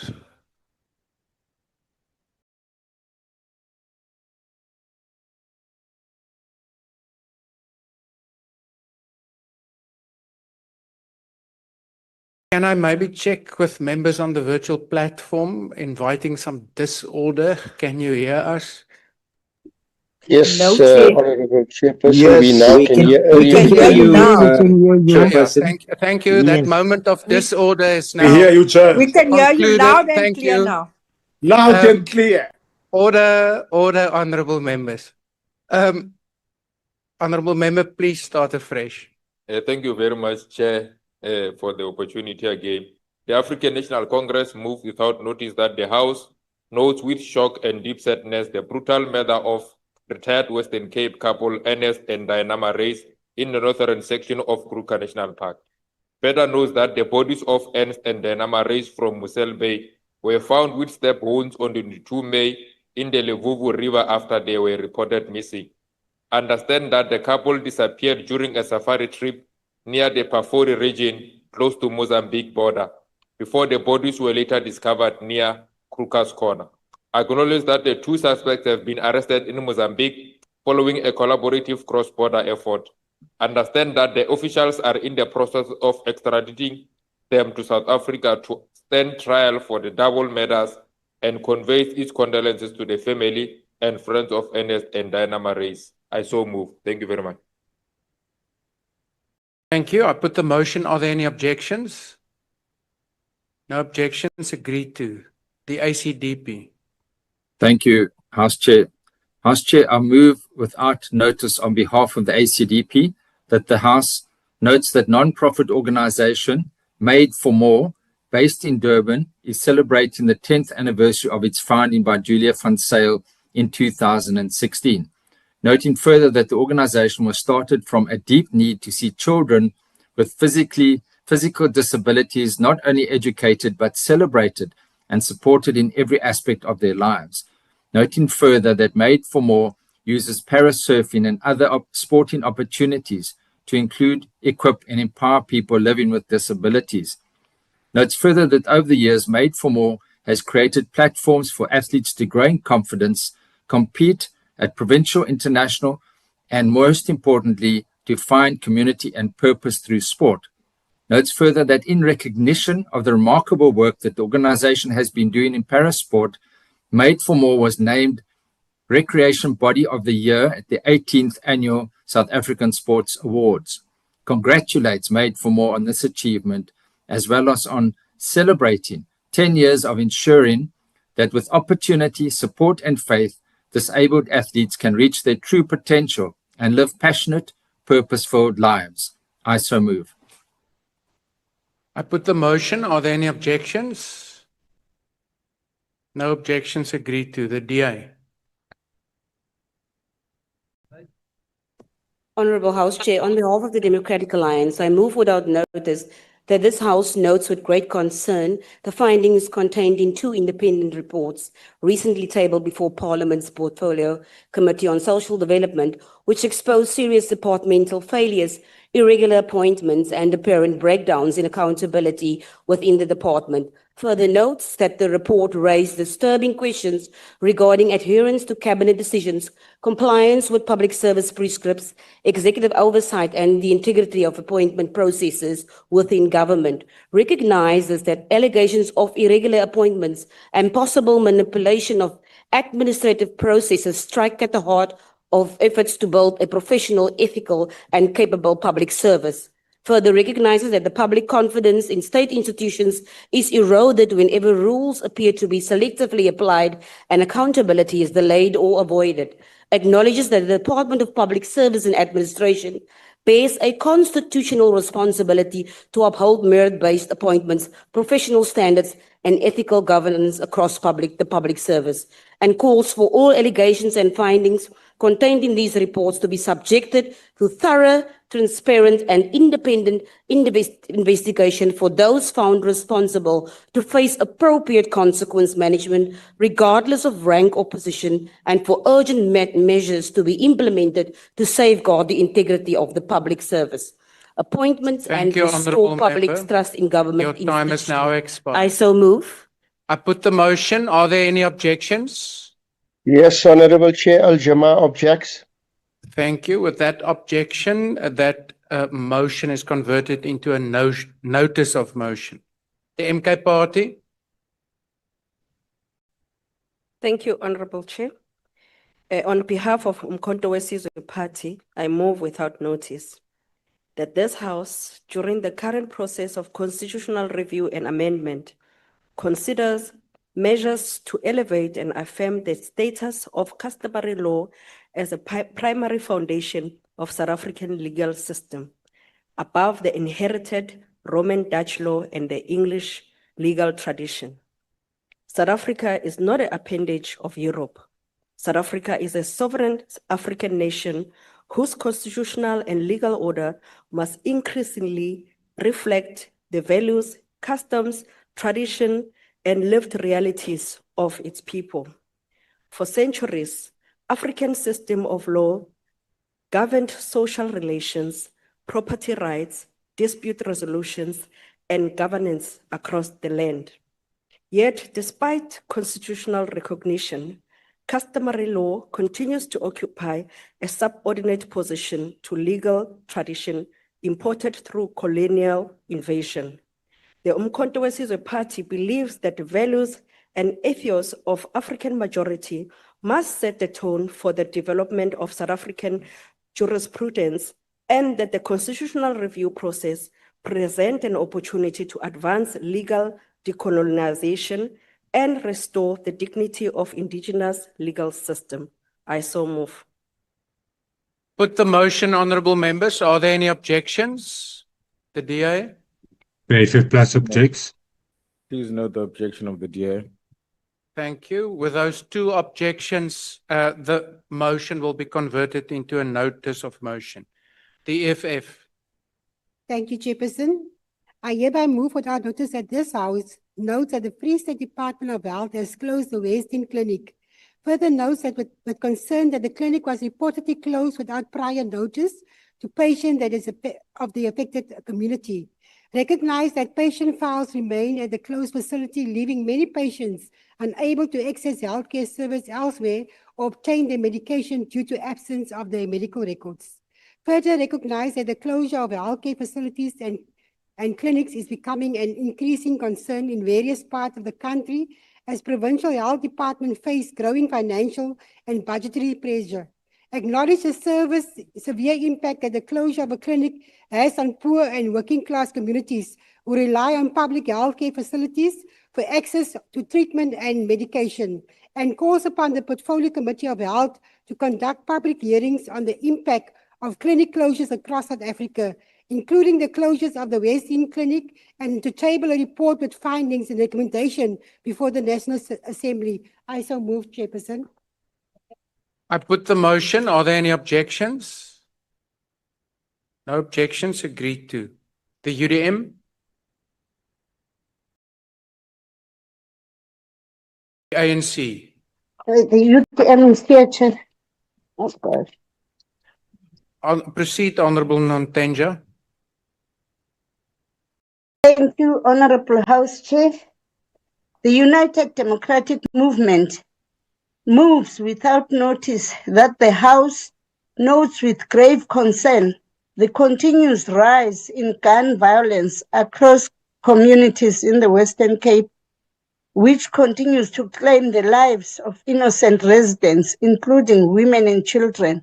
Further notes deep tragedy of the recent loss of two young girls aged 14 and 15 who tragically lost their lives in separate incidents of gun violence in the Western Cape within the space of 3 months. Condemns the reckless disregard of human life demonstrated by perpetrators of gun violence who continue to endanger schools, homes, places of worship, and public spaces. Calls for urgent and coordinated action by all relevant stakeholders, including SEPS, the NPA, provincial and local government, and community organizations, to remove illegal firearms from our streets, dismantle criminal gangs, protect vulnerable communities, and ensure that those responsible for gun-related crimes are brought to justice. I so move.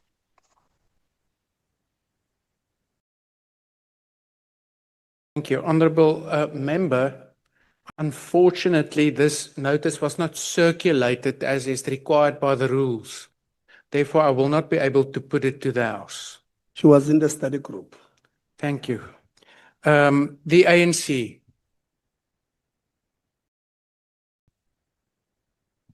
The ANC moves without notice that the House notes that the 12th of June 2026 marks the annual international observance of the World Day Against Child Labour, a global day instituted by International Labour Organization in 2002 to raise awareness and catalyze actions to eliminate exploitation of children through labour. Further notes that the global campaign theme for 2026 is Red Card to Child Labour, Fair Play for Children, and Decent Work for Adults, emphasizing the shared global responsibility to build robust social protection mechanisms and enforce ethical labor standards. Acknowledges with deep concern that despite significant legislative progress, millions of children worldwide, including many within vulnerable regions across our own continent, remain trapped in hazardous work conditions that compromise their health, safety, dignity, and fundamental right to basic education. Recalls South Africa's unyielding constitutional commitment to protecting children from exploitative labor practices, as enshrined in Section 28 of the Bill of Rights, which declares that every child has the right to be protected from work that is exploitative, hazardous, or inappropriate for their age, and calls on all citizens to raise a red card against any practices that rob our nation's children of their childhood. Thank you, Honourable Member. So I move. I put the motion. Are there any objections? No objections, agreed to. 𝐟𝐨𝐫𝐞𝐿. If not present, Bosa. Thank you, House Chair. I move without notice that the House notes the increasing number of communities across South Africa affected by water outages, sewage spills, and failing municipal water infrastructure. That the House notes that access to sufficient water is a constitutional right in terms of the Constitution of the Republic of South Africa 1996, and that failing water and sanitation systems pose serious risks to public health, dignity, and economic activity. And furthermore, that the House calls on the Minister of Water and Sanitation to table before Parliament a comprehensive intervention plan for municipalities experiencing chronic water and sanitation failures, including measures to address aging infrastructure, sewage pollution, and ongoing maintenance backlogs. I so move. Honourable Members, I put this motion. Are there any objections? No objections, agreed to. The ATM. If not present, the ANC.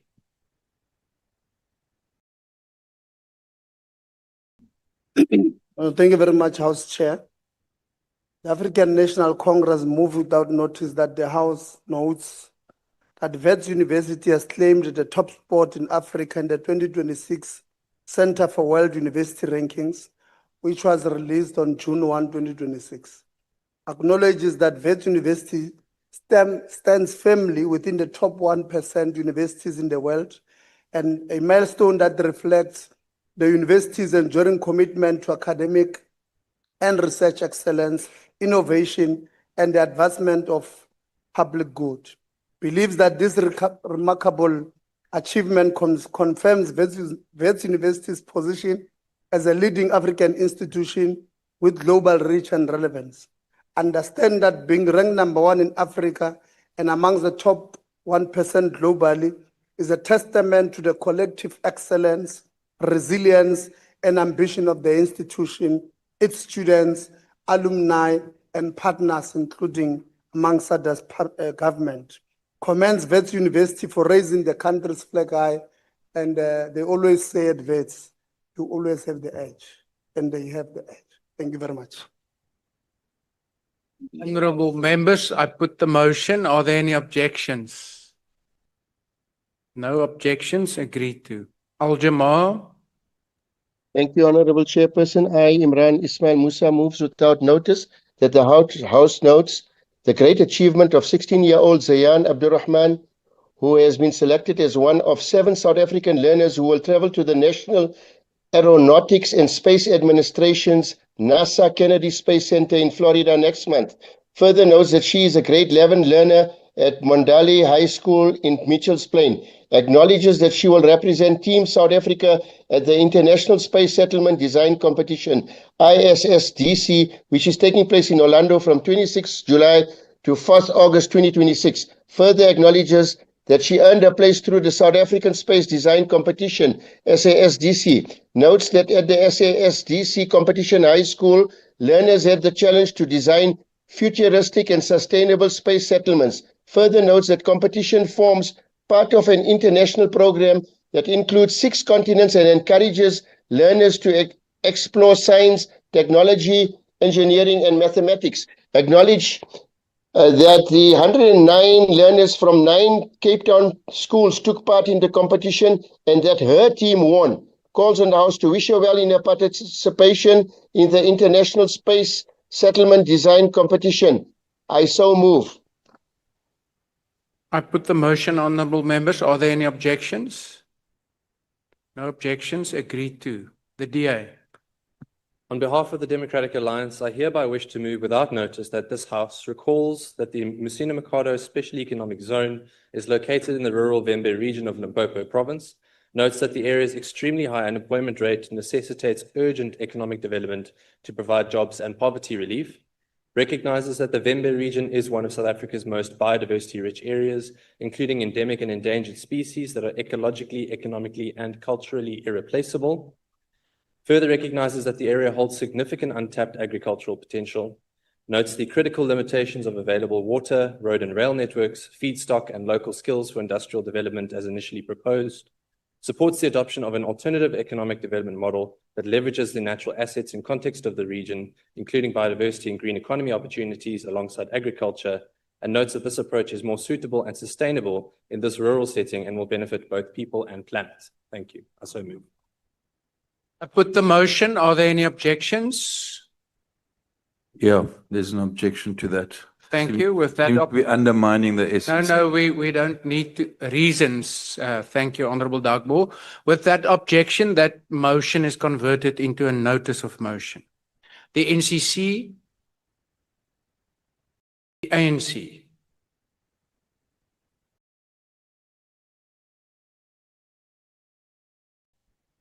Thank you, Chairperson. The African National Congress moves without notice that the House notes with immense pride that Cape Town-based African filmmaker, producer, and tech entrepreneur 𝐬𝐮𝐻𝐿 Ramashu has been shortlisted for the prestigious Impact Leadership Award at the 2026 Global Production Awards presented by Screen International. Further notes that this major international recognition was announced and celebrated during the 79th Cannes Film Festival in France, where Ms. Ramashu stood out among nominees from major global studios and film commissions across Europe and North America. Recognizes that this nomination celebrates REPT, a groundbreaking production technology platform built by Ms. Ramashu that transforms the film and television industry's hiring practices by providing freelancers, women, and filmmakers of color with the visibility they deserve, while allowing producers to source talent from an abundant, diverse pool rather than fragmented spreadsheets and word of mouth. Commends Ms. Ramashu for flying the South African flag high on the global stage and showing that African innovation is leading the charge in rewiring global film production and conveys its Thank you, Honorable Member. Congratulations to your time has now expired. I put this motion, Honorable Members. Are there any objections? No objection, agreed to. The PAC. The UAT. Thank you, Chairperson. Also, Africa. The UAT move without notice that this House, no doubt South Africa, continue to face a severe challenge of graduate and unemployment. Order, honorable members. Particularly among qualified education graduates who remain without permanent employment despite possessing the necessary qualification to teach in public schools. Furthermore, no doubt former Minister of Basic Education informed the Parliament. Honorable Dr. 𝐼𝐻𝐾𝐭, my apologies. There was such a noise here in the front that I'm afraid we couldn't hear you. All right. Will you just order? Start afresh and maybe use that voice you always use when you greet us.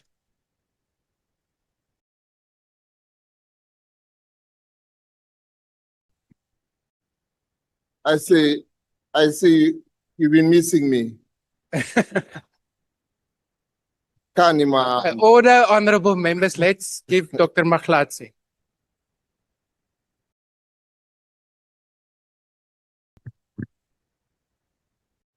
No, that shows that Pan-Africanism is alive. Now, the UAT moved without notice that this House note that South Africa continue to face severe challenge of graduate unemployment, particularly among qualified education graduates who remain without permanent employment despite possessing the necessary qualification to teach in public schools.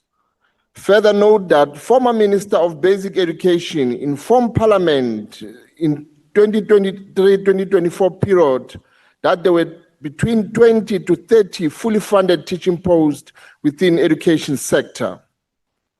Acknowledges that thousands of schools continue to experience teacher shortages, overcrowded classrooms, excessive learner-to-teacher ratio, and a declining educational outcome, particularly in the rural and disadvantaged communities.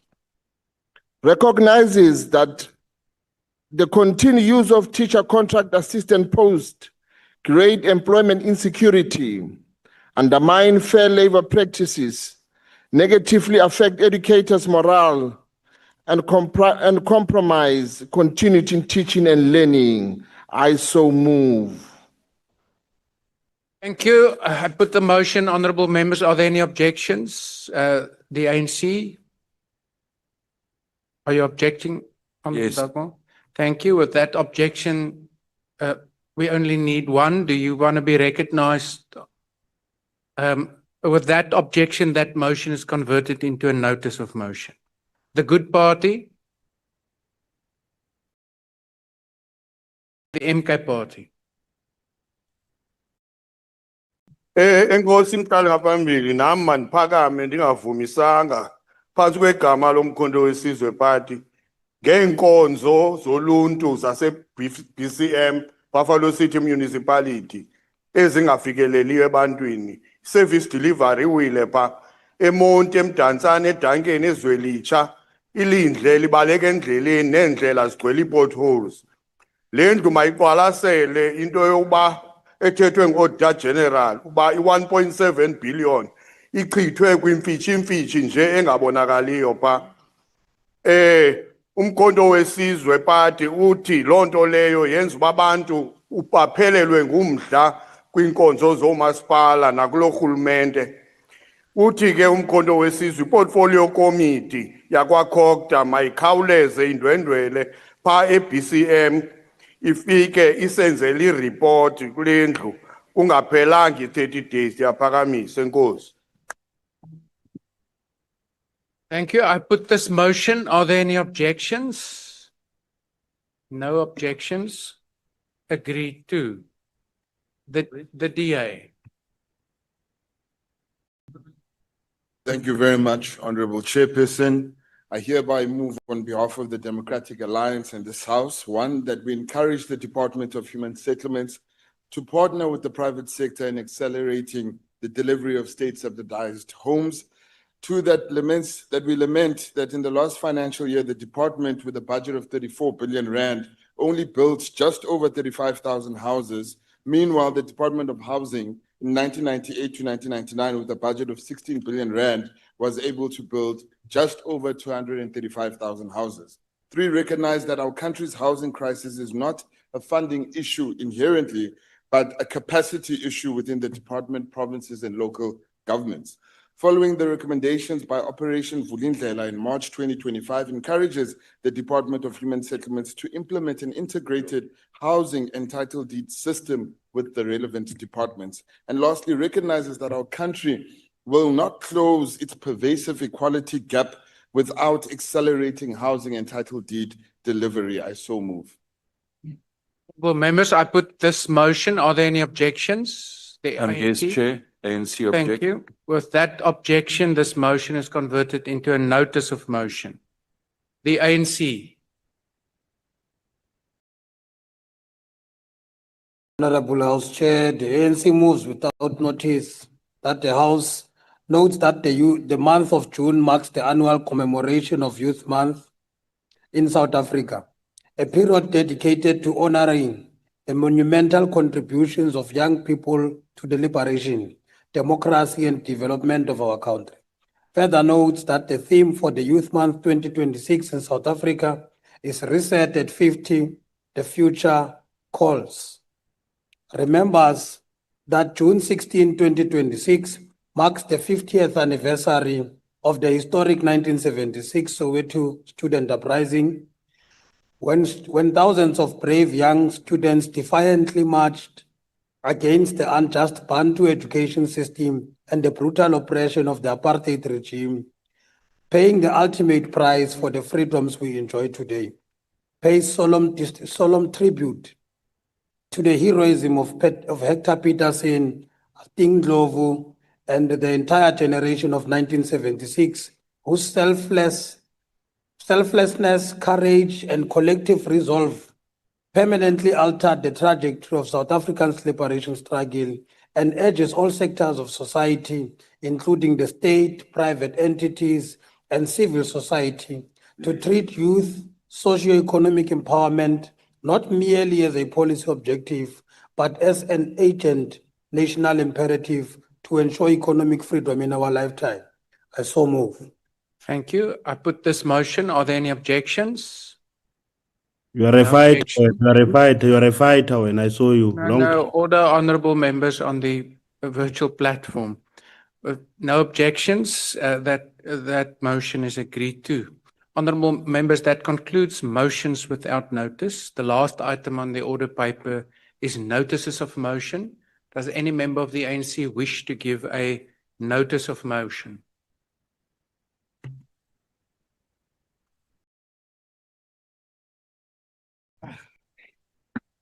Thank you, Chair.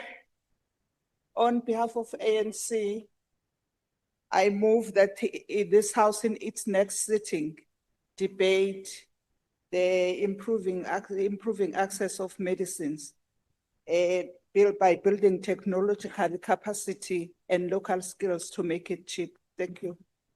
The DA. Thank you very much, Chair. I hereby move on behalf of the Democratic Alliance that at the National Assembly's next sitting, we debate the impact and effect of broad-based Black economic empowerment on the economic growth, job creation, investment, entrepreneurship, and transformation in South Africa. I so move. The MK Party. Thank you, Honourable House Chair. I hereby give notice that I shall move on behalf of the Umkhonto 𝐴 Party at the next sitting of this House that the House debates the death of Stellenbosch University student Antonio Emilio Alec Brito, concerns regarding racism and student safety at institutions of higher learning, and interventions required to protect students and uphold their constitutional rights. I so move. The EFF. Thank you, Chairperson.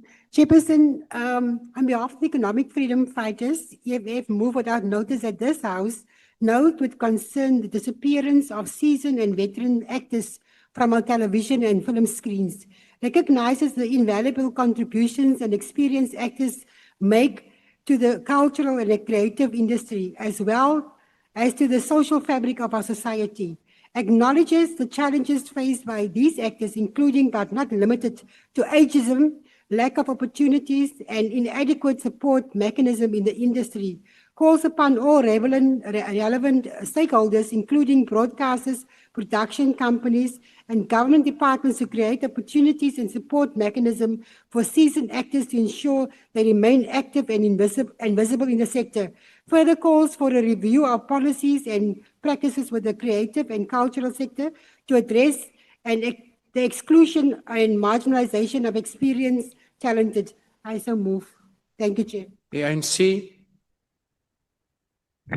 Thank you, House Chairperson. I move on behalf of the ANC that in its next sitting, the House debates dealing with acts of criminality, such as illegal mining, which has caused and continues to cause a great deal of anger and anguish in communities. Thank you, House Chairperson. The IFP. Thank you, Chairperson. On behalf of the Inkatha Freedom Party, I hereby give notice that I shall move at the next sitting of this House, that this House debates the dangers posed to townships, economics by illegal trading, and the shared responsibility of the Department of Small Business Development and South African citizens to enforce compliance and uphold community safety. I so move. Thank you. The PA. Thank you, House Chairperson. To be presented at the next sitting of Parliament, I rise today to formally submit a notice of motion regarding the draft proposal for the Parliamentary Medical Aid Scheme Competitive Compulsion Amendment Bill 2026. This important legislation seeks to amend the existing PARMED Medical Aid Scheme Act of 1974 to modernize benefits, ensure competitiveness with private medical aids, and reinforce the justification for the compulsory membership of parliamentarians. Honourable members, it is essential to recognize the recent resolution passed by the Eastern Cape Provincial Government, allowing its members to choose their own private medical aid scheme, and members who want to remain with PARMED are at liberty to do so. This progressive move underscores the necessity for our own Parliament to re-evaluate the existing mandates and adapt to the evolving landscape of healthcare options available to public representatives. The proposed amendment to the PARMED Act will provide our members of Parliament. Thank you, Honourable Daniels. Your time has now expired. The FF Plus. Voorzitter, ek stel namens die Vryheidsfront Plus voor dat die nasionale vergadering met die volgende byeenkoms die erkenning van Afrikaners as 'n selfstandige en inheemse volk in Afrika bespreek, as ook die gestalte wat die erkenning moet kry in 'n statutêre verteenwoordigende entiteit wat verantwoordelikheid vir onderwys, erfenisbewaring en ander toepaslike sake sal neem namens Afrikaners wat hulle self daar identifiseer en hulle by die entiteit voeg en kragtens artikel 235 van die Suid-Afrikaanse Grondwet. Dankie. Action SA.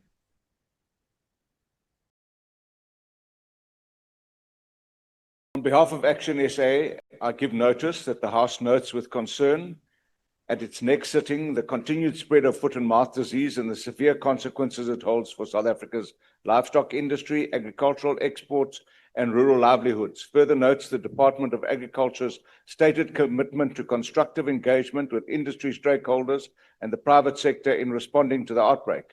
Acknowledges the important role played by farmers, veterinarians, and private sector partners in combating the disease, as did the recent court judgment in this regard, and calls on the department to ensure that all officials engage stakeholders in a professional, respectful, and solutions-orientated manner following recent reports of a senior staff member in the ministry treating the concerns of an affected stakeholder organization with apparent disregard and disrespect. I so move.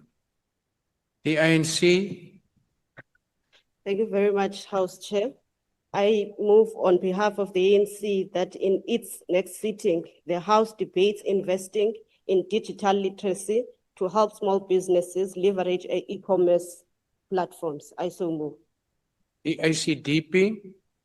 Thank you, House Chair. House Chair, I will move on behalf of the ACDP at the next sitting of the House that the House debates the looming shortage of piped natural gas for industrial purposes, known as the gas supply cliff risk, given the rapidly depletion of the Pandi, Temani, natural gas fields in Mozambique, and Sasol's scaling back and halting of external gas supply, Sasol being the primary supplier of piped natural gas in the country. Thank you. The DA.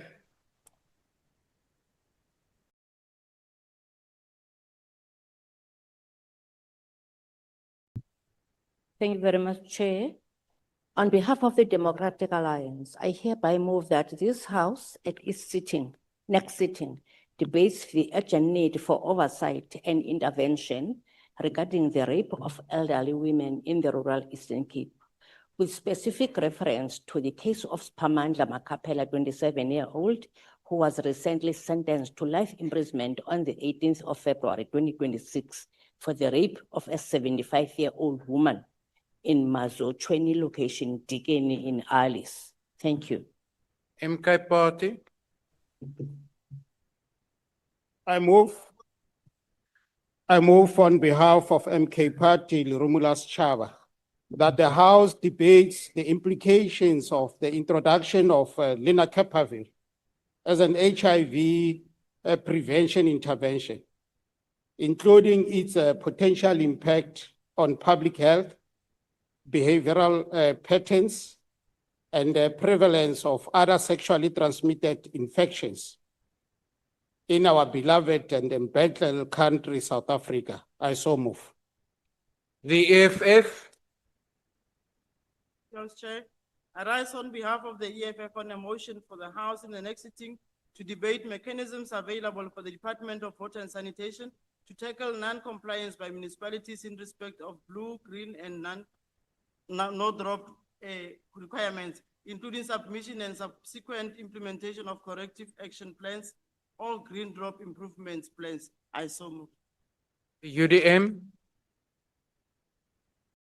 I move on behalf of United Democratic Movement that the House in its next sitting debates the recent report surrounding the death of an employee, 29-year-old 𝐶𝐨𝐧'𝐭, while on duty at her workplace, which have sparked widespread public debate on the treatment of workers and conditions in the workplace. This tragic incident has highlighted the importance of safeguarding the rights, dignity, health, and well-being of employees across all sectors of the economy. So move. The ANC. Thank you, Chair. I move on behalf of the ANC that in the next sitting, the House debate creating safe and nurturing environment for all children, allowing them to grow and thrive. Thank you, Chair. I so move. 𝐟𝐨𝐫𝐞𝐿. Also. The ATM. The ANC. Thank you very much, Chair. I move on behalf of the ANC that at its next sitting, the House debates ending food waste and making the dumping of edible food illegal. I so move. Al-Jamaa. Thank you, House Chair. On behalf of Al-Jamaa, I, Imran Ismail Musa, moves that the House debates the banning of scholars from Zionist Israeli entity to attend any future conferences to be held in South Africa. About 50 scholars from the universities of Tel Aviv, Hebrew, and Haifa attended the recent International Communication Association conference, which was held at the Cape Town International Convention Center from 4th to the 8th June 2026. These scholars represented universities which are deeply integrated into the Zionist Israeli entity and complicit in the suppression and ongoing genocide of Palestinians. They are part of stifling, suspending, and expelling Palestinian students and faculty members who express solidarity with Palestinians. I so move. I thank you. The DA. On behalf of the Democratic Alliance, I hereby move that this House at its next sitting debates legislative accountability mechanisms against municipal managers and mayors, considering recent revelations from the Auditor General of South Africa of further declining financial audit outcomes from metropolitan municipalities due to infrastructure funds being poorly utilized, prolonged acting appointments, especially in critical vacancies, and a culture of impunity. Thank you. The NCC, the ANC.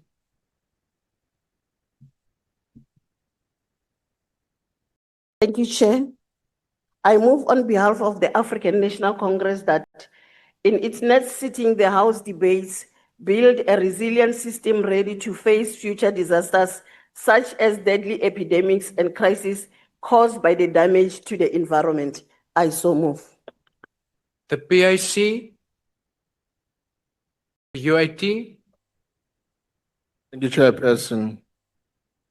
On behalf of the United African Transformation, I move that this House debate and recognizes that the child hunger continue to undermine educational outcomes, cognitive development, school attendance, and long-term economic productivity, forcing many learners to attend school on empty stomach while being expected to compete equally with the learners from affluent communities.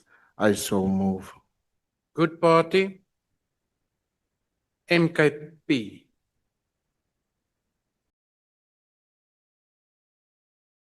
Thanks, Chairperson. Be pleased to note that the MK Party hereby gives a notice of motion that at the next sitting of this House, the House debates the issue of national energy security in order to stabilize the price of diesel and petrol by encouraging building of additional refining capacity in the country that contributes to stable economic growth. That the House considers the impact of the huge reduction in refining capacity over the past 7 years, and that measures are put in place to halt the importation of refined product and ensure the country builds domestic capacity to refine crude oil. I thank you. I so move. The DI. Thank you. I hereby move on behalf of the Democratic Alliance that this House debates at its next sitting the need to deter crime through the certainty of swift prosecution by capacitating the MPA and securing its independence and giving control over its own budget. I so move. The ANC. Thank you, House Chair. I move on behalf of the ANC that in its next sitting, the House debates the hegemonic role of culture to glue all national groupings towards one common nationality and South African citizenship. I so move. Order, honorable members. You're requested to stand and remain standing in order for the presiding officer and the mace to leave the chamber. That concludes the business for the day. The House is adjourned.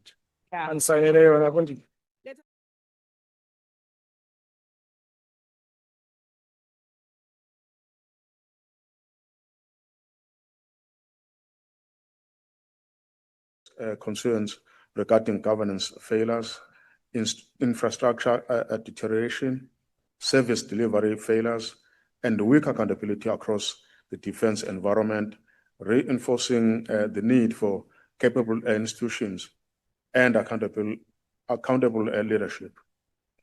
We note with concern the challenges identified at the Department of Military Veterans, DENEL, One Military Hospital, and military accommodation facilities, highlighting the need for stronger oversight